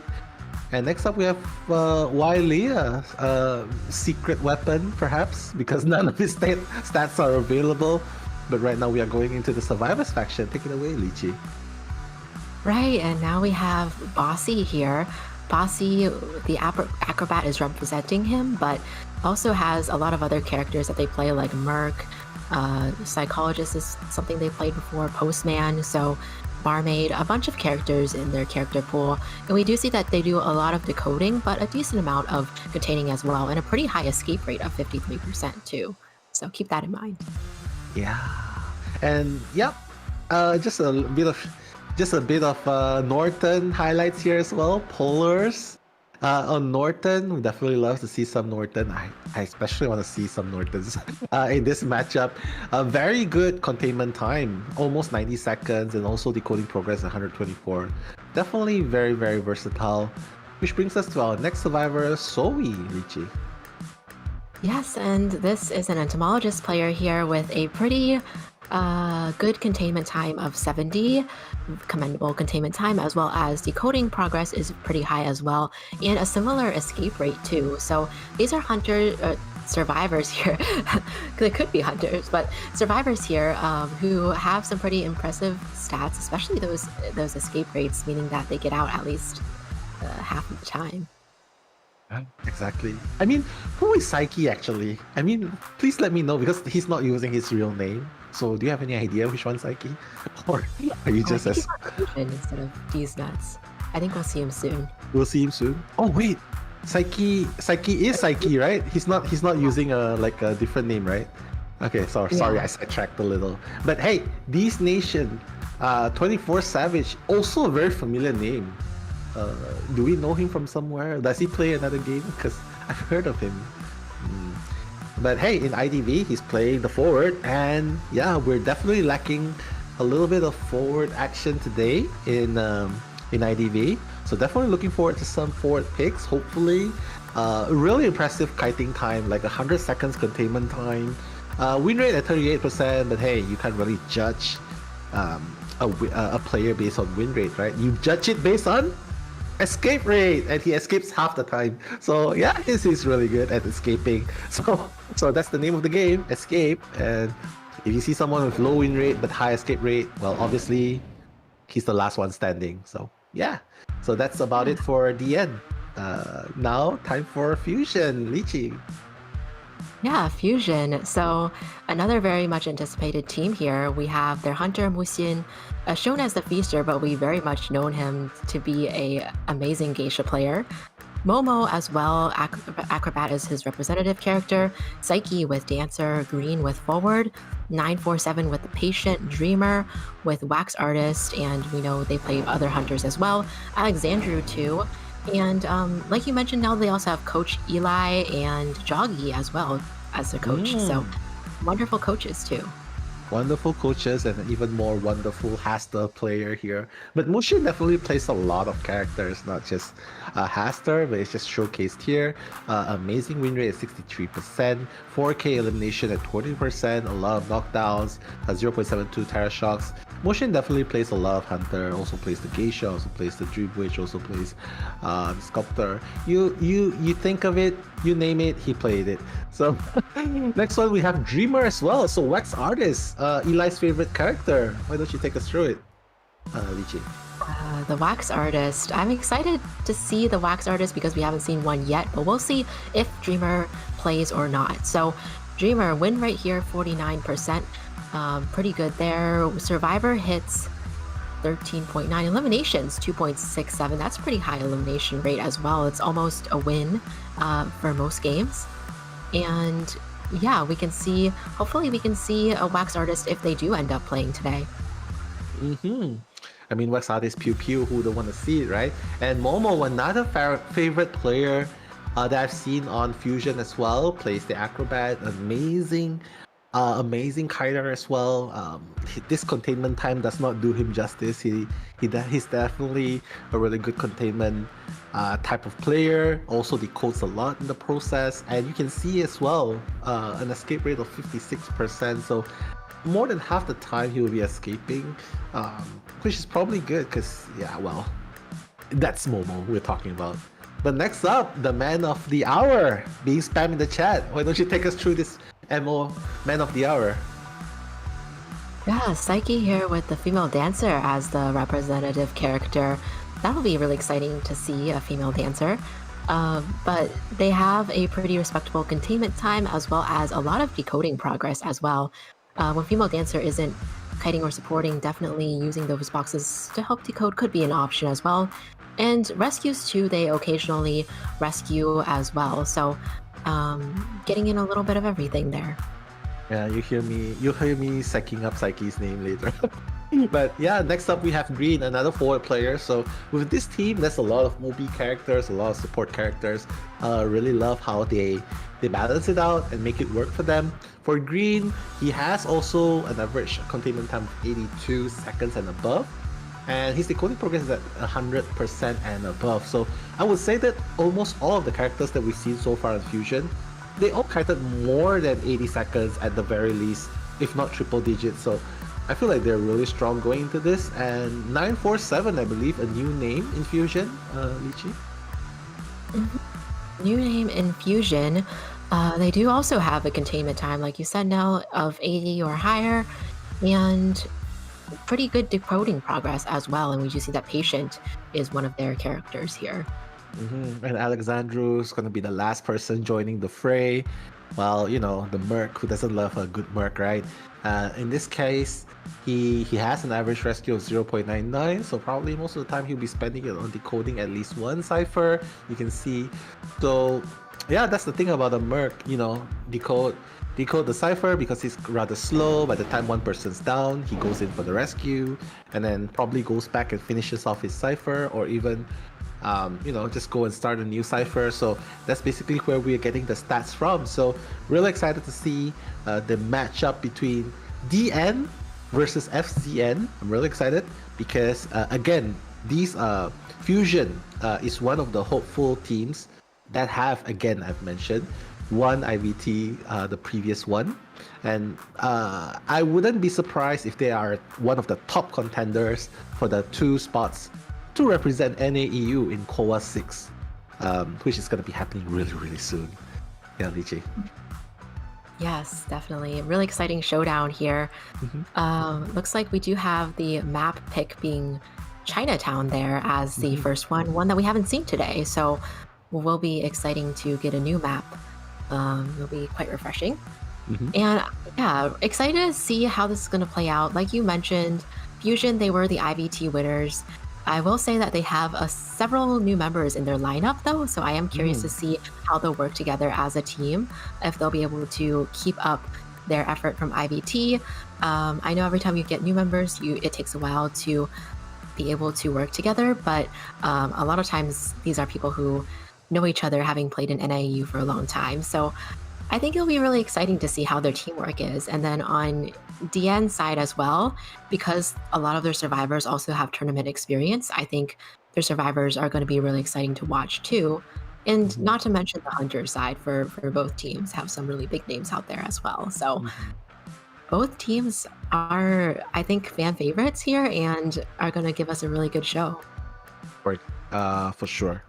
I mean, they are one of those teams that really look far and beyond. They're not only just playing to represent NAU, they're actually playing to make a difference and move forward in COA 6 as well. Not only just securing the spots, but actually making an impact. Because previously we've seen the previous team that represented NAEU.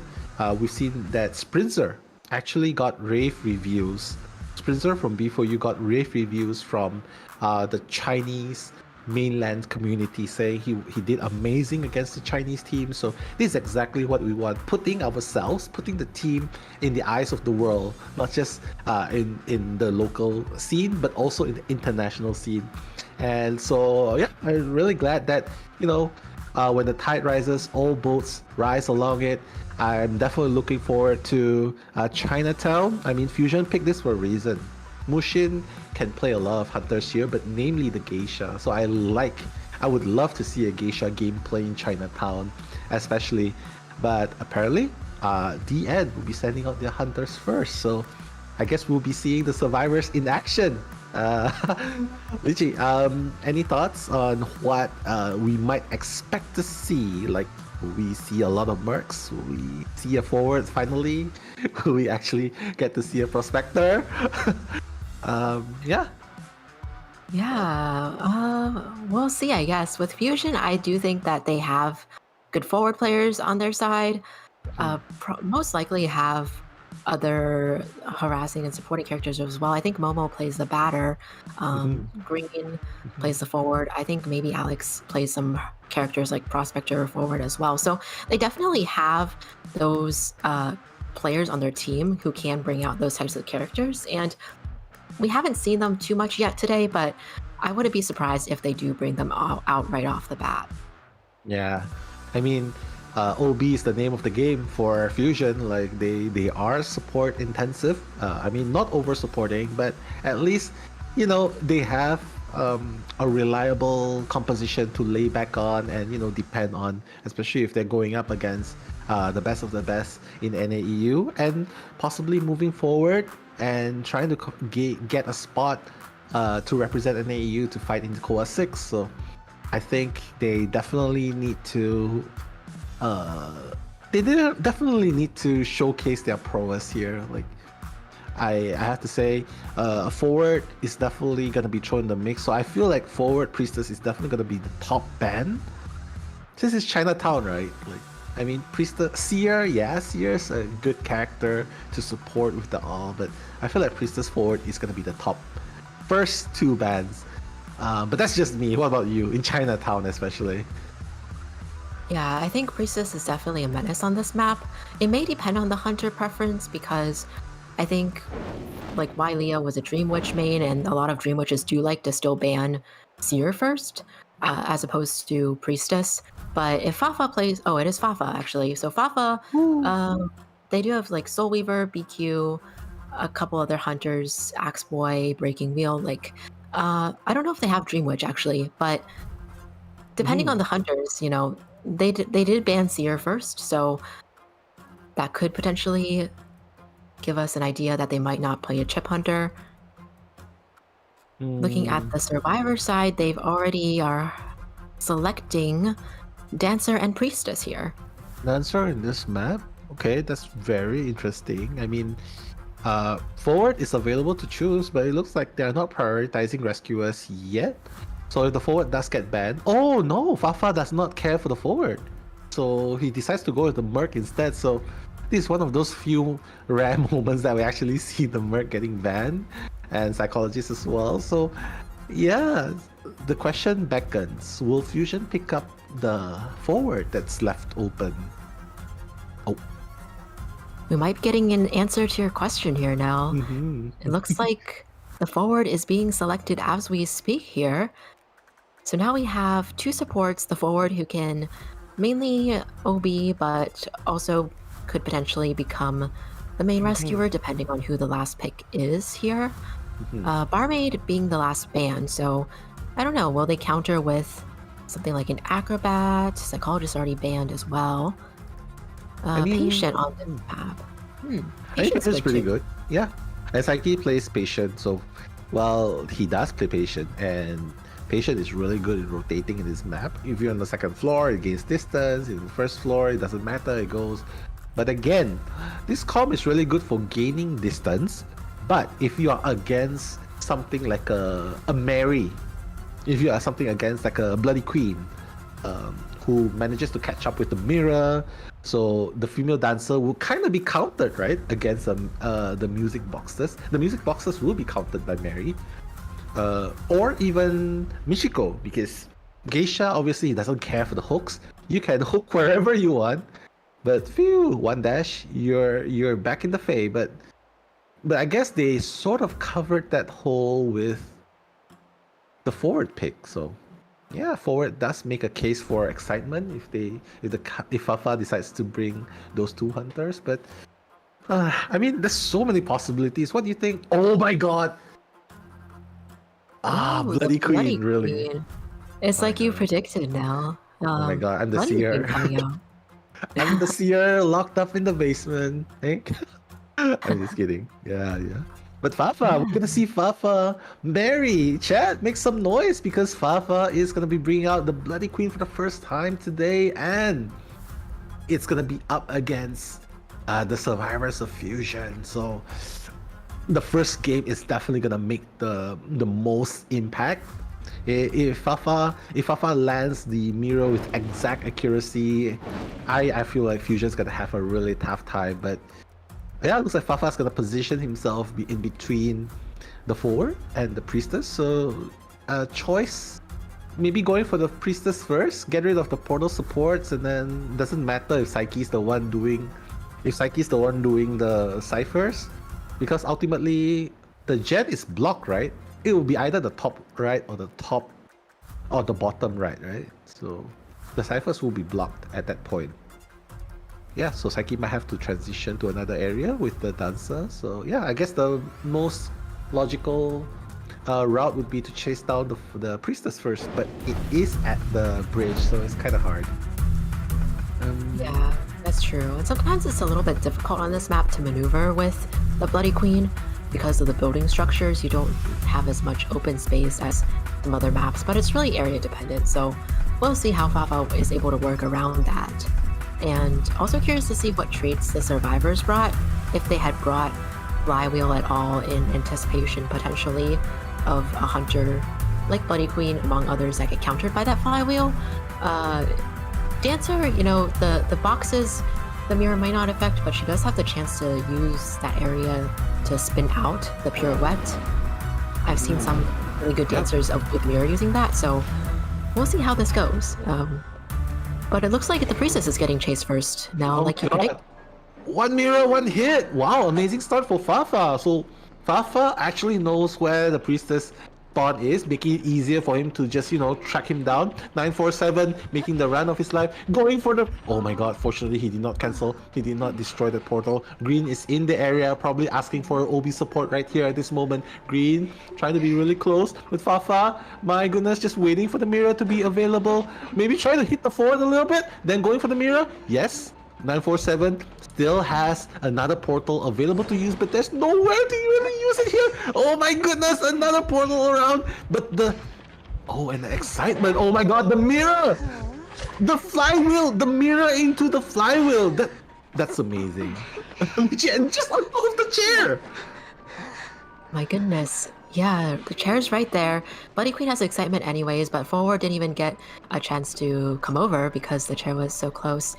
He will stay in the vicinity and probably make this rescue, but since Bloody Queen didn't use any trait, I don't know if they'll suspect excitement or not. Let's pull off the rescue with Ty Turner, and BQ now on the hunt. Oh my god. What a mirror! Oh my god, Lychee, Fafa is unbelievable. After getting the hit with the mirror onto the forward, he get the remaining time she used it so well, getting against 947, and 947 gonna be down for the second time. Forward is getting healed at this moment, and Psyche is just having the time of his life. He obviously has finished one cipher, he's healing up the forward, but now it looks like Priestess is up to Momo to make something happen. Momo does not have a tide, so oh my god, is it gonna hit? Oh my god, it hit the chair actually. Yeah, that's really close. He's gonna get the rescue, but again, no tide. And the fort! Yeah, just hit the fort! Yeah, exactly. But now they know what trait the Mary has, and Priestess will be able to maneuver even better now. Oh my god, Priestess just preemptively jumped down. So, and he's going towards where they're healing up. Oh my god. Oh. Something? Oh my god. And then there's also the music box to help him further his extension. Wow, look at all the music boxes. 947 going so far off, but again, 3 ciphers remaining, one only at 50%, Lychee. And I gotta say, 947 making that rebound kite looking so easy, but Fafa hot on trails. My god. Yeah. These dancer boxes just seem to be everywhere, but Fafa's just going to keep them around since they're the fast boxes and keep going ahead. But this pallet is one that the Bloody Queen is forced to break here, so putting even more distance. The Priestess manages to put even more distance between themselves and the BQ, getting out of line of sight to make it a little bit harder to use that mirror there, and gaining back more portals throughout this kite. So really good job so far. We see another mirror used over here, and nice. Mirror still downs the Priestess. Yeah, and the forward's not even around at this area. It's actually Momo around this area. 2 ciphers, however, are almost done. Not almost, but it's already past the halfway mark. But the thing is, it looks like a very strong draw for Fafa at this point. It really depends on who the next kiter is going to be. He's teleporting straight away. Unfortunately, going to find the forward instead. I bet he would have loved to find the female dancer at the very least. Oh no, Green getting hit while putting the parrot down, and you wouldn't expect this, especially... Oh, okay, he has to use the ball. He has no choice. He has to use it. He has to make this kite count. He has already burned out all of the football. Forward, kiting with empty items. He has no items, Fafa. Oh my god, what a mind game trying to bait. But again, the mirror's gonna be up in less than 5 seconds. Psyche moving forward, going towards the gate. I think they must be really confident. They are really confident that Green will be able to kite much longer. But Green is gonna go down. And Psyche, where's Psyche? Psyche's in the middle there. I feel like if Psyche and Momo actually try and rush the cipher together, it would have been a pop at that time. Not quite sure where Psyche was going at that point, Lychee. And now he's gonna put him right next to the cipher. Yeah. but looks like they are going to go ahead and rescue with the slow box while heading back to pop that Cypher right away. BQ has Mirror off cooldown, so she may be able to get this. Let's see if Female Dancer can get out of the area. Oh, making it a little bit difficult for the BQ here. Oh my god. Still though, we'll see. This Mirror might not... Mirror expired. So Yeah, Bloody I Queen mean, he is can gonna- easily just go for a hit here, and teleport will be up really soon. So they're not out of the soup yet, but the forward is almost done with the exit gate. And we just see the Female Dancer keep reusing these boxes here since they've been kept in the game. Oh my god, beautiful! Is he going for the dungeon? Is he going for the dungeon? No. Where's the dungeon? Oh my god, yeah. The dungeon's not exactly here. And Mary just has to wait for the mirror to be off cooldown, which is, yeah, and he's not gonna let Psyche go out from this area. Psyche has to make a dash for it. He needs to pirouette when the mirror's up, but I guess not. Yeah, it's gonna be a draw. Very, very valiant effort. Fusion coming back after Fafa has absolutely got that first down so fast. But I guess that's the power of friendship, man. The support coming in. 947 might not have done the best first kite, but the rebound kite was so long thanks to the support of the teammates. And that's the power of friendship. Lichi. And 2-2. That's the score for the first game. Not a bad start for both teams. Definitely acceptable for both teams as a start here, and really glad that Fusion was able to make a comeback from that first kite, and the Priestess pulled off a very good rebound kite as well. So great to see that. And from Tian's side, getting a draw first might not be bad either. We'll see how their survivors do against Fusion's Hunter next, but I mean, considering this is the map that Fusion picked, I mean, Yeah. I'll take that draw any day. Fafa should be happy with that draw because, it's not exactly an easy team to go against, especially with Bloody Queen, which makes me think if you went for the Dream Witch, it might have been a little bit different. Went for the Geisha might have been a little bit different, but yeah, ultimately I think his mirrors were awesome. It's just the support of the survivors were really good. It's not overstanding, overextending. So it was very balanced. But any highlights from the game that you want to bring out, like that you managed to catch?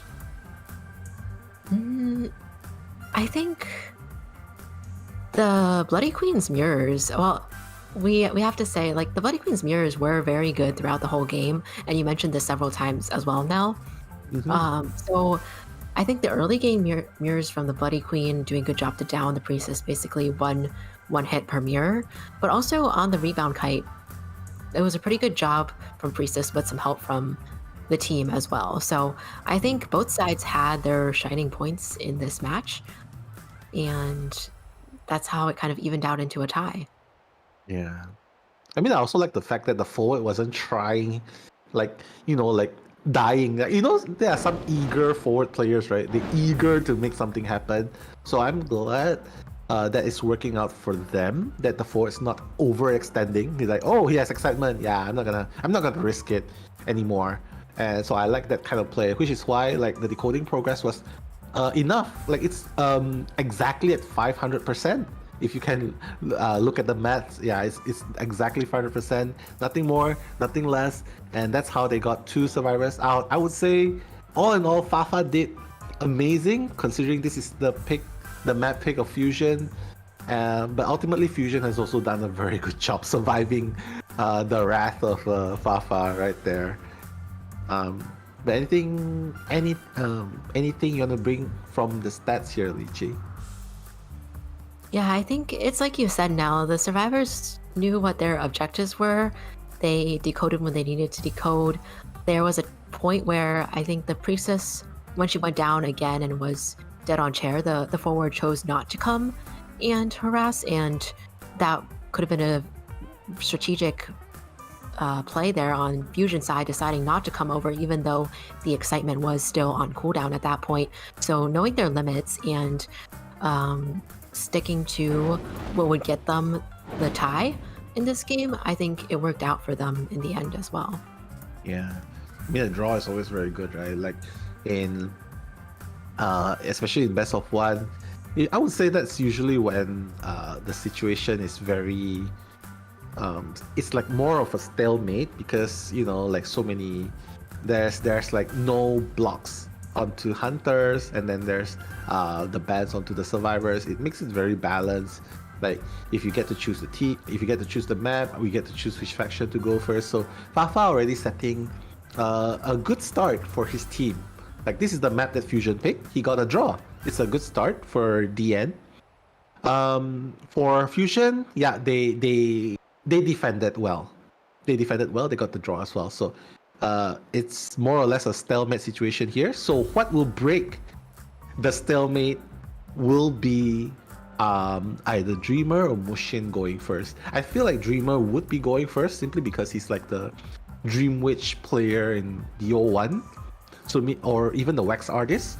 So I think he would be the one going first. So it's up to either Mushin or Dreamer to come in. And personally, I love watching either one of them. Both of them are really entertaining and good to watch. But yeah, what about you, Lychee? Any favorite characters you want to see out of either one of them in Chinatown? Oh, I think, yeah, both of them have a lot of really good characters.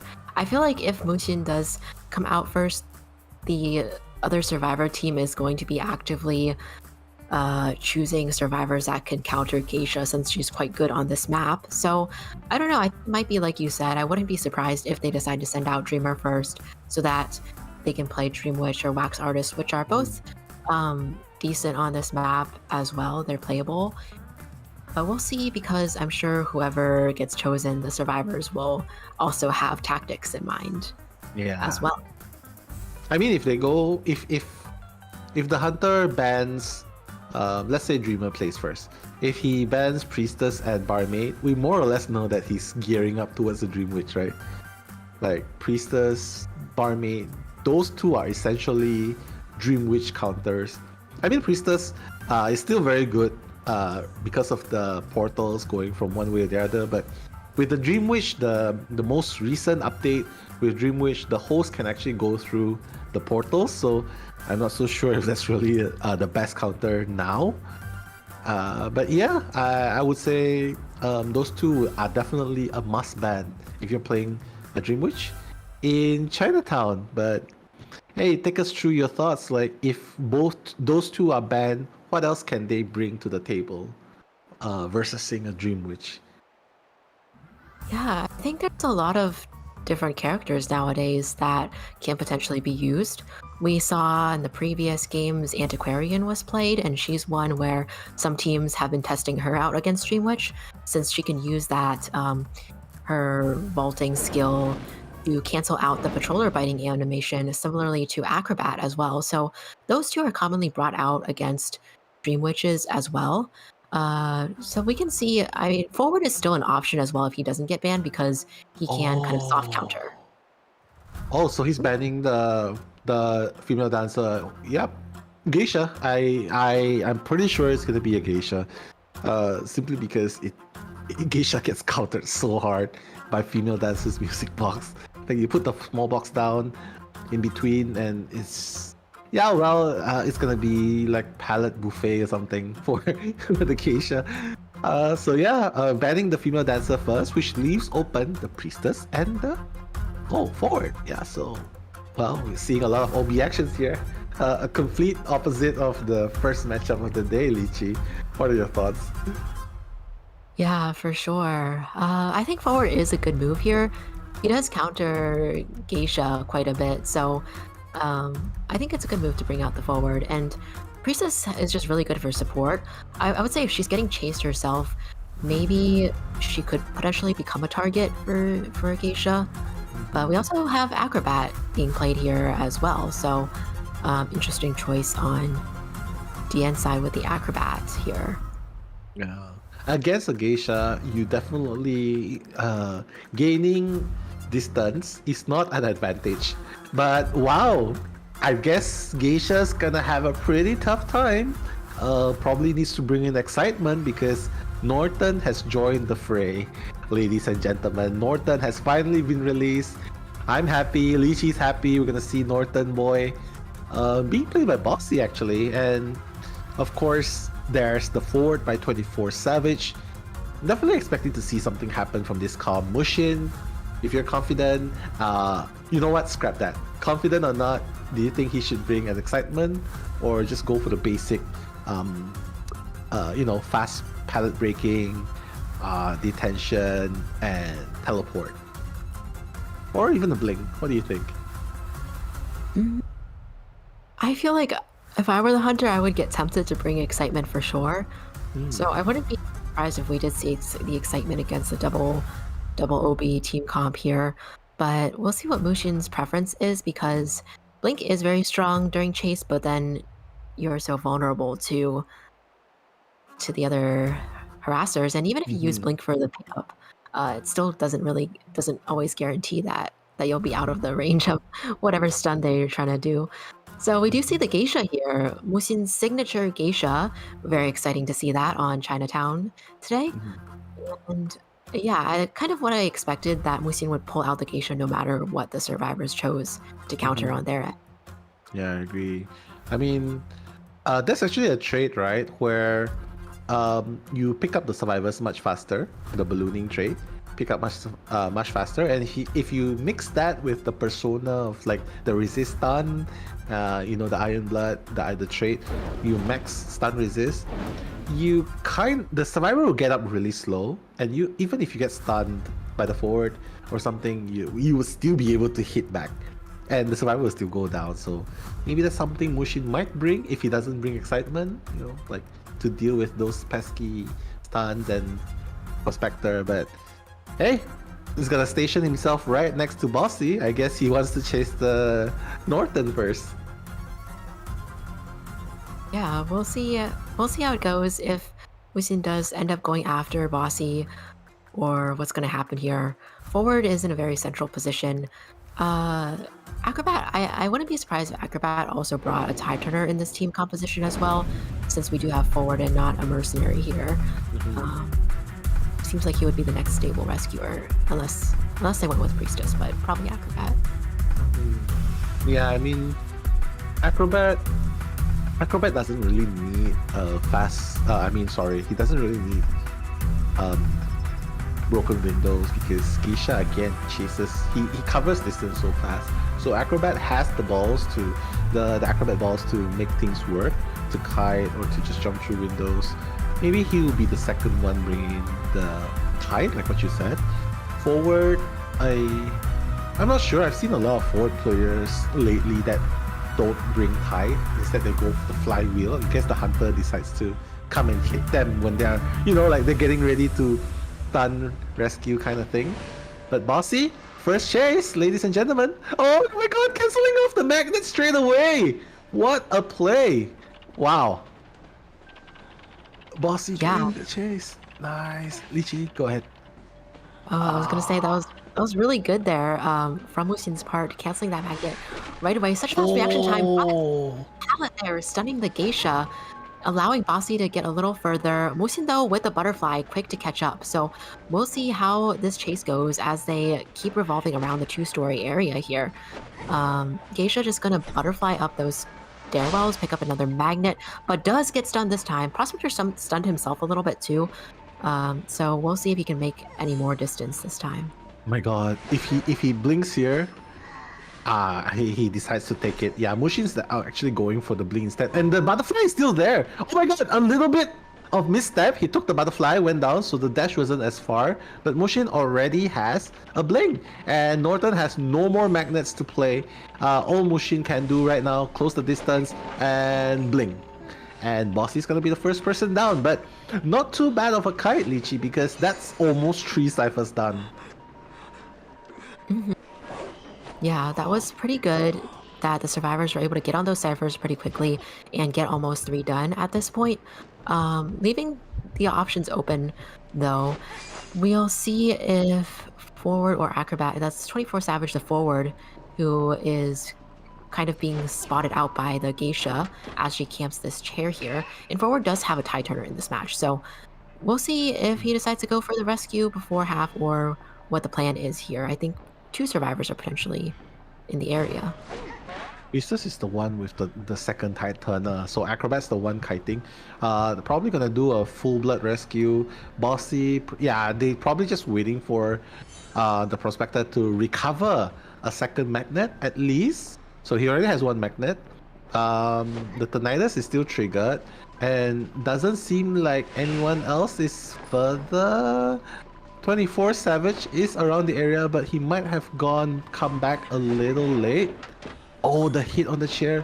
Is he gonna hit? Ah, he's gonna hit straight away. Go for the stun.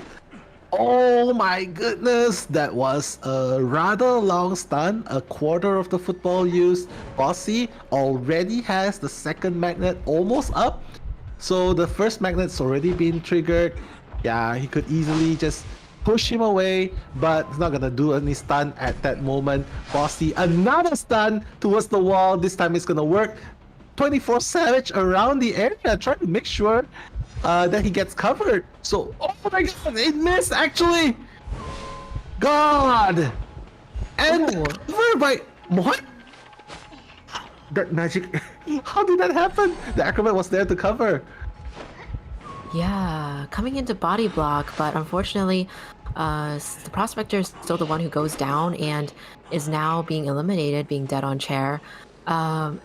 The survivors did make quite an attempt there, but Geisha now teleporting over to the priestess and getting that first hit already. She does have 3 portals to work with though, so Wuxian is going to go ahead and try to catch up as much as possible, while priestess is probably going to use all those portals to create distance here. And this is going to allow the other 2 to get healed up first before they get back on track with the ciphers. Priestess going down in the corner of the map. At least not disrupting the other teammates here. She is going to go back on the chair though, and we'll see who comes to rescue, if Acrobat might rescue while they forward the codes, or what the plan is now for the survivors. Yeah, I mean, Priestess wasn't able to kite that long, simply because he got hit quite early, and then he's just using the portal to, you know, gain distance away from the cipher that she was doing. So Savvy did a good job moving away. Pollars, yep, using the first firebomb. He's gonna get hit. He's gonna move on and save. He doesn't have tide though, but he manages to get the rescue before half. So Sally needs to make things happen, needs to stay here a little bit longer. So this is what a geisha typically does. Throws the butterfly there. If you move away, stun. Oh my god, okay! Given an opportunity, Sally's gonna make it through. So there's another 2 pallets here, which is really, really dangerous for a geisha. Oh no, getting down straight away, but my goodness. That was, yeah, that was a pretty decent rebound kite, Li Jing. Yeah, given no tie turner, Priestess was able to make up a little bit more time, and Forward was able to pop that additional cipher. So now they just have the last half cipher that originally the Priestess was working on, and looks like Forward is probably going to stay in the area while Acrobat does the last one. So we'll see how this goes. Oh, it's going to actually use the football to run all the way to the chair in order to make it over there. But Geisha switches targets and goes after the Acrobat instead here and prevents the last cipher from being popped. Yeah, he has to, because he knows that if he continues to chase, the last cipher will be popped, and the possibility of getting a draw is going to be increased. But that's not what Mushin wants. Mushin wants to get a win, and he doesn't want to get a draw, and that's exactly why he's being so aggressive. So I like this kind of mindset. I like this kind of style. So 24 Savage is forced to do another rescue, but this time he has next to no football left. Priestess is going to start a new cipher, but hey, at least they know that the geisha does not have teleport anymore. So it really matters that 24 Savage doesn't get hit here. And Mushin, oh my god, what's that hit? Oh my god, the flywheel. The flywheel actually helped him dodge, right? And he hit the forward instead. I think he was able to get away further with the flywheel. Geisha is closing in. Will she get the drop hit? No. Pallet right here. Oh, but flew to the wrong butterfly, unfortunately. Yeah, that was a good rescue from the forward. I'm not surprised that none of those hits landed, but really advantageous that they just went in and got the free rescue and could body block afterwards. Oh my god. You're using the bombs to quite an advantage as well. Ooh, gets the terror shock there. It's always tricky against the Geisha when you're in that situation, but the Cypher pops for the Survivor side. And now the exit gates are activated. Musin is going to continue to chase the Acrobat and has Teleport as the trait right now. Yeah, he has to chase it. So in the end, it will still end up as a draw. Polar is doing an amazing job kiting. Unfortunately, he does not have any more Acrobat balls left. Oh no! He's gonna teleport, but they're out! Oh, they're not gonna go. They're not gonna go. They're just waiting. But yeah, there's nothing they can do here exactly. So they're just gonna take the draw. So, ladies and gentlemen, another game 3 incoming. We're guaranteed that. So I'm really glad with the way things are turning out today. A lot of games that we're watching, and 2 for 2. I would say that even though it's a draw, I would give the slight advantage to DN simply because this is the map that Fusion chose. This is the map that Fusion chose. So getting a draw here will be good for the morale. The advantage is in their boosted morale because they got a draw against your map pick, against Mushin's Geisha. So I feel like they're more motivated at this point. Yes, that's definitely true considering the map pick advantage there, and they'll most likely have the next map pick. DN will have the next map pick as well, so then they can tailor that to whatever their hunter or survivors want to play as well. I think even though, like you said, now both of them were a draw, so it was pretty evenly matched, but for Musin, even though draw of Geisha is nothing surprising, because they picked this map most likely with Musin's Geisha in mind, it does mean that maybe they were hoping for a little bit more advantage than a draw. But, good game on both sides so far. They have plenty of time to make their mark here tonight, so we'll see how the rest of the matches are going to play out today. Yeah, I mean, I definitely love to see a Geisha, but I thought the plan was to have Dreamer play Dreamwish first, but hey, when all's been said and done, they took their pick and they got a draw, so I guess it's still not too bad. The score is currently tied at 4-4, and it's a draw. Each team has a draw each, so we're definitely gonna see a game number 3. So now in game number 2, that's where the fun begins, because like what you said, the end will be the one choosing the map, and Fusion will be choosing which faction to go first. So I don't think we are gonna see Dreamer today, because I think Fusion's the one that's gonna play the entire 3 games today, Lychee, because if they swap to Dreamer, then they can't swap back to Mushin, right? So yeah, we're definitely gonna be seeing Mushin here. But hey, let's look at the match stats, because Mushin 12 hits, 1 Terror Shock, and 7 knockdowns, and survivors, pretty impressive numbers, don't you say? Don't you think, Lychee? Yeah, I definitely think so. They have both Bossy and Polars kited almost 2 minutes this game, as well as the forward, and Priestess getting in some containment time themselves, not to mention a lot of decoding done by the Priestess. So everybody has been putting in a lot of effort into this game here from the Survivor side. And from the Hunter side, we see that Musin got 12 Survivor hits, 1 Terror Shock, and 7 knockdowns as well. I do feel that going into the next match, if Musin continues, they most likely are going to ban his Geisha no matter what. So that'll be interesting, though, to see what else Musin is going to pull out in the next round if he does still play and if his Geisha is banned at that point. Who knows, maybe he'll pull out the character that he highlighted, the Haster. Who knows? But yeah, GG, great Geisha gameplay by Conan. Yes, exactly.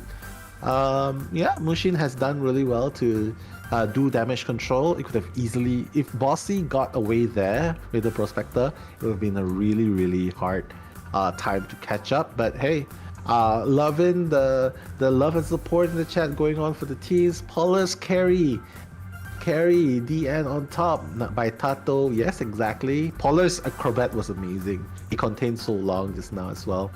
So yeah, Keep the chat coming on. Support your teams. Mushin, my beloved, I'm seeing some comments here and supporting. So yeah, DN and FZN are so good, bro. Yep, easy. That's exactly right. And yeah, we're gonna see a game 2 coming on next, and can't wait to see what they're gonna choose going into this game. But any thoughts though? Like, is there any specific highlights in the last game versus seeing Mushin's Geisha? Is there any moments you want to highlight? It's kind of similar to the first match, but the survivors pretty much focused on doing whatever they needed to do. With Prospector there, used the magnets pretty carefully, and although the first hit was pretty quickly, he was able to come back on it and buy some additional time, so I think it went well. And the forward also was able to help a little bit with the rebound done as well. So I think in general, the team showed pretty good teamwork and also didn't overextend when they needed to. For the Priestess on the second kite as well, although the kite itself was a little bit short, she prioritized getting away from the cipher she was working on. She also did have some pretty good mind games during her rebound kite as well, and bought some time past the tie turner. The tie turner. So what it would have been. So I think, in general, it's pretty much all around the survivors being able to carry their weight in that match, I feel like. Whereas for Musin, I think he pulled off a pretty good Geisha gameplay as well, making sure that the team didn't lose any points in round 1. Mm-hmm. These two teams are really, really good, and so far they're fighting neck and neck. So yeah, ladies and gentlemen, it looks like we are up for a very fierce and interesting matchup, because so far, for those of you who have just joined the chat, it is 4-4 so far. So they got a draw in first half and another draw in the second half, which is the map chosen by Fusion, which is Chinatown. So yeah, we're moving on to the next game very, very soon, and hopefully we will get to see some more of this forward Prospector action going on. I mean, I would love to see a batter too, or even the Antiquarian again. That would be really lovely to see. But yeah, I mean, is there a particular map you think they would emphasize on, like in game number 2, or especially when you're it's DN that's doing the picking this time? Question. Yeah, I don't know. I'd be curious to see what they do pick. If they want to go mid... Oh, actually, it's Moonlit River Park. We're getting a preview here. DN has chosen Moonlit River Park, and Fusion's Hunter is going to go first. DN's Survivor's going to go first. So I was going to say if they decide to go something in the middle, maybe Ever Sleeping Town, but because that leaves open a lot of Hunter options. But instead they've opted for Moonlit. So this is quite interesting. We'll see what Fafa decides to play again. Not a bad map for BQ, but we'll see if that even is an option. Fafa also has a Soul Weaver, but I don't see Soul Weaver being played out on this map here. So they also have another Hunter though too. So I don't know. We've been talking a lot about who the Hunter might be for Fusion, but DN also does have another Hunter, I believe, in their mix that they could potentially bring out as a secret weapon of sorts.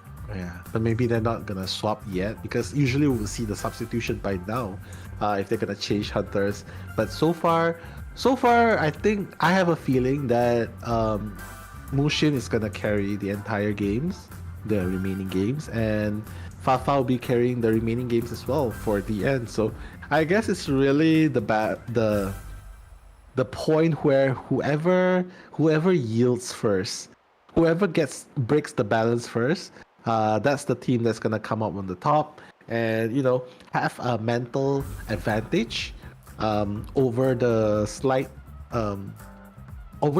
victory that they have. So it really depends on how they play this out in the second game. Moonlit River Park, I have a feeling Fusion's just like, Fusion's just gonna try and bring out the geisha again, probably, if it's not gonna get banned. But for DN, I feel like they should ban the geisha here, right? Because geisha's just so strong in Moonlit River Park. Chinatown is one thing, but Moonlit River Park is a whole different thing. It's like such a big map. So if you're DN, would you ban out Mushin's geisha in this map? Yes, I think definitely for sure ban the geisha, ban the hunter that Musin is most known for. She can traverse such long distances on this map, and crossing the river is no problem for her. If the roller coaster comes into play, she can catch up quickly, potentially with those butterflies. So I think definitely banning the geisha is the right move here from DN's side. That does bring us the question what Musin might play. Are we going to see potentially... I don't know if Clerk is necessarily easy to play on this map either. There's also Sculptor or Wax Artist, I suppose, or Naiad. You can do Sculptor here. I mean, Sculptor, get Sculptor, ban out the Priestess, ban out the Mercenary, and there you have it. No one can come for the rescue. If someone is down early, probably take a long time to come for the rescue. Yeah, so it's a very doable situation in this point. Or for all I know, you can go crazy and pick the Breaking Wheel. I mean, Breaking Wheel is still strong in this map, right? Except for the 2-floor. That place is horrible for Breaking Wheel. Yeah, I think any hunters that benefit a lot from that open space and the large map, that's why Wax Artist also comes to mind too, although he does have a little bit of trouble.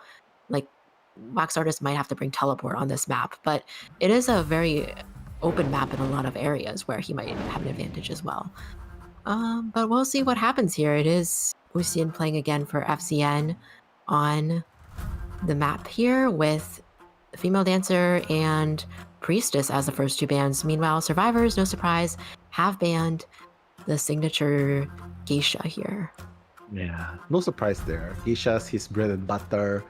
Mushin's go-to main.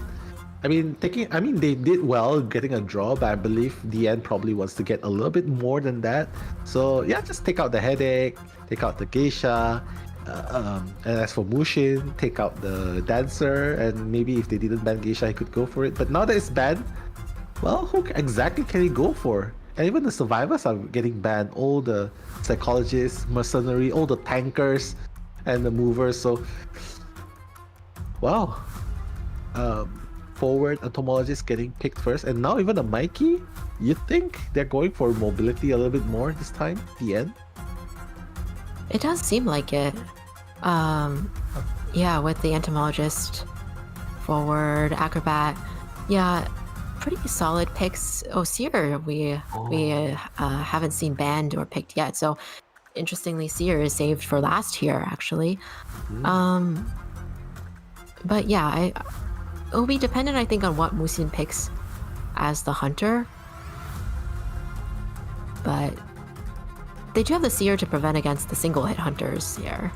And Entomologist, generally pretty good against Sculptor, but this map leaves open some possibilities as well. I mean, the Sculptor here wouldn't look too bad. I mean, that's a Seer, yeah, that's true, but yeah, I mean, if you're to go for a 4K, I would agree that I would think that Galatea would be the choice to go to. But again, it's just so hard. Like, there's a entomologist with the bees, and they can easily just, with the area selection, he can easily just stay at the 2-floor. Seer can also stay at the 2-floor.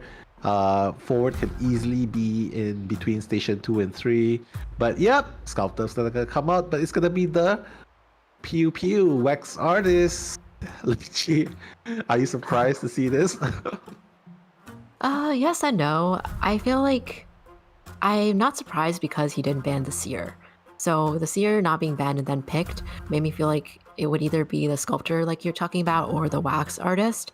And indeed we have the Wax Artist here. So this is interesting, but we'll see if DN had planned against this or not, because they did choose out that seer in the end. It's kind of like, well, if you're not going to ban, might as well pick.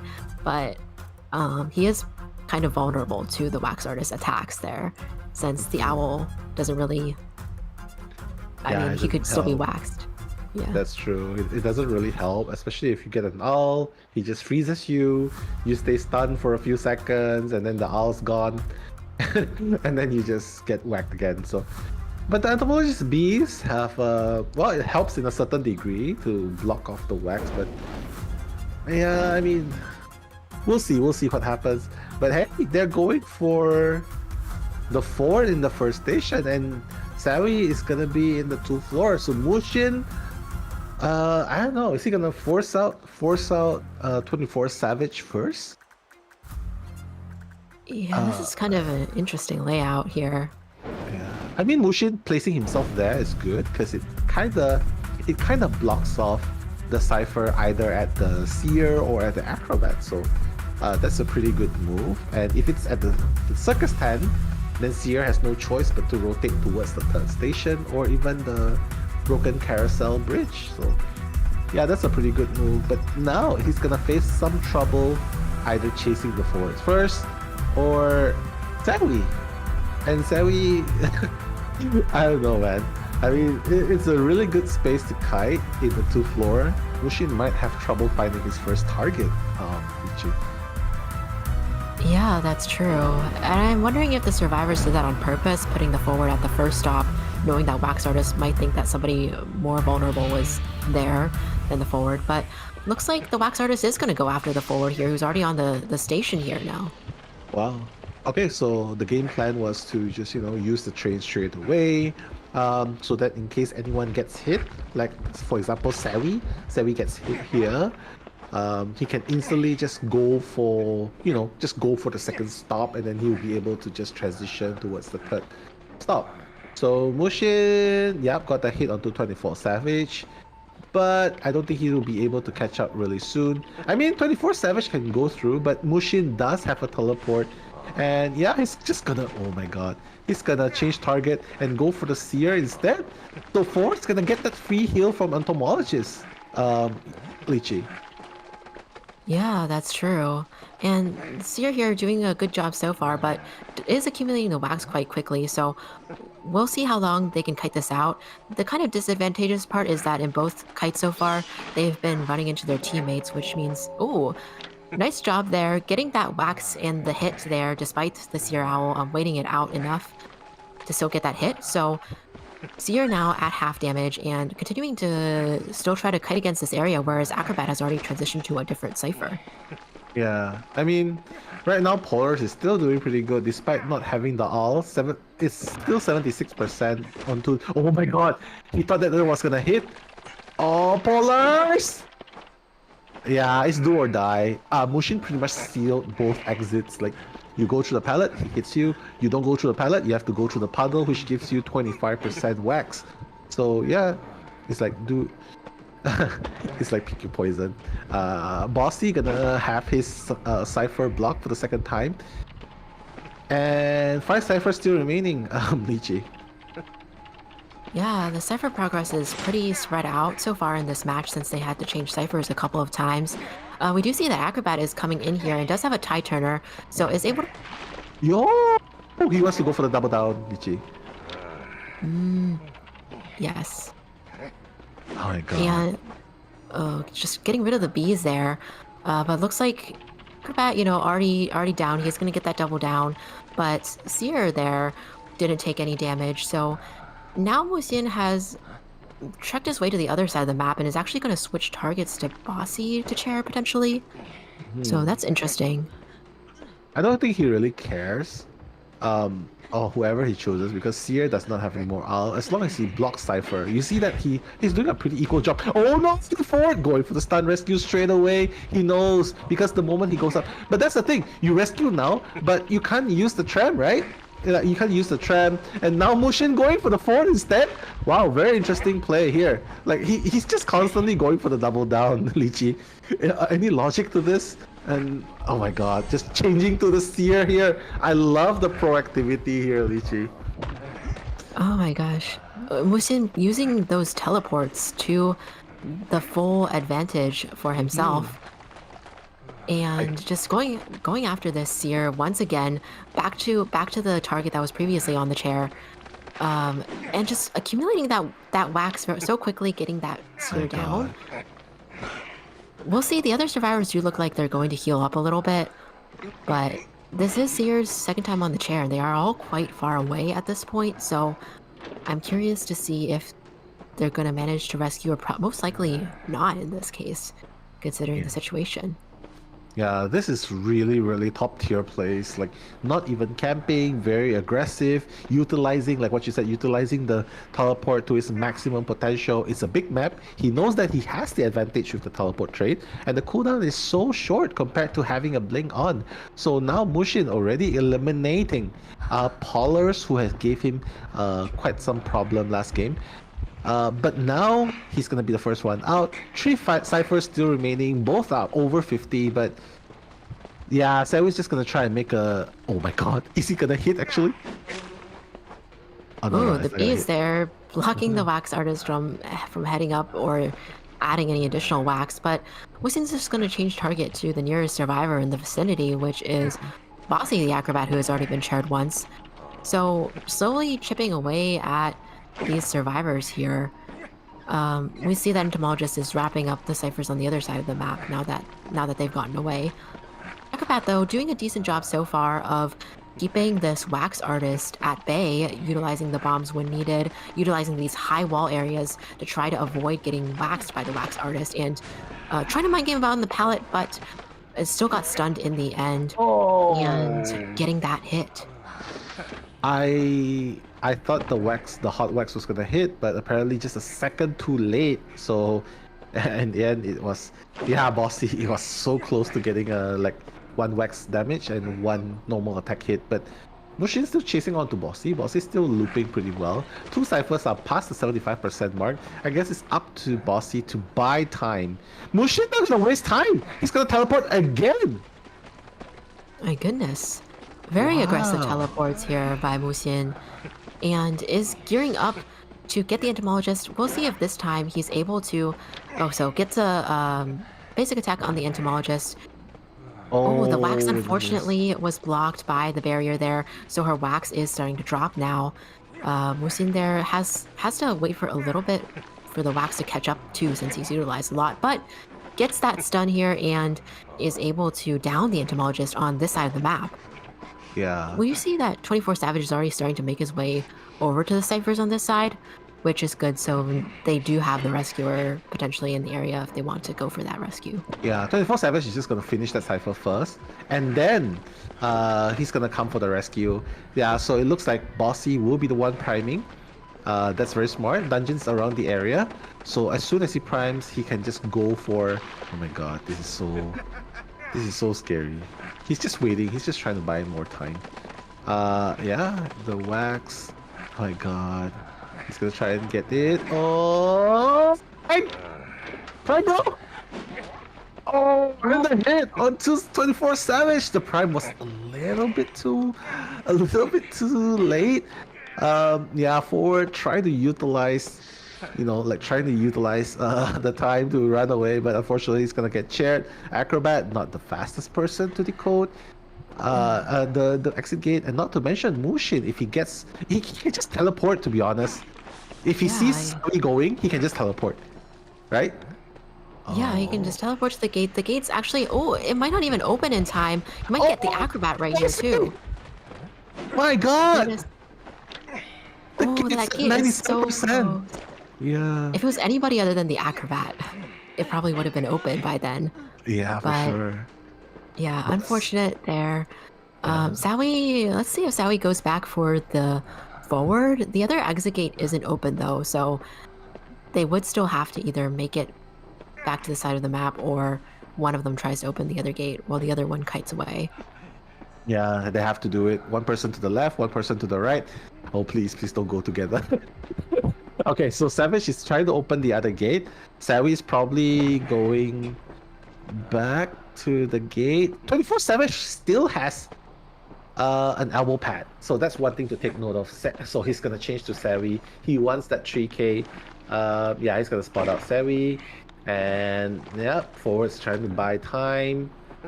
He's opening up the gate while Savvy, she does not have any items, so yeah, still running towards the other side of the map. My god, Savvy has so much distance. So Mushin, let's see if his FPS skills are good here. There's 24 seconds. Savvy, is he gonna run towards the gate? No, he's not. He's gonna go towards the tram. Is the tram there? No, it's not, right? No, I think Sawi took it earlier. Yup. But Oh. yeah. Okay. So we have a sled pause going on, but it was definitely very, very nail biter kind of situation. Seriously, like even if he makes it past to the gate, I think Bossy already communicated to Sawi that okay, the gate's 97%, it's almost up, just one touch probably, it's gonna be open. But again, it's a wax artist. If you try and get near the gate, he can easily use the puddle to block the gate. So I'm not sure if you really want to rush towards the gate at that point. And the dungeon's all the way on the other side next to the moving carousel. So it feels like it's really a 3k kind of situation, Lychee. But like, I mean, what do you think about this? Like, is there any route that Sawi can go? Like, she's already all the way in the first station. Any route that you can go? With the direction she's going, I think she's just gonna make a run for it. But like you said, now the wax artist can block off the gate, and even if it's one touch open, it still takes a second for the gate to actually pull apart. So looks like it's gonna be a down on the entomologist right here at the other gate.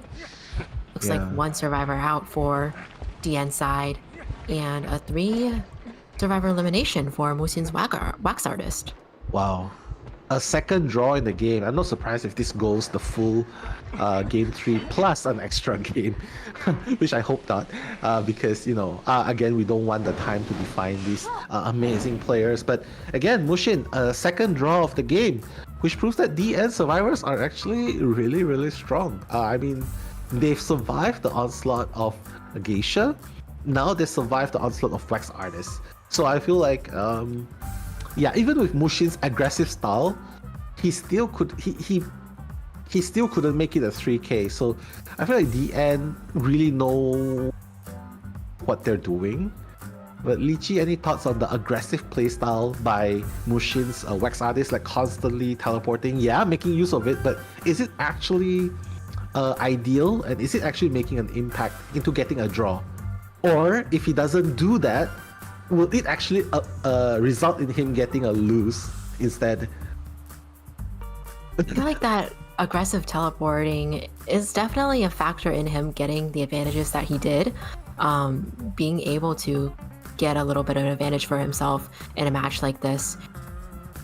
You know, he made the teleport first of all straight away to the Seer, which was no surprise to change targets to the Seer, the most desirable target in the beginning. But I was surprised to see him play that back and forth playstyle with the teleport. But it just shows he's so confident in getting the survivors down every time that he does teleport. It gives the survivors the time to heal up too, but he knows that he can make up for that time by downing the survivors quickly enough and sharing them and spreading out their cipher progress, which is what happened. So it did give that Wax Artist an advantage, and I think it's pretty commendable that he was able to get that 3 kill on a map like Moonlit, which is very far and spread out, and pretty much Wax Artist almost has no choice but to bring out the teleport on a map where it's so big like this. Yeah, exactly. I mean, if he didn't teleport that aggressive, it would have been it would have probably been a draw, possibly. But because he was playing so aggressive, I totally agree with you. It resulted in a 3k. So I definitely think that, yeah, his strat is definitely working. He's finally breaking the draw streak. Please forgive me for the previous miscommunication. Yeah, he actually got a 3k, which broke the stalemate. So yeah, so far it's working for him. And right now, DN is the one that's actually the scale is actually tipped in slightly in the favor of Fusion now because of the 3k. So we'll have to see how DN Fafa will respond in kind. But right now, the stats, Lychee. Right, the stats here, and we do see that Sawi here has the highest containment time as the entomologist, 142 seconds, so over 2 minutes, almost 2.5 minutes of kiting time there. And additionally, the other survivors don't have a short kiting time either. They all contain the hunter for quite a long time because Musian had constantly switched targets between all of those and forced a few rescues in there as well. So good kiting from the survivors, but also Musian able to take them down in the end. 16 survivor hits and 9 knockdowns there too. So pretty high number given the amount of times he switched targets in there. And survivors did manage to pop all the ciphers, but we do see that in the end we saw the Mox Artist was able to get that 3k with a nicely played out endgame as well. Exactly. Like 3k definitely is tipping it in favor of Fusion. So Fafa, does Fafa have a Wax Artist as well? Like in his arsenal? Because I feel like Wax Artist is also very strong in this map. Like if you stand onto the second floor, the second station, the third station, and you use the wax, you just like shoot it all the way. You can actually shoot it all the way towards the exit gate and block the control. So I feel like that's also a very strong yeah, it's really a really strong advantage in favor of Wax Artist. But right now we're going into second half, round number 2. I feel like Fusion Survivor has a little bit less, a little bit breathing area, simply because, like, you know, it's a 3k. So I guess if they get another draw against Fafa, that will put them at an advantageous situation. But I don't know. What do you think, Lychee? Do you think that's the standard they should set for? Like, you know, just tactical, get a draw and it's good? Or do you think that they'll have the feeling like, hey, we need to do better than this if we want to aim for COA 6 and fighting against the Chinese mainland teams in Japan? So, I mean, if you're in their shoes, like, would you think that way, or just like be tactical and just get a draw? And that's it, just move on with a victory, a slight victory, but still a victory nonetheless? Or do they want to make a statement? Yeah, I think that it's in their best interest to try to get this victory first and foremost, because the first round was a tie, so that puts a little bit more weight into the next 2 rounds as well. So getting the win in this round and putting them basically at their match point, so to speak, so that the next round decides the outcome potentially, I think that could be really advantageous for Fusion to first and foremost prioritize winning this round. If they do want to go a little bit more risky and bring out all they got, I mean, that is an option as well, but I just think that because the first round was a tie, then now would be a really good time to clutch this round as much as possible and get that point, that overall point their team, since it is the best out of 3 after all. But yeah, I don't know, what do you think, Nell, if it was you? Would you agree, or would you? For me, I think, yeah, making a statement, I would think that I'd like to make a statement, but at this point, I feel like DN is showing so much strength that Fusion have to respect them as a really strong team. And, you know, like, yeah, making a statement is important, but none of that matters if you don't win in the first place, right? So I feel like this is it's a really strong matchup, I feel. Like, the previous one was already neck and neck, but this one is even more intense, simply because one's a champion for the previous IVT, having everything to prove, and the other one is DN, this nation is going up against the champion of IVT and trying to prove something. So I feel like there's a lot at stake here, but in the end, go for the tactical. I feel like tactics is like, it accounts for 50% of the win condition in any game. Drafting and tactics, it determines 50%. Even before the game starts, if you have a bad draft, doesn't matter how well you play, you will lose. If you choose a bad map with the composition that you have, you're gonna lose again. So doesn't matter how good the characters are, it works well in different situations. At least that's how I feel.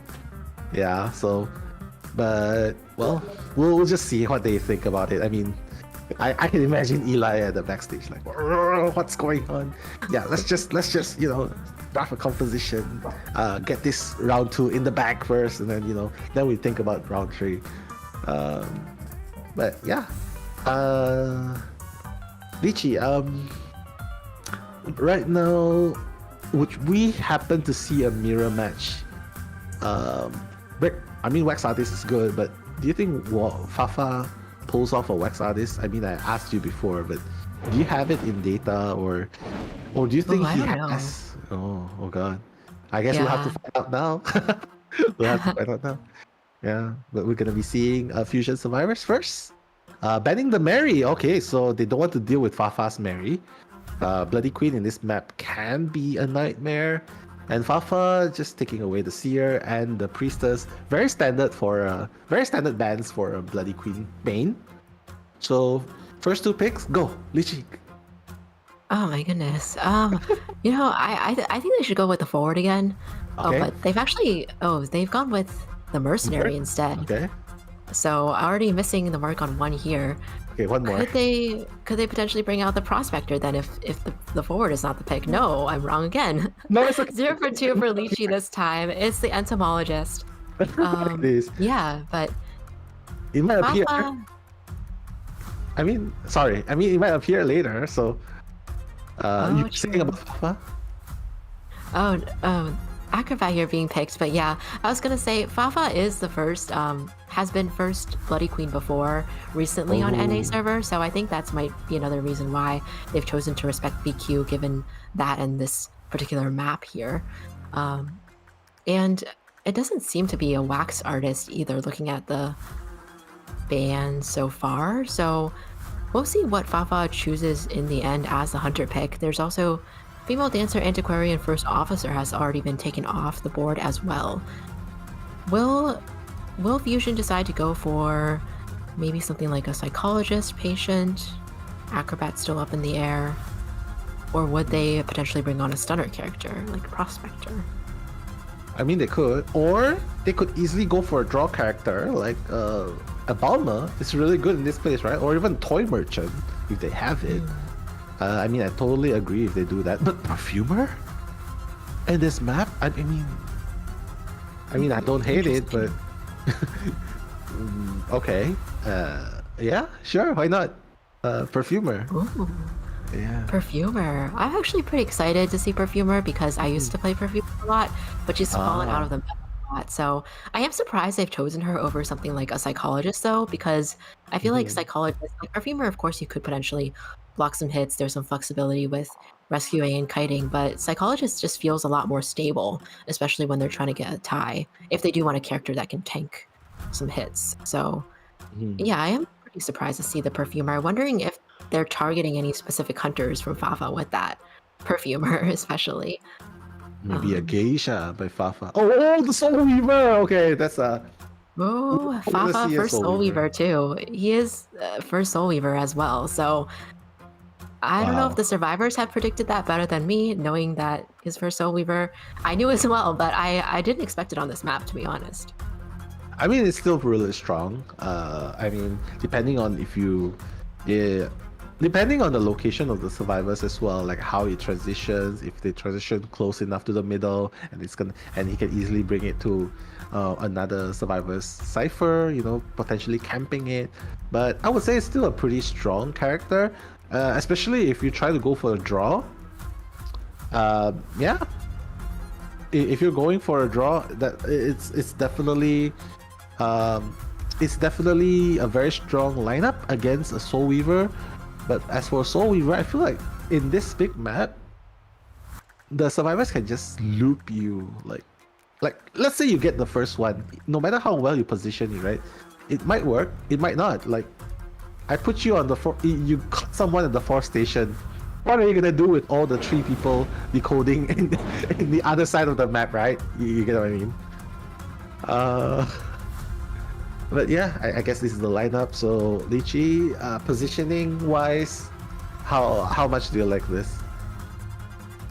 This is Merc at all the way on the 4th station. How much do you like this?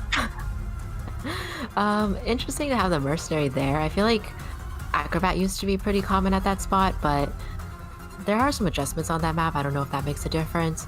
Mercenary is pretty far away though, but I suppose you can get around the map pretty easily anyway, and either that cipher or the other furthest away cipher on the side was going to be locked, so potentially a consideration, whereas Fafa might have guessed the characters on his side of the map were a little bit more chaseable.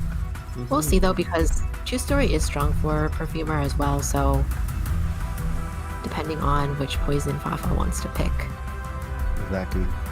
I mean, maybe you have a point there. Maybe that's why he chose that spawn point, and Mercenary was there because Mercenary can easily go to the oh, it's not blocked, so well, it's just gonna do it. And Tram is already on the 2nd station. 947 gonna be the first one doing the kite. Fafa has a healthy supply of webs. 947. Oh my god, such patience from the Acrobat. So the Acrobat has already rotated away. So I think Fafa just needs to, just slows down a bit. Just gain more spider webs first before attempting to chase. Because Acrobat, oh my god, it's just so annoying. You put a web here, transitions away, and look at what's going on right now. Acrobat's taking him for a spin. And Fafa has to change. Yeah, go ahead. Yeah, Fafa with the teleport on was eyeing those ciphers out to see who might be decoding, might be a better target here, and has zeroed in on the entomologist, but unfortunately the speed boost was broken there, so Fafa is forced to use an additional few threads. Does get that hit on the entomologist in the end though. So we'll see if they can make it, but I believe the roller coaster is still at this platform here. Oh my god, and now he has to go back all the way to the 3rd station. They know he has a teleport. He does not have a blink. Green's gonna be in the vicinity. Maybe trying to finish this cipher at least. 947 is gonna rotate away. Entomologist. Fafa's going all the way to station 4. Momo still trying to make it work. Has more than half beast left. So it looks pretty good so far. Almost 3 ciphers done, Lychee. Right, and the entomologist bee is becoming a nuisance for the hunter here as she manages to bait a hit and is just gonna probably loop around this roller coaster area some more. Roller coaster cooldown has been increased through the previous adjustment though, so can't really take it anymore. But yeah, just going down right here in the corner finally, and is going to be chaired at this 4th stop where the cipher's already done really, so no cipher pressure either at this point. Yeah, I mean, it's 2 ciphers remaining technically, and just now you notice like he had flywheel, right? Actually, all of them has flywheel except for the mercenary. So, oh my god, Green just dashes in casually, just another Sunday. Oh my god, getting that hit! He got that one spider web hit. And the rescue is gonna happen. He's just gonna wait for the web again. My god. I thought he would definitely use the web first, but I guess not, Lychee. Yeah, I thought so too, but in this case, just hitting the mercenary, and it's a pretty normal rescue that went off there. I think entomologist is gonna hit here. Yeah, hit here, and is just gonna go down in the corner. Let's see if this Soulweaver decides to get the full presence or not. He's not, yeah. No, it's waiting to get the double spit, perhaps. Yeah. You're right. Yeah, just gonna put the entomologist back on the chair and see if the hunter can get a better camp session next time. No more tie turner, but we do see that the mercenary is already in the vicinity as well. And ciphers are primed. I mean, mercenary can force it, but it's actually the acrobat. The double! The double! He's gonna go down the cipher! Oh my god. Fafa, the end game is here, ladies and gentlemen. Fafa! My goodness, fortunately, he still has that speed boost available. He's gonna chair Momo instantly, and he still has a teleport to work with. But again, Again, it's like he knows where the rest of them are. He's just gonna teleport. It's not over, man. They cannot touch the gate. And the gate's like 61%, but they're already moving away. So I feel like Fafa's gonna catch up to the next person in mind. Psyche. Psyche's really, really close. It's a perfumer, but the question is, how is it gonna play out? Use the perfume, go down straight away, but will he go back up? Go back up again? Yeah, that's a really good thing to waste time. Fafa does not want to deal with this now, actually, because a draw would result in Fusion still winning. So Psyche is just trying to buy enough time as possible here. And yeah. Wow, imagine going back to your... Oh my god, imagine going back to your own perfume, Lychee. Looping back to your own perfume. Yes, but manages to get the perfumer down, and looks like the other two are already out the gate. So this is going to be a draw for Fafa here, which is not bad for Fafa, I think, considering by the time they got to the end game, it was looking like potentially up to 3 survivors escape, or like all 4 would have been standing at end game, at least if he hadn't if he had been a little bit slower to down the entomologist in the end. So I think that the chair camping worked out in that he was able to slow down and rescue a little bit. They had to pop the cipher, was able to catch up to the entomologist quite quickly, and then utilize that teleport and down another survivor. Considering how long it took for him to down the first survivor, it's actually really good that he still managed to salvage the situation, right? Like getting that draw. So Fafa definitely, despite the pressure of having to, play in the second half after seeing his team getting 3-1 by the Wax Artist, pulling a 2-2 is still not too bad. So ultimately the score is still 5-3. It's a 1 win in favor of Fusion. So at the end of the day, it's game 3 that's going to make the biggest difference. Fusion has 1 win, but just by slight point differential. If somehow DN manages to come back in game number 3, like win the game, and with a better point difference, it's gonna be really bad for Fusion. Fusion's gonna get sent back. It's gonna get sent back to the manor, whereas Fusion, they just have to maintain the lead. If they can get a draw in both games next game, well, it's pretty much GG.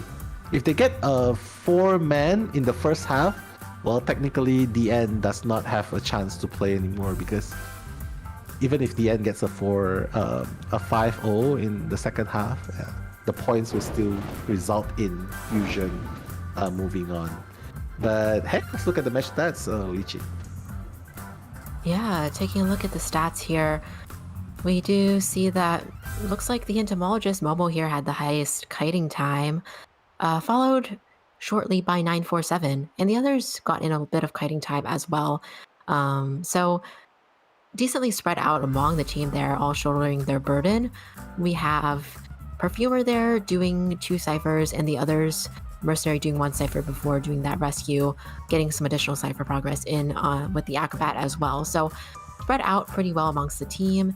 And the Soul Weaver here coming in with 11 survivor hits and 5 knockdowns. Like you said, Nell, it was a pretty late first chair in the game from the Soul Weaver though. So a lot of those happened more so towards the end of the game, and we can see from the chart at the bottom there too, pretty much all 5 ciphers done, then 2 survivors eliminated at the very end. Yeah, I mean, very well played as well. But yeah, I guess we're going to game 3 with more bans, and that's gonna be a challenge because right now Fafa, known as the S1 Bloody Queen in NAEU, also the S1 Soul Weaver. So take that away. What else does Fafa have? Since we're going into game 3 now, a Bloody Queen, taken away, a Soul Weaver. What does he play? Fafa does have quite a lot of hunters in their pool, I think, although I'm not sure which ones are still recent. But in the past, they've played Axe Boy before, Breaking Wheel as well, and Ripper, maybe Wu Chang, I think, might be one of them. So a a few different options here, but I don't remember seeing any Dream Witch. I'm not sure if they've picked up Clerk or not. So those are kind of the hunters that Fafa has been known for in the past, but we'll see what they decide to bring out. We did see earlier today a previous hunter got a really good score with a breaking wheel, but that's kind of also dependent on the map. Like if they were to pull out, Fusion were to pull out like Arms Factory or something, that wouldn't be possible. So we'll see what they decide to do. I mean, it's kind of like an opposite, right? I mean, it's kind of like the opposite of what's going on. Like in the previous game, the first matchup, remember that Loki, remember Nico, they pull out all those characters, right, guys? Like there's the Dream Witch, there's the Clark, all those technical hunters, and basically they got 4K. But the survivors, on the other hand, no blocker, no OBs, no supporters, no harassers, and basically it's the opposite of what's going on here. Right now in this game, it's the survivors making all those big plays, like with the stuns and with like they're bringing in the OBs, harassers, and supporters, but in return, the hunters are not exactly playing those kind of technical hunters like Dream Witch or even Clark. So yeah, it's really interesting. So, but I still hope, like what you said, I still hope that we can see a Clark. It's really strong, especially if you pick a map like Ever Sleeping, if you pick a map like Red Church, definitely can see it coming, or even Arms Factory, like what you mentioned. But yeah, I mean, any thoughts on why they're not pulling out these hunters yet? Like, I mean, do you think we're gonna see them in this round number 3? I mean, it's so crucial at this point, though, for them to get more points. Yeah, I think Mushin does have Clerk, so I wouldn't be surprised if Mushin does consider pulling out something like a Clerk. Also depending on the map and how the band pick goes, I guess. But I wouldn't be surprised if they decide to bring out a hunter like Clerk in the next match. For DEN's side, I think Fafa has been mainly prioritizing the hunters that they do best with. The BQ, the Bloody Queen, and the Soul Weaver are both their signature hunters, the ones that they absolutely play the best, have the best skill with. So I think that's fair as well to prioritize those hunters. But we'll be curious to see what is next in Fafa's character pool there, since they have a lot as well. Wuxian does also have the Sculptor as an option that we discussed a lot in this match, but he didn't end up playing. So I don't know, that's another option as well. Sculptor, Clerk, Naiad. The survivors, we'll see depending on the map. I'm sure they'll ban Geisha again no matter what, but will they ban the Wax Artist as well, or just the Geisha in a different pick that they think is more threatening? Yeah. I guess it also depends on the map, right? Like, well, but honestly, I would ban the Wax Artist and the Clark more than I ban the Geisha, because Geisha, at least you have a way to counter it and you can still get a draw against it. But Wax Artist is so strong. Like he blocks ciphers, he stuns you. I mean, if you stun him, you get the wax onto your body, and the hot wax combination with the cold wax when he's at full presence, that's so scary. Like it foils rescue so well. You saw how well Mushin did it, right? So I would rather ban his Wax Artist, and then probably Clark as well, because Clark, it's so hard. Like even if you have one cipher remaining, as long as it's down to 3 survivors remaining and one's on the chair, it's still so hard to prime that cipher. We saw that firsthand. But yeah, I would totally advocate for seeing a Clark in the next game.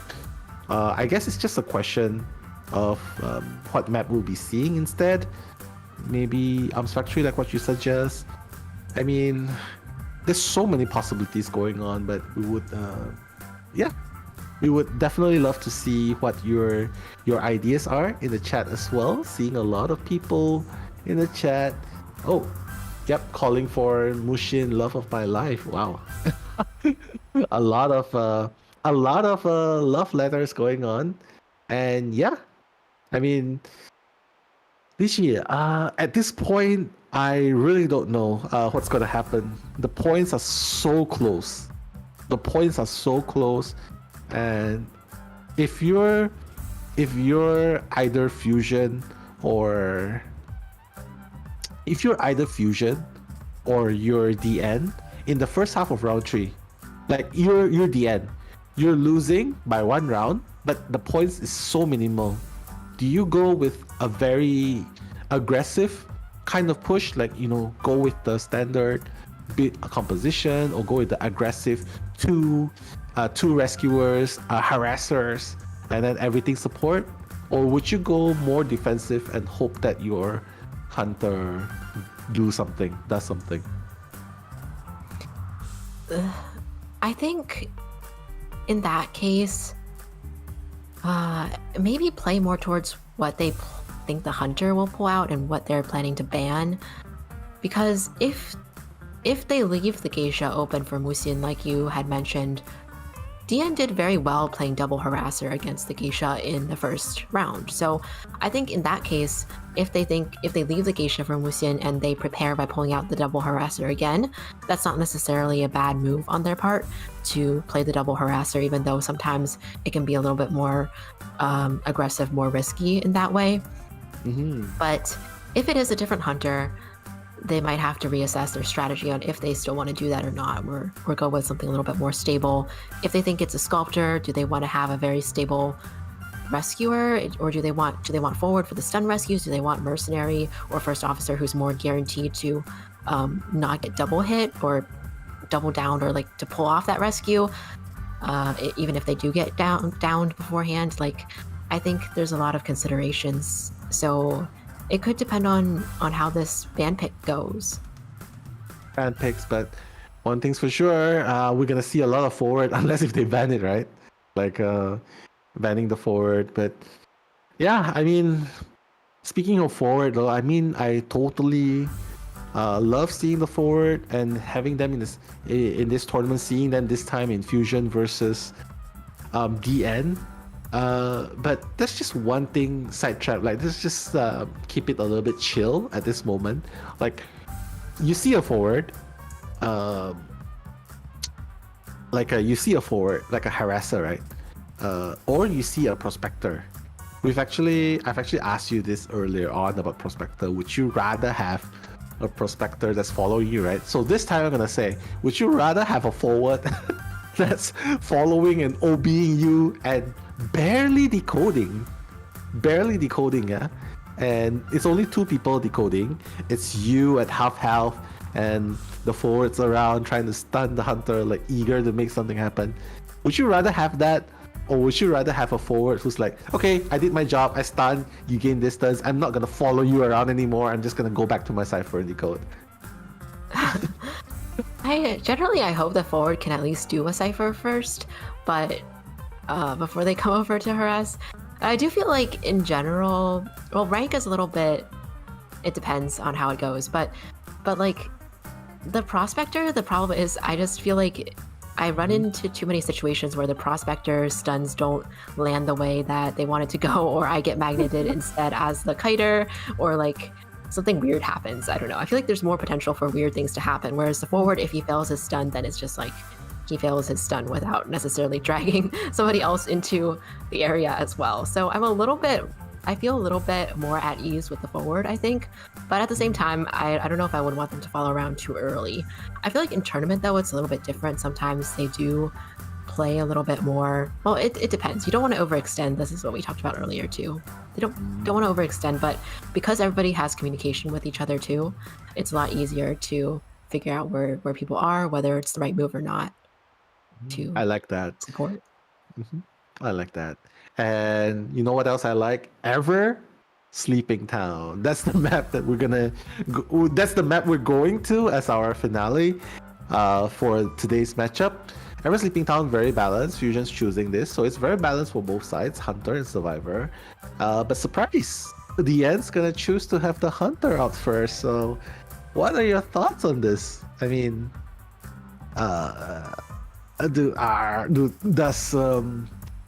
do you think it's a good strategy to have the hunters go out first?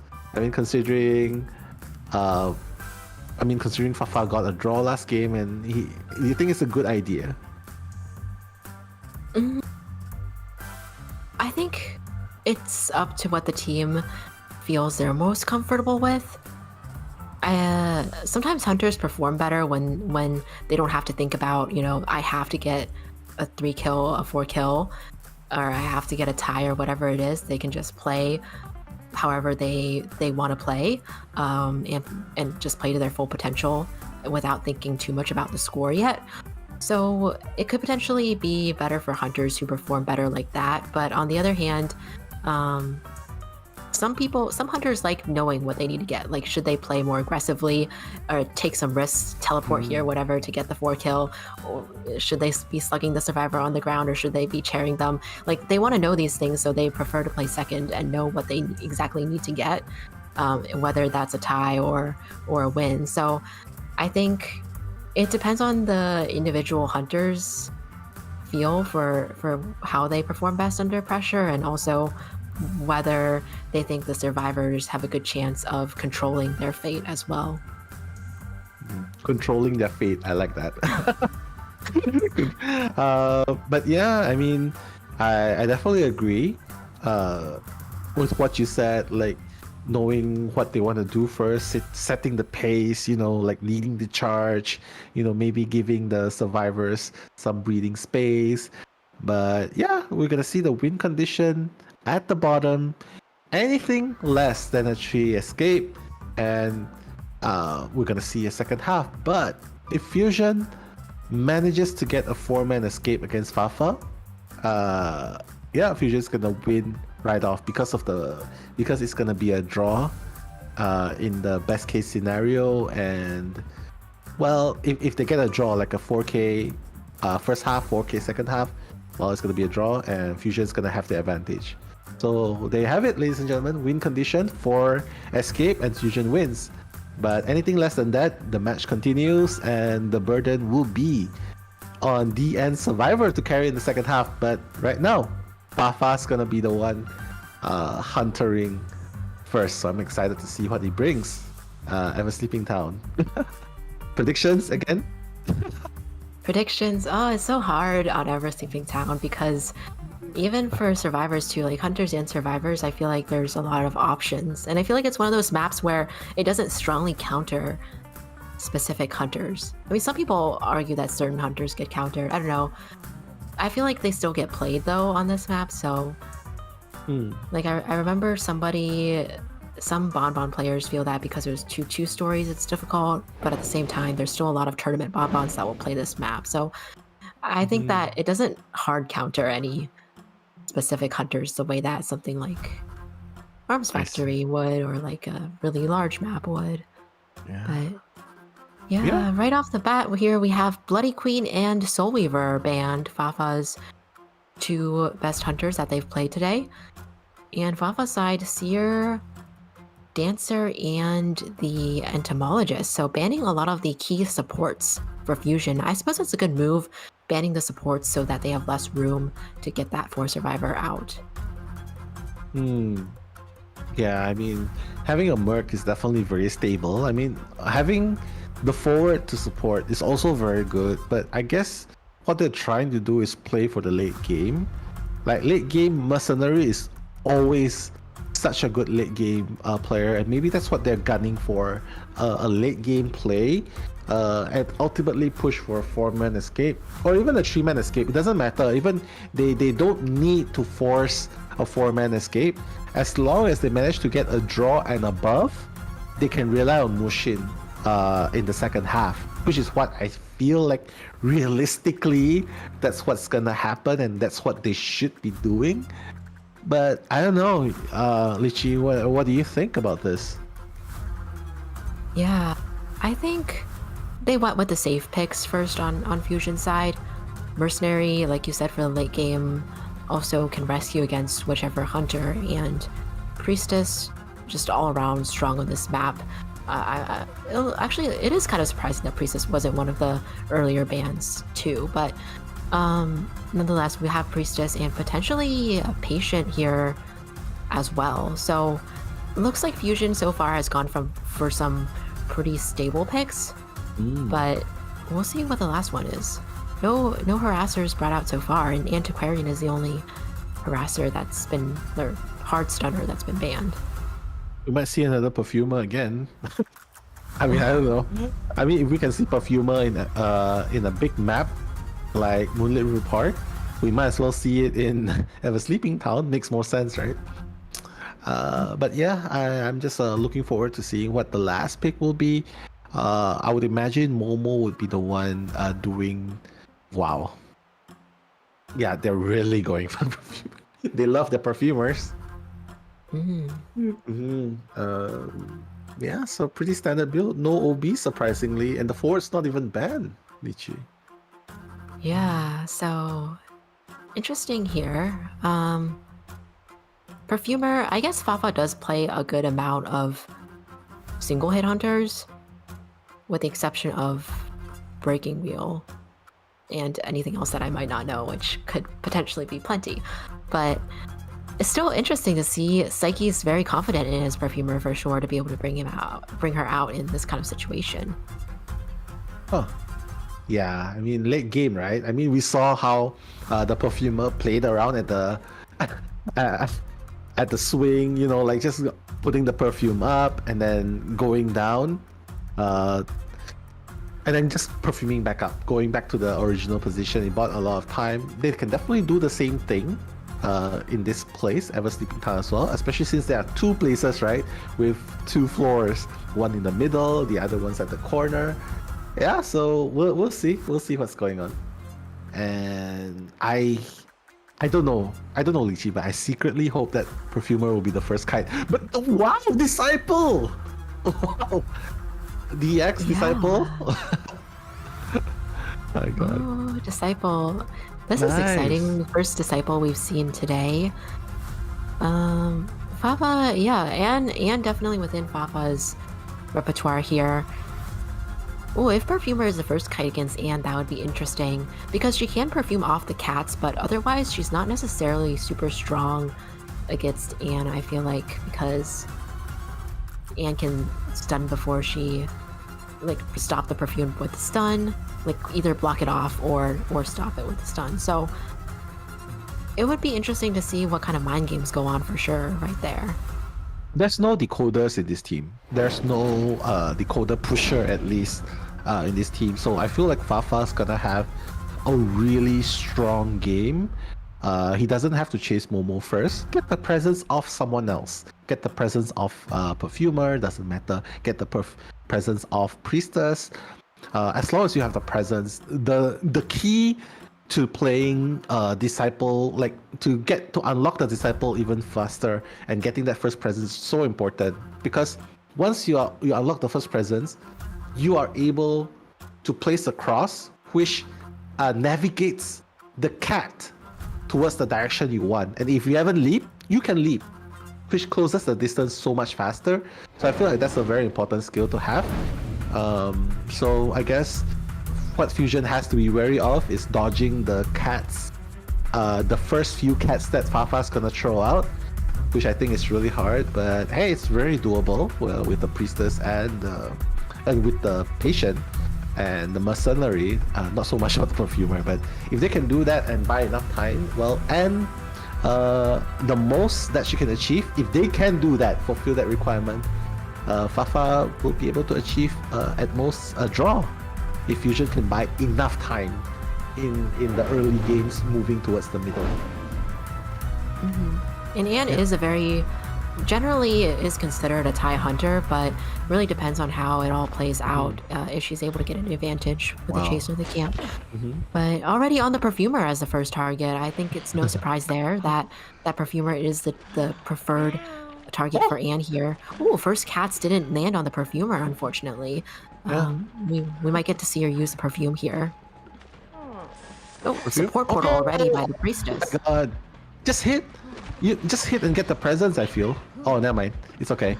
He knows what he's doing. But yep. Yo, He knows he's gonna hit. That's why he just silences us. Wow. And he just wants to silence the ability to perfume. But again, a second portal allowing Psyche to transition towards the corner 2 floor. But again, Fafa, he has a blink up. So yeah, I really like this kind of build. The cat is not gonna be unleashed yet. Oh! Did he just go back up? Oh my god, he did. So Psyche's gonna go back, he's gonna throw back. But Fafa, he still has something to salvage. Gonna go down. The cat's gonna be up in around 2 seconds. He just has to keep Psyche here. This is a really strong area to kite. But oh my god, the cats are missing again. So not having the best time here, hey? Yeah, and Perfumer able to mind game a little bit with the last perfume. Let's see if she can make it to the next set of pallets. If so, she might cause Anne to utilize the blink around here. Oh, just running straight ahead actually, and still uses the blink here. Hopefully gets out of the way before the tram makes the way over. But it looks like Perfumer might actually be getting a basement chair here. So about 2.5 Cypher Kite and then basement chair from the Anne. But I do feel like it was...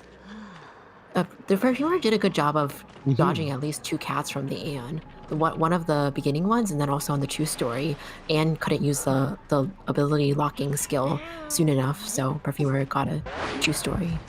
Wow. Ooh. Yeah, I totally agree with you. Like Psyche did an amazing job kiting there and forcing out the blink as well, even though he did get hit without utilizing much. But Green, what's going on?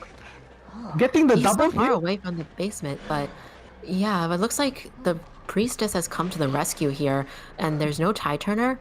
But really unfortunate that Mercenary went down there as well, causing the team to waste even more resources there. What is he doing? Why was he hiding in the bush? Why was he hiding in the bush? Oh my god! And now Merc's down for just for trying to be a bait, but the Priestess is still around. He can easily go for it. Oh no, nice. Okay, he has wanted order. Probably healing up the Merc. At this point, Fusion would be like, yeah, this Anne's probably just top-down build with a blink. Probably not gonna matter that much anymore. So sacrifice Psyche at this point because 1 Cypher remaining. It's a new Cypher though, so they have to be really careful. So they're playing it safe. Everyone's healed up. Green has to be really careful not to get hit here again. He needs to go. Yeah, he needs to just go. Sorry, not the top-down build. It's actually the 3-6 build, I feel. So he already has it onto teleport. Momo is gonna catch the cat gonna have the cat latch. He's not gonna allow Momo to use the hooks. Lychee. It's so close, and the charge attack, and it hits. Oh, getting the hit on to Momo. Who still has 3 hooks left, but we saw last time was unable to avoid. This time uses the hooks, but will he still get catted here? Yes. Looks like he does, and Anne is able to catch up very quickly to this patient. Unable to use the hooks yet on the cooldown, so is going to get stunned and downed once again. The last Cypher is being worked on. It's about half right now, so 2 survivors getting some progress on it so far. And sharing the survivor a little bit closer to the Cypher, it looks like. And probably going to just go for the rescue while the other one primes the Cypher, but this is a very close chair to the Cypher, so I don't know if they can keep pushing it, because Anne can also... Oh, but they might get it primed before she could potentially lock them from popping it, though, so they have to be careful. He allowed the free hit.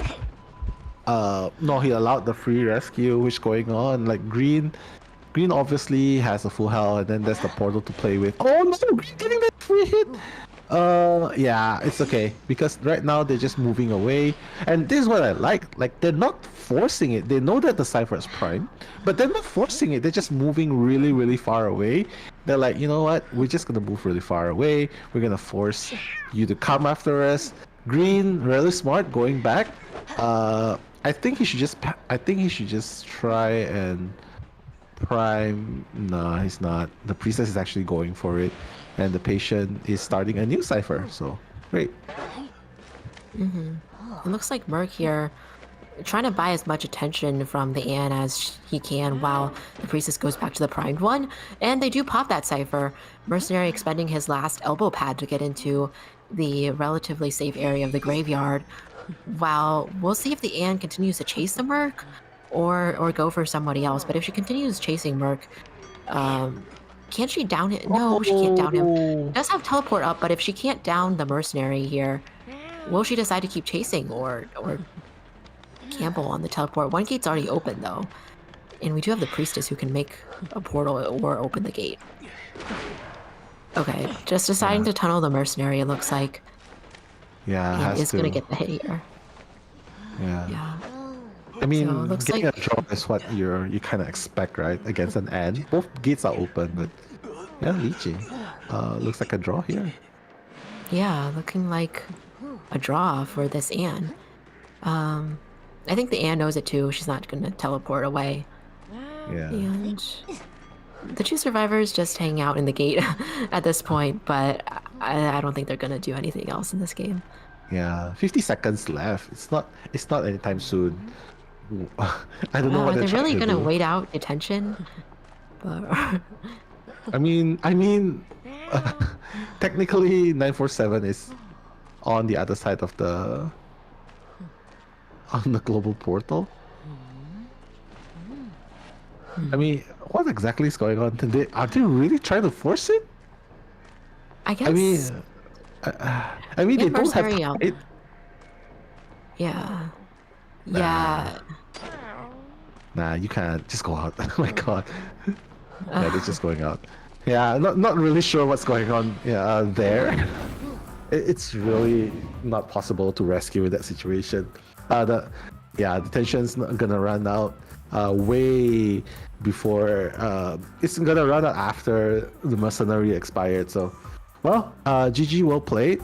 Fafa keeping the team's hopes alive, getting a draw. So far, it's been draws: game 1, game 2, and game 3. Mushin managed to get a 3-1 in game number 2. So in game number 3, it's really important. It's really important that Mushin gets at least a draw. If he gets a 3-1 again, well, technically it's over. Mushin needs to get at least a draw, and it will bring the game to a 1-win, 1-draw each situation. So I guess that's the name of the game. So yeah, GG, well played. I enjoyed the Disciple gameplay. It wasn't a win, but I still enjoyed it. I feel like Disciple's still a really an amazing hunter. It's really an amazing hunter, and if you love cats, well, even more. All the better. Do you love cats, Lychee?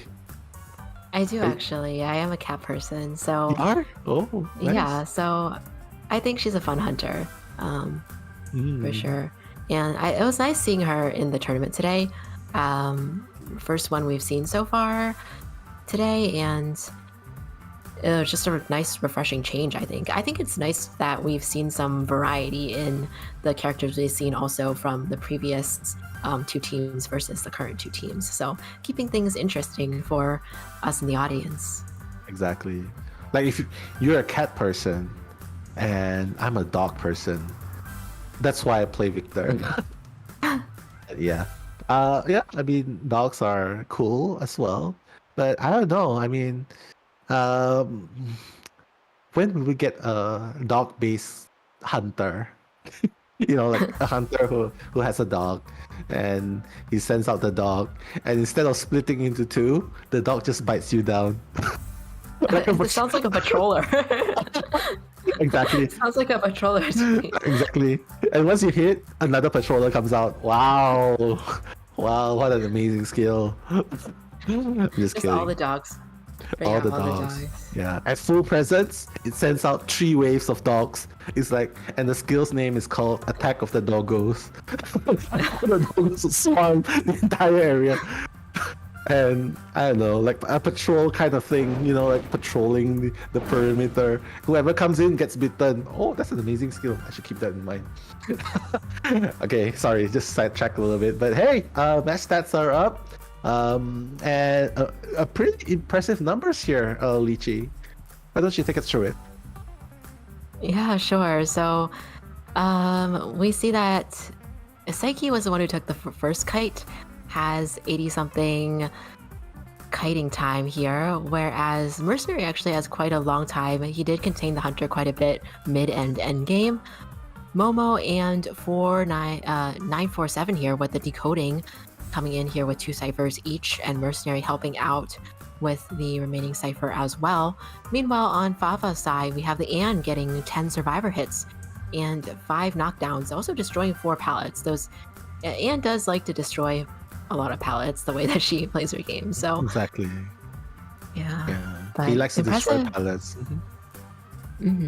Impressive knockdowns. 5. I mean, when you're a single hit hunter, that's pretty much the stats we're gonna be looking at most of the time. It's not exactly like a Bonbon with the chip damage or an X-Boy with the snipe, the flame snipes, soul snipes. Yeah, I mean, Anne is amazing. But again, the reason why it's not always a 4K situation is because Anne, well, Cypher control's pretty weak, honestly. Honestly, I don't know why. I feel like the pressure is really good. Like, it stops characters like Forward from OBing you. You don't even need excitement. Honestly, all you need is just up-down build with a blink or a teleport. I feel like honestly that's the build to go. You don't even need insolence. You don't even need sometimes you don't even need trump card, because when you bring 3/6, well, the deal with Anne is, I'm pretty sure most of you know, it's like you stun the hunter, you latch, the cat latches, and if the survivor puts down the pallet, you break it fast enough and you manage to hit them, while they are stunned. So that's the timing of it. But hey, getting a draw by Fafa, pretty good. And based on that, we are seeing the win conditions based on the results just now. Right, so it looks like if Fusion manages to get a tie, 1 survivor out, or if it's a 0 escape situation here, then Fusion's gonna win. Whereas if we do see DN survivors get a 4 survivor escape, then it's going to be DN's win. If it's a 3 survivor out, then this is going to be a tie between 2 teams, and we are going to go into an overtime round 4 situation. So we'll see how that happens. Fusion's Hunter Musin needs a tie in order to win, or for the other side, DN, if they can get 4 survivors out, they could potentially also end the game in the next round. But I think most likely we're going to see somewhere in the middle. So either they get a 3 survivor out and it goes into the next round 4, but also wouldn't be surprised if it was another tie match as well, since we've been seeing these 2 teams pretty evenly matched throughout the competition. Yeah, I mean, well, Mushin has been doing pretty good so far. We haven't seen him go any lower than a 2K, so a draw is probably the worst he has done so far. I mean, considering this is the first appearance of Fusion in NAEU qualifiers this time, yeah, I'm pretty sure the standard is, draw and above, and Mushin's been doing that so far. Round 1, yes, got a 2K, but in round 2, at least he got a 3K, so that's an upgrade. So in round number 3, I feel like if it's going something like, okay, well, if the Geisha's banned, if the Wax Artist is banned, well, he has the Clark to go on. But if they want to take a risk with his Geisha in a sleeping town, well, they can always ban the Clark and the Wax Artist. So we'll just see. We'll just see what happens. Huh. But, very true.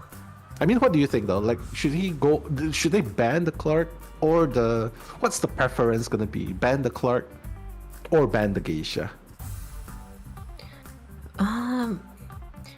It's hard because I think Clerk is generally a hunter that has stronger win potential than Geisha, but I at least am not sure how practiced Musian is with the Clerk, whereas we know that he's very practiced with the Geisha.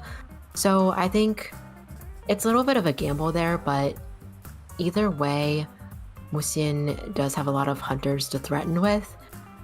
If they feel like they can find a strategy to get a 3 out against a geisha, then it's fair to say that there's a higher probability with geisha than clerk. But also geisha's pretty strong tie hunter too. Like she's a pretty good tie hunter as well. So I think there's no guarantee either way. It is. I guess we have to wait for it to play out, right? Yeah, but in this map, it's really good though. Like we've seen geisha in this map before as well, doing pretty good. I mean, a draw is the least that Mushin needs to do, right? Like he just needs a draw, and basically that's it. Doesn't even have to aim for a win. Like, of course, a win would make it two wins in favor of Fusion, which would be sweet. But realistically, just getting a draw is enough. So I feel like maybe start thinking towards that direction. Ban out the characters that's giving him the most headache, because I feel like in the first few games, like the first game where he played geisha, I think the survivors giving him a headache was like the forward, the stunners basically, and then there's the what was that?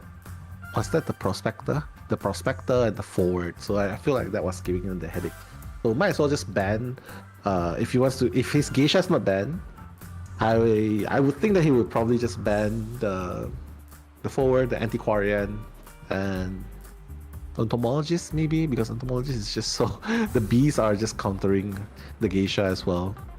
But what do you think though? Like, no-brainer bans? Yeah, I think banning forward is valid, because the DN does have pretty good forward too, and with the prospector, I think it is valid to ban them here because he's trying to get a tie. A lot of geishas do like I've seen a lot of geishas who like to ban the mercenary, but I think maybe that's not necessary if Musin is aiming for a tie rather than a potential win. Seer could still potentially, like Seer and Psychologist could potentially still be a headache though, because they have the ability to tank multiple hits, and if they end up looping the geisha for a while, that could not be a good situation for the geisha. So it feels like there's always too many survivors to ban, that you can't ban all of them. But yeah, too many to ban. Which is why people always say survivor sided. There's too many survivors bringing too much impact, right? I mean, if you think about it, even Toy Merchant works in this map. Toy Merchant and Embalmer, Acrobat, all sorts of things, man. And I'm just there's just so many things. I guess it's just up to your playstyle. Hunters, there's also a lot of hunters, but hey, I'm just looking, and whoa, nice. Thank you so much for the love. Just a side note, thank you so much for the love, San. Yeah, we are gonna get our rest after this. Thank you so much. Yeah, and I'm blinking twice, not because I need help. It's just that I've been up since 4 a.m, so it's a pretty long time. So let's get started, because wow, straight we're into jumping ahead here. What? Is this We've been speculating all this time now, but it turns out that they've already made their decisions. Yeah, sorry. Yeah, they're like, what are you on? We're done. We're done with BP. And it's not even the geisha. We're just continuously speculating. I know. It seems like they're going with the wax artist. You think of this, allowing the wax artist to run free. This is interesting too, because they only got one survivor out against wax artist this time, but I don't know, maybe they feel like Ever Sleeping Town is a better map. I don't know if it necessarily is in terms of the structure, but we'll see how this plays out, and if this wax artist still brings teleport, or if they'll bring blink, since this is more of like a mid-sized map here. So we'll see what happens here. Okay. So it's just a recap. We're just getting a little bit of fade back to our flashback towards end. But now we are in Mushin as the wax artist, gonna be chasing the first survivor. Paula's gonna be the choice though on the mercenary. Actually, what do you make of this? Interesting choice here. Looks like they did manage to waste Mercenary's elbow pad here, though. So, and also getting a hit on the Mercenary. So this actually could potentially turn out well. It could have been bad, but it ended up turning out well for Musian because now Mercenary is going to be the injured one. If he downs Mercenary, they would even be short of tie turner and have 0 tie turners left for the rescue. So, Yeah. ooh, elbow pad just in time from the Mercenary to dodge that hit, though. And teleport is on, so Musian is going to teleport right away to the barmaid and change targets here. Yeah, and a beautiful flip transition to accompany the teleport. Seems like he made the wait, what? He made the mercenary waste 2 elbow pads and also 1 heal from the psychologist. He's done his job. Just gonna teleport, being very aggressive as he has. Bossy gonna be chased down, gonna be hit. He's gonna be using his liquor, his Dublin, to heal himself up, but well, he's almost up to 100%, so kind of worried for him right now. Oh no, he's not gonna make it. Lychee, no flywheel as well. Yeah, fortunately no flywheel there, and Bosley does go down before he's able to get the heal on the Dublin, which is unfortunate, and also going into the basement. So, tricky situation here. Mercenary, luckily there's a psychologist though, so they were able to heal up the Mercenary pretty quickly. They didn't have to wait for the long healing time for him, and probably gonna see them make the way over here, but we'll have to see if they decide to go for the before half rescue or not in this situation. It's tricky when you need a win because you want to rescue as much as possible, but at the same time, it is the basement here. Yeah, basement, not a fun place to rescue against. Yeah, Polars can use his pad, but oh my god! Wow, I thought there was going to be a chair hit, but okay, so Polar's gonna stay in the basement. And you know what, just force him.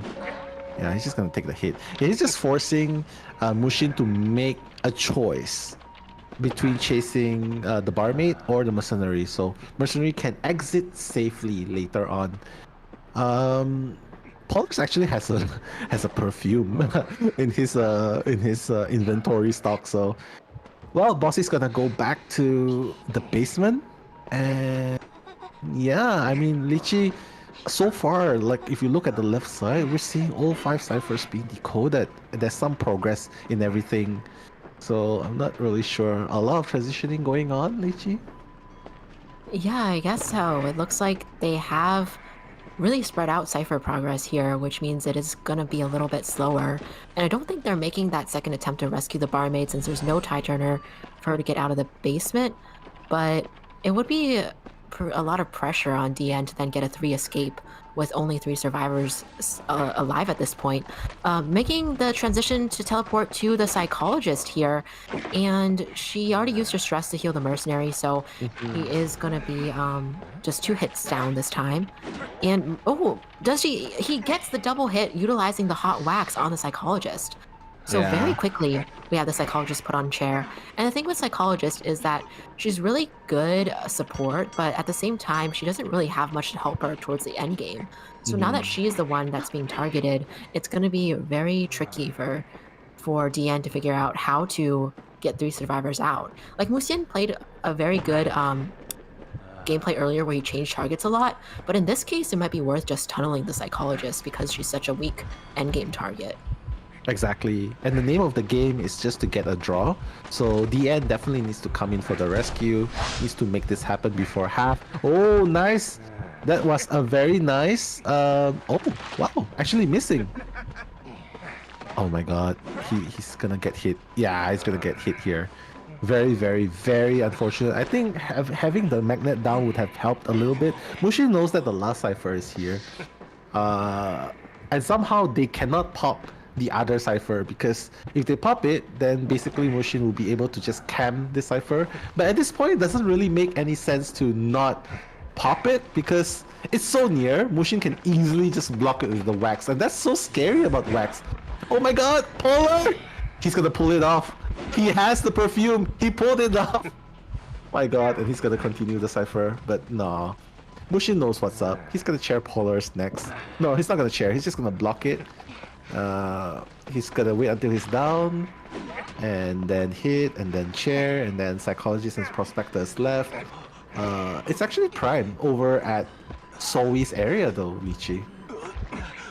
Yes, that's true. And they're not gonna. Oh, they did pop the cipher on the other end too. Yeah, but I think they're gonna try to make this happen with both the rescue and the cipher pop. But it's so hard against a wax artist who can just block and also could potentially be strong at camping this out as well. We'll see what prospector can do with those magnets here, but the timing is just so hard. This is exactly why you ban the wax artist, because right now, ladies and gentlemen, from a 2K to a 3K, and finally Mushin with a 4K. And that's it. Congratulations, Fusion, the winner. And moving on to the next bracket. Yeah, I have to say MVP Mushin for sure. Amazing step up. It's like level up, you know. I don't know if you watch Dragon Ball, but it's like a Super Saiyan level up, like 1 to 2 to 3, and finally getting the 4K. So amazing stuff to watch. Congratulations. Yes, absolutely. Congratulations to Fusion, and good game to DN as well. Both teams showed us really good gameplay. Again, it was really close between the two teams. So I'm really happy to see that because it just makes the match a lot more exciting. Showed us some very good gameplay. I think we learned a lot of new things as the casters as well, and hopefully the audience did too. So really, really good gameplay from both sides. And if you guys enjoyed seeing that today, OM is going to be playing Fusion tomorrow. The two teams that we saw, they're going to be playing tomorrow. The two teams that were victors in day one are going to be playing each other tomorrow as well. So we'll get to see tomorrow who the final representatives of the NAEU region are going to be. But really exciting. Be sure to tune in to tomorrow. I can't wait to find out what happens. Exactly. I mean, basically, there will not be a champion tomorrow. We'll just be crowning 2 representatives tomorrow. So that means there's only going to be 2 matches. And that's one between CH4 versus B4U. And then the other one would be Fusion versus OM, like what Lichi has mentioned. So the winner of those are just going to represent NAEU to COA 6. And they're not going to have a grand finals. So yeah, so that's a pretty unique tournament, eh? 1 tournament, 2 winners. So everyone is happy. Yeah. That's true. And it is very exciting that we get those 2 slots this year, that NAEU is growing as well. And they have more teams overall in general too. So really excited to see one of those slots come to our region. And we'll see how they do tomorrow and then on to the global stage. So very exciting. And like you said, Nell, I remember in Fusions, in one of their interviews or their Q&As that they posted, they mentioned that they want to do well in the global stage as well if they make it there. They believe that they have the skills to go against other Asian teams is something that they mentioned. So I'm really excited to see whoever represents the NAEU region go on to the global stage and make their mark there as well. Yeah, I mean, it's totally cool to dream big and go big instead of dreaming big but never take action on it. So yeah, it's a really, really ambitious and a huge dream, and we wish them nothing but the best of luck in reaching the top. So yeah, I guess we have ourselves a potential 2 representatives tomorrow. So I'm really excited to see what's on tomorrow. Today has been insane. I know you guys, whoever's been watching this stream ever since it started until now, please put some love in the chat so that we know who's been here since the beginning, because guys, give yourself a pat at the back. We have been here for 7 hours, guys. So just pat yourself at the back here. Okay, guys? Yeah, join the patting game, the heart gang. Okay? All right. Oh, Lichi's giving herself a pat because she knows what's up. But yeah, cooked. I mean, I wonder what cooked is, but well, I guess it means slayed. So yeah, definitely GG, well played.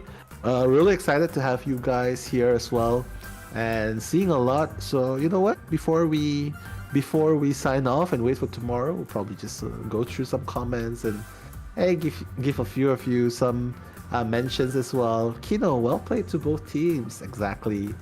And congratulations by Sleepy Zodi. Yeah, that's really sweet. And yep, all of you as well, Conan, Sam, Sky, Fenrir, Jinko Bud, and I don't know how to read this Chinese name, Ichi, but it says God Mushin. But thank you so much for wishing us the best as well. And yeah, Ichi, match stats are here. Please do me the honors. Sure. So we do see Mercenary has the longest kiting time here, with the rest of the kiting time spread out between the survivors. A lot of decoding from Psychologist and the Prospector there. Very unfortunate. They were able to get the last cipher primed, but unable to pop it, and that's part of the reason is because this is the Wax Artist. He was able to slow down those ciphers and prevent that last one from being popped. And Wax Artist here, the stats, 14 survivor hits, 7 knockdowns. Yeah, getting that win with the 1 remaining cipher left. Really excellent Wax Artist gameplay from Wuxian today.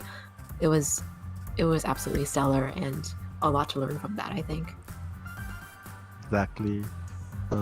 Yeah, it was a draw in the beginning, but ultimately, it became decisive as the round goes further and further in. I mean, having a deeper hunter pool and is definitely one of the reasons why Fusion is ahead, but I just have to say the experience and commitment, everything, I definitely put them ahead. So thank you so much for giving us such an amazing display of skills, talents, perseverance, and determination, and just showing us that dreams do bring us far, if only we dream big enough. But yeah, Lichi. Indeed, and we see here the hunter that we were just speaking of, Musin, and the Wax Artist as the representative character here, with the best deduction, coming in here with the 14 survivor hits and the 3 eliminations. And look at that deduction points as well, almost the full deduction points there too. So definitely worthy of being the MVP, the best deduction of the game. Played a key role in helping Fusion secure that victory. Exactly. MVP, well deserved, 2 times, man. And I know who to ban now in rank. Like, this is so annoying. Playing against a Wax Artist. I would put Wax Artist on top there, like my top 3 most annoying hunters. Alva is one, Clark is another one, and Wax Artist is also another one. Just amazing. And you know what, Mushin, well deserved, GG, well played, really deserving. Hope to see you more tomorrow as well. And yeah, join us to congratulate Team Fusion in making it tomorrow. So, and of course the MVP Mushin, well deserved, I have to say, well deserved. Absolutely.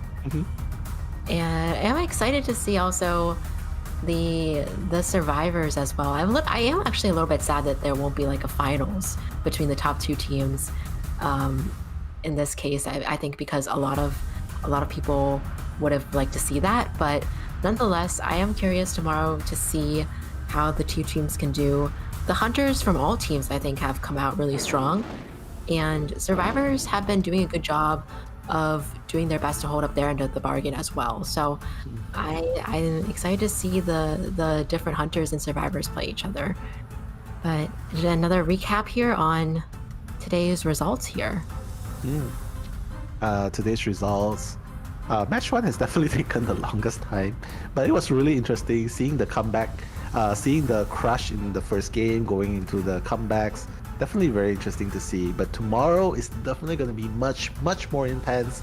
We're going to have 2 new casters. Sorry, we're going to have 2 charming casters joining the fray tomorrow, as they will be casting match number 5, CH4 versus B4U, and match number 6, OM versus Fusion. So don't go anywhere, guys. So if you're in NAU region, it's going to be at 1800, and the next match would be at 2000. Of course, for those of you in Southeast Asia, in the Asia countries, it will be roughly around early morning, 4 a.m. Starting from 4 a.m. I believe so. Get up early, and Lychee, blink twice. Let's go. 1, 2, 3. Okay, so yeah, we did it. So we technically blink twice. I don't know what's the trend here, but yeah, we blink twice in case you haven't noticed. Yeah. So thank you so much, guys, and Lychee as well. I'm so glad to have you today. It's your first time here. You're doing great, and you've been amazing. Thank you so much for being here and casting together, Lychee. And before we sign off, any last words before we go? Thank you so much, Nell, as well. I loved having you as my co-caster today and keeping up the energy. It was a really great experience, and I'm just really happy to be here. And just a final quick shout out to 3 people who have supported my channel so much. Shout out to Tyler, Joggy, and also Syrup. Thank you 3 so much, because the 3 of you have supported my channel for a long time now. So I'm really grateful to have you there. Aw, that's so sweet. And of course, for me, shout outs to all of you guys in the chat. Mizi, I can see your chat. A lot of misses and loves. Thank you so much. And of course, for everyone in the chat, really glad that you're accompanying us for 8 hours. Lychee, they were spamming hearts. But you know what? Thank you so much. We will be seeing you next time. Okay? So make sure to tune in tomorrow and have a good rest. Bye-bye.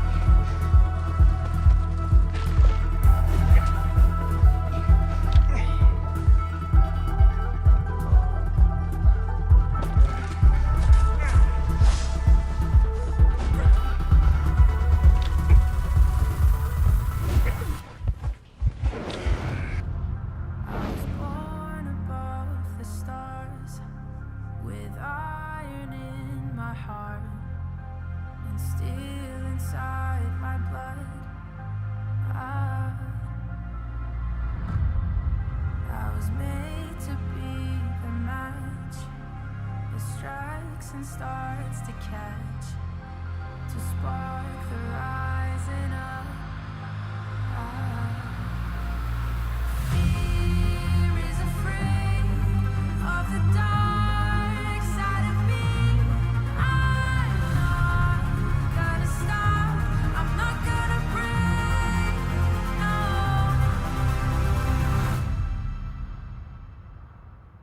I'm a fire.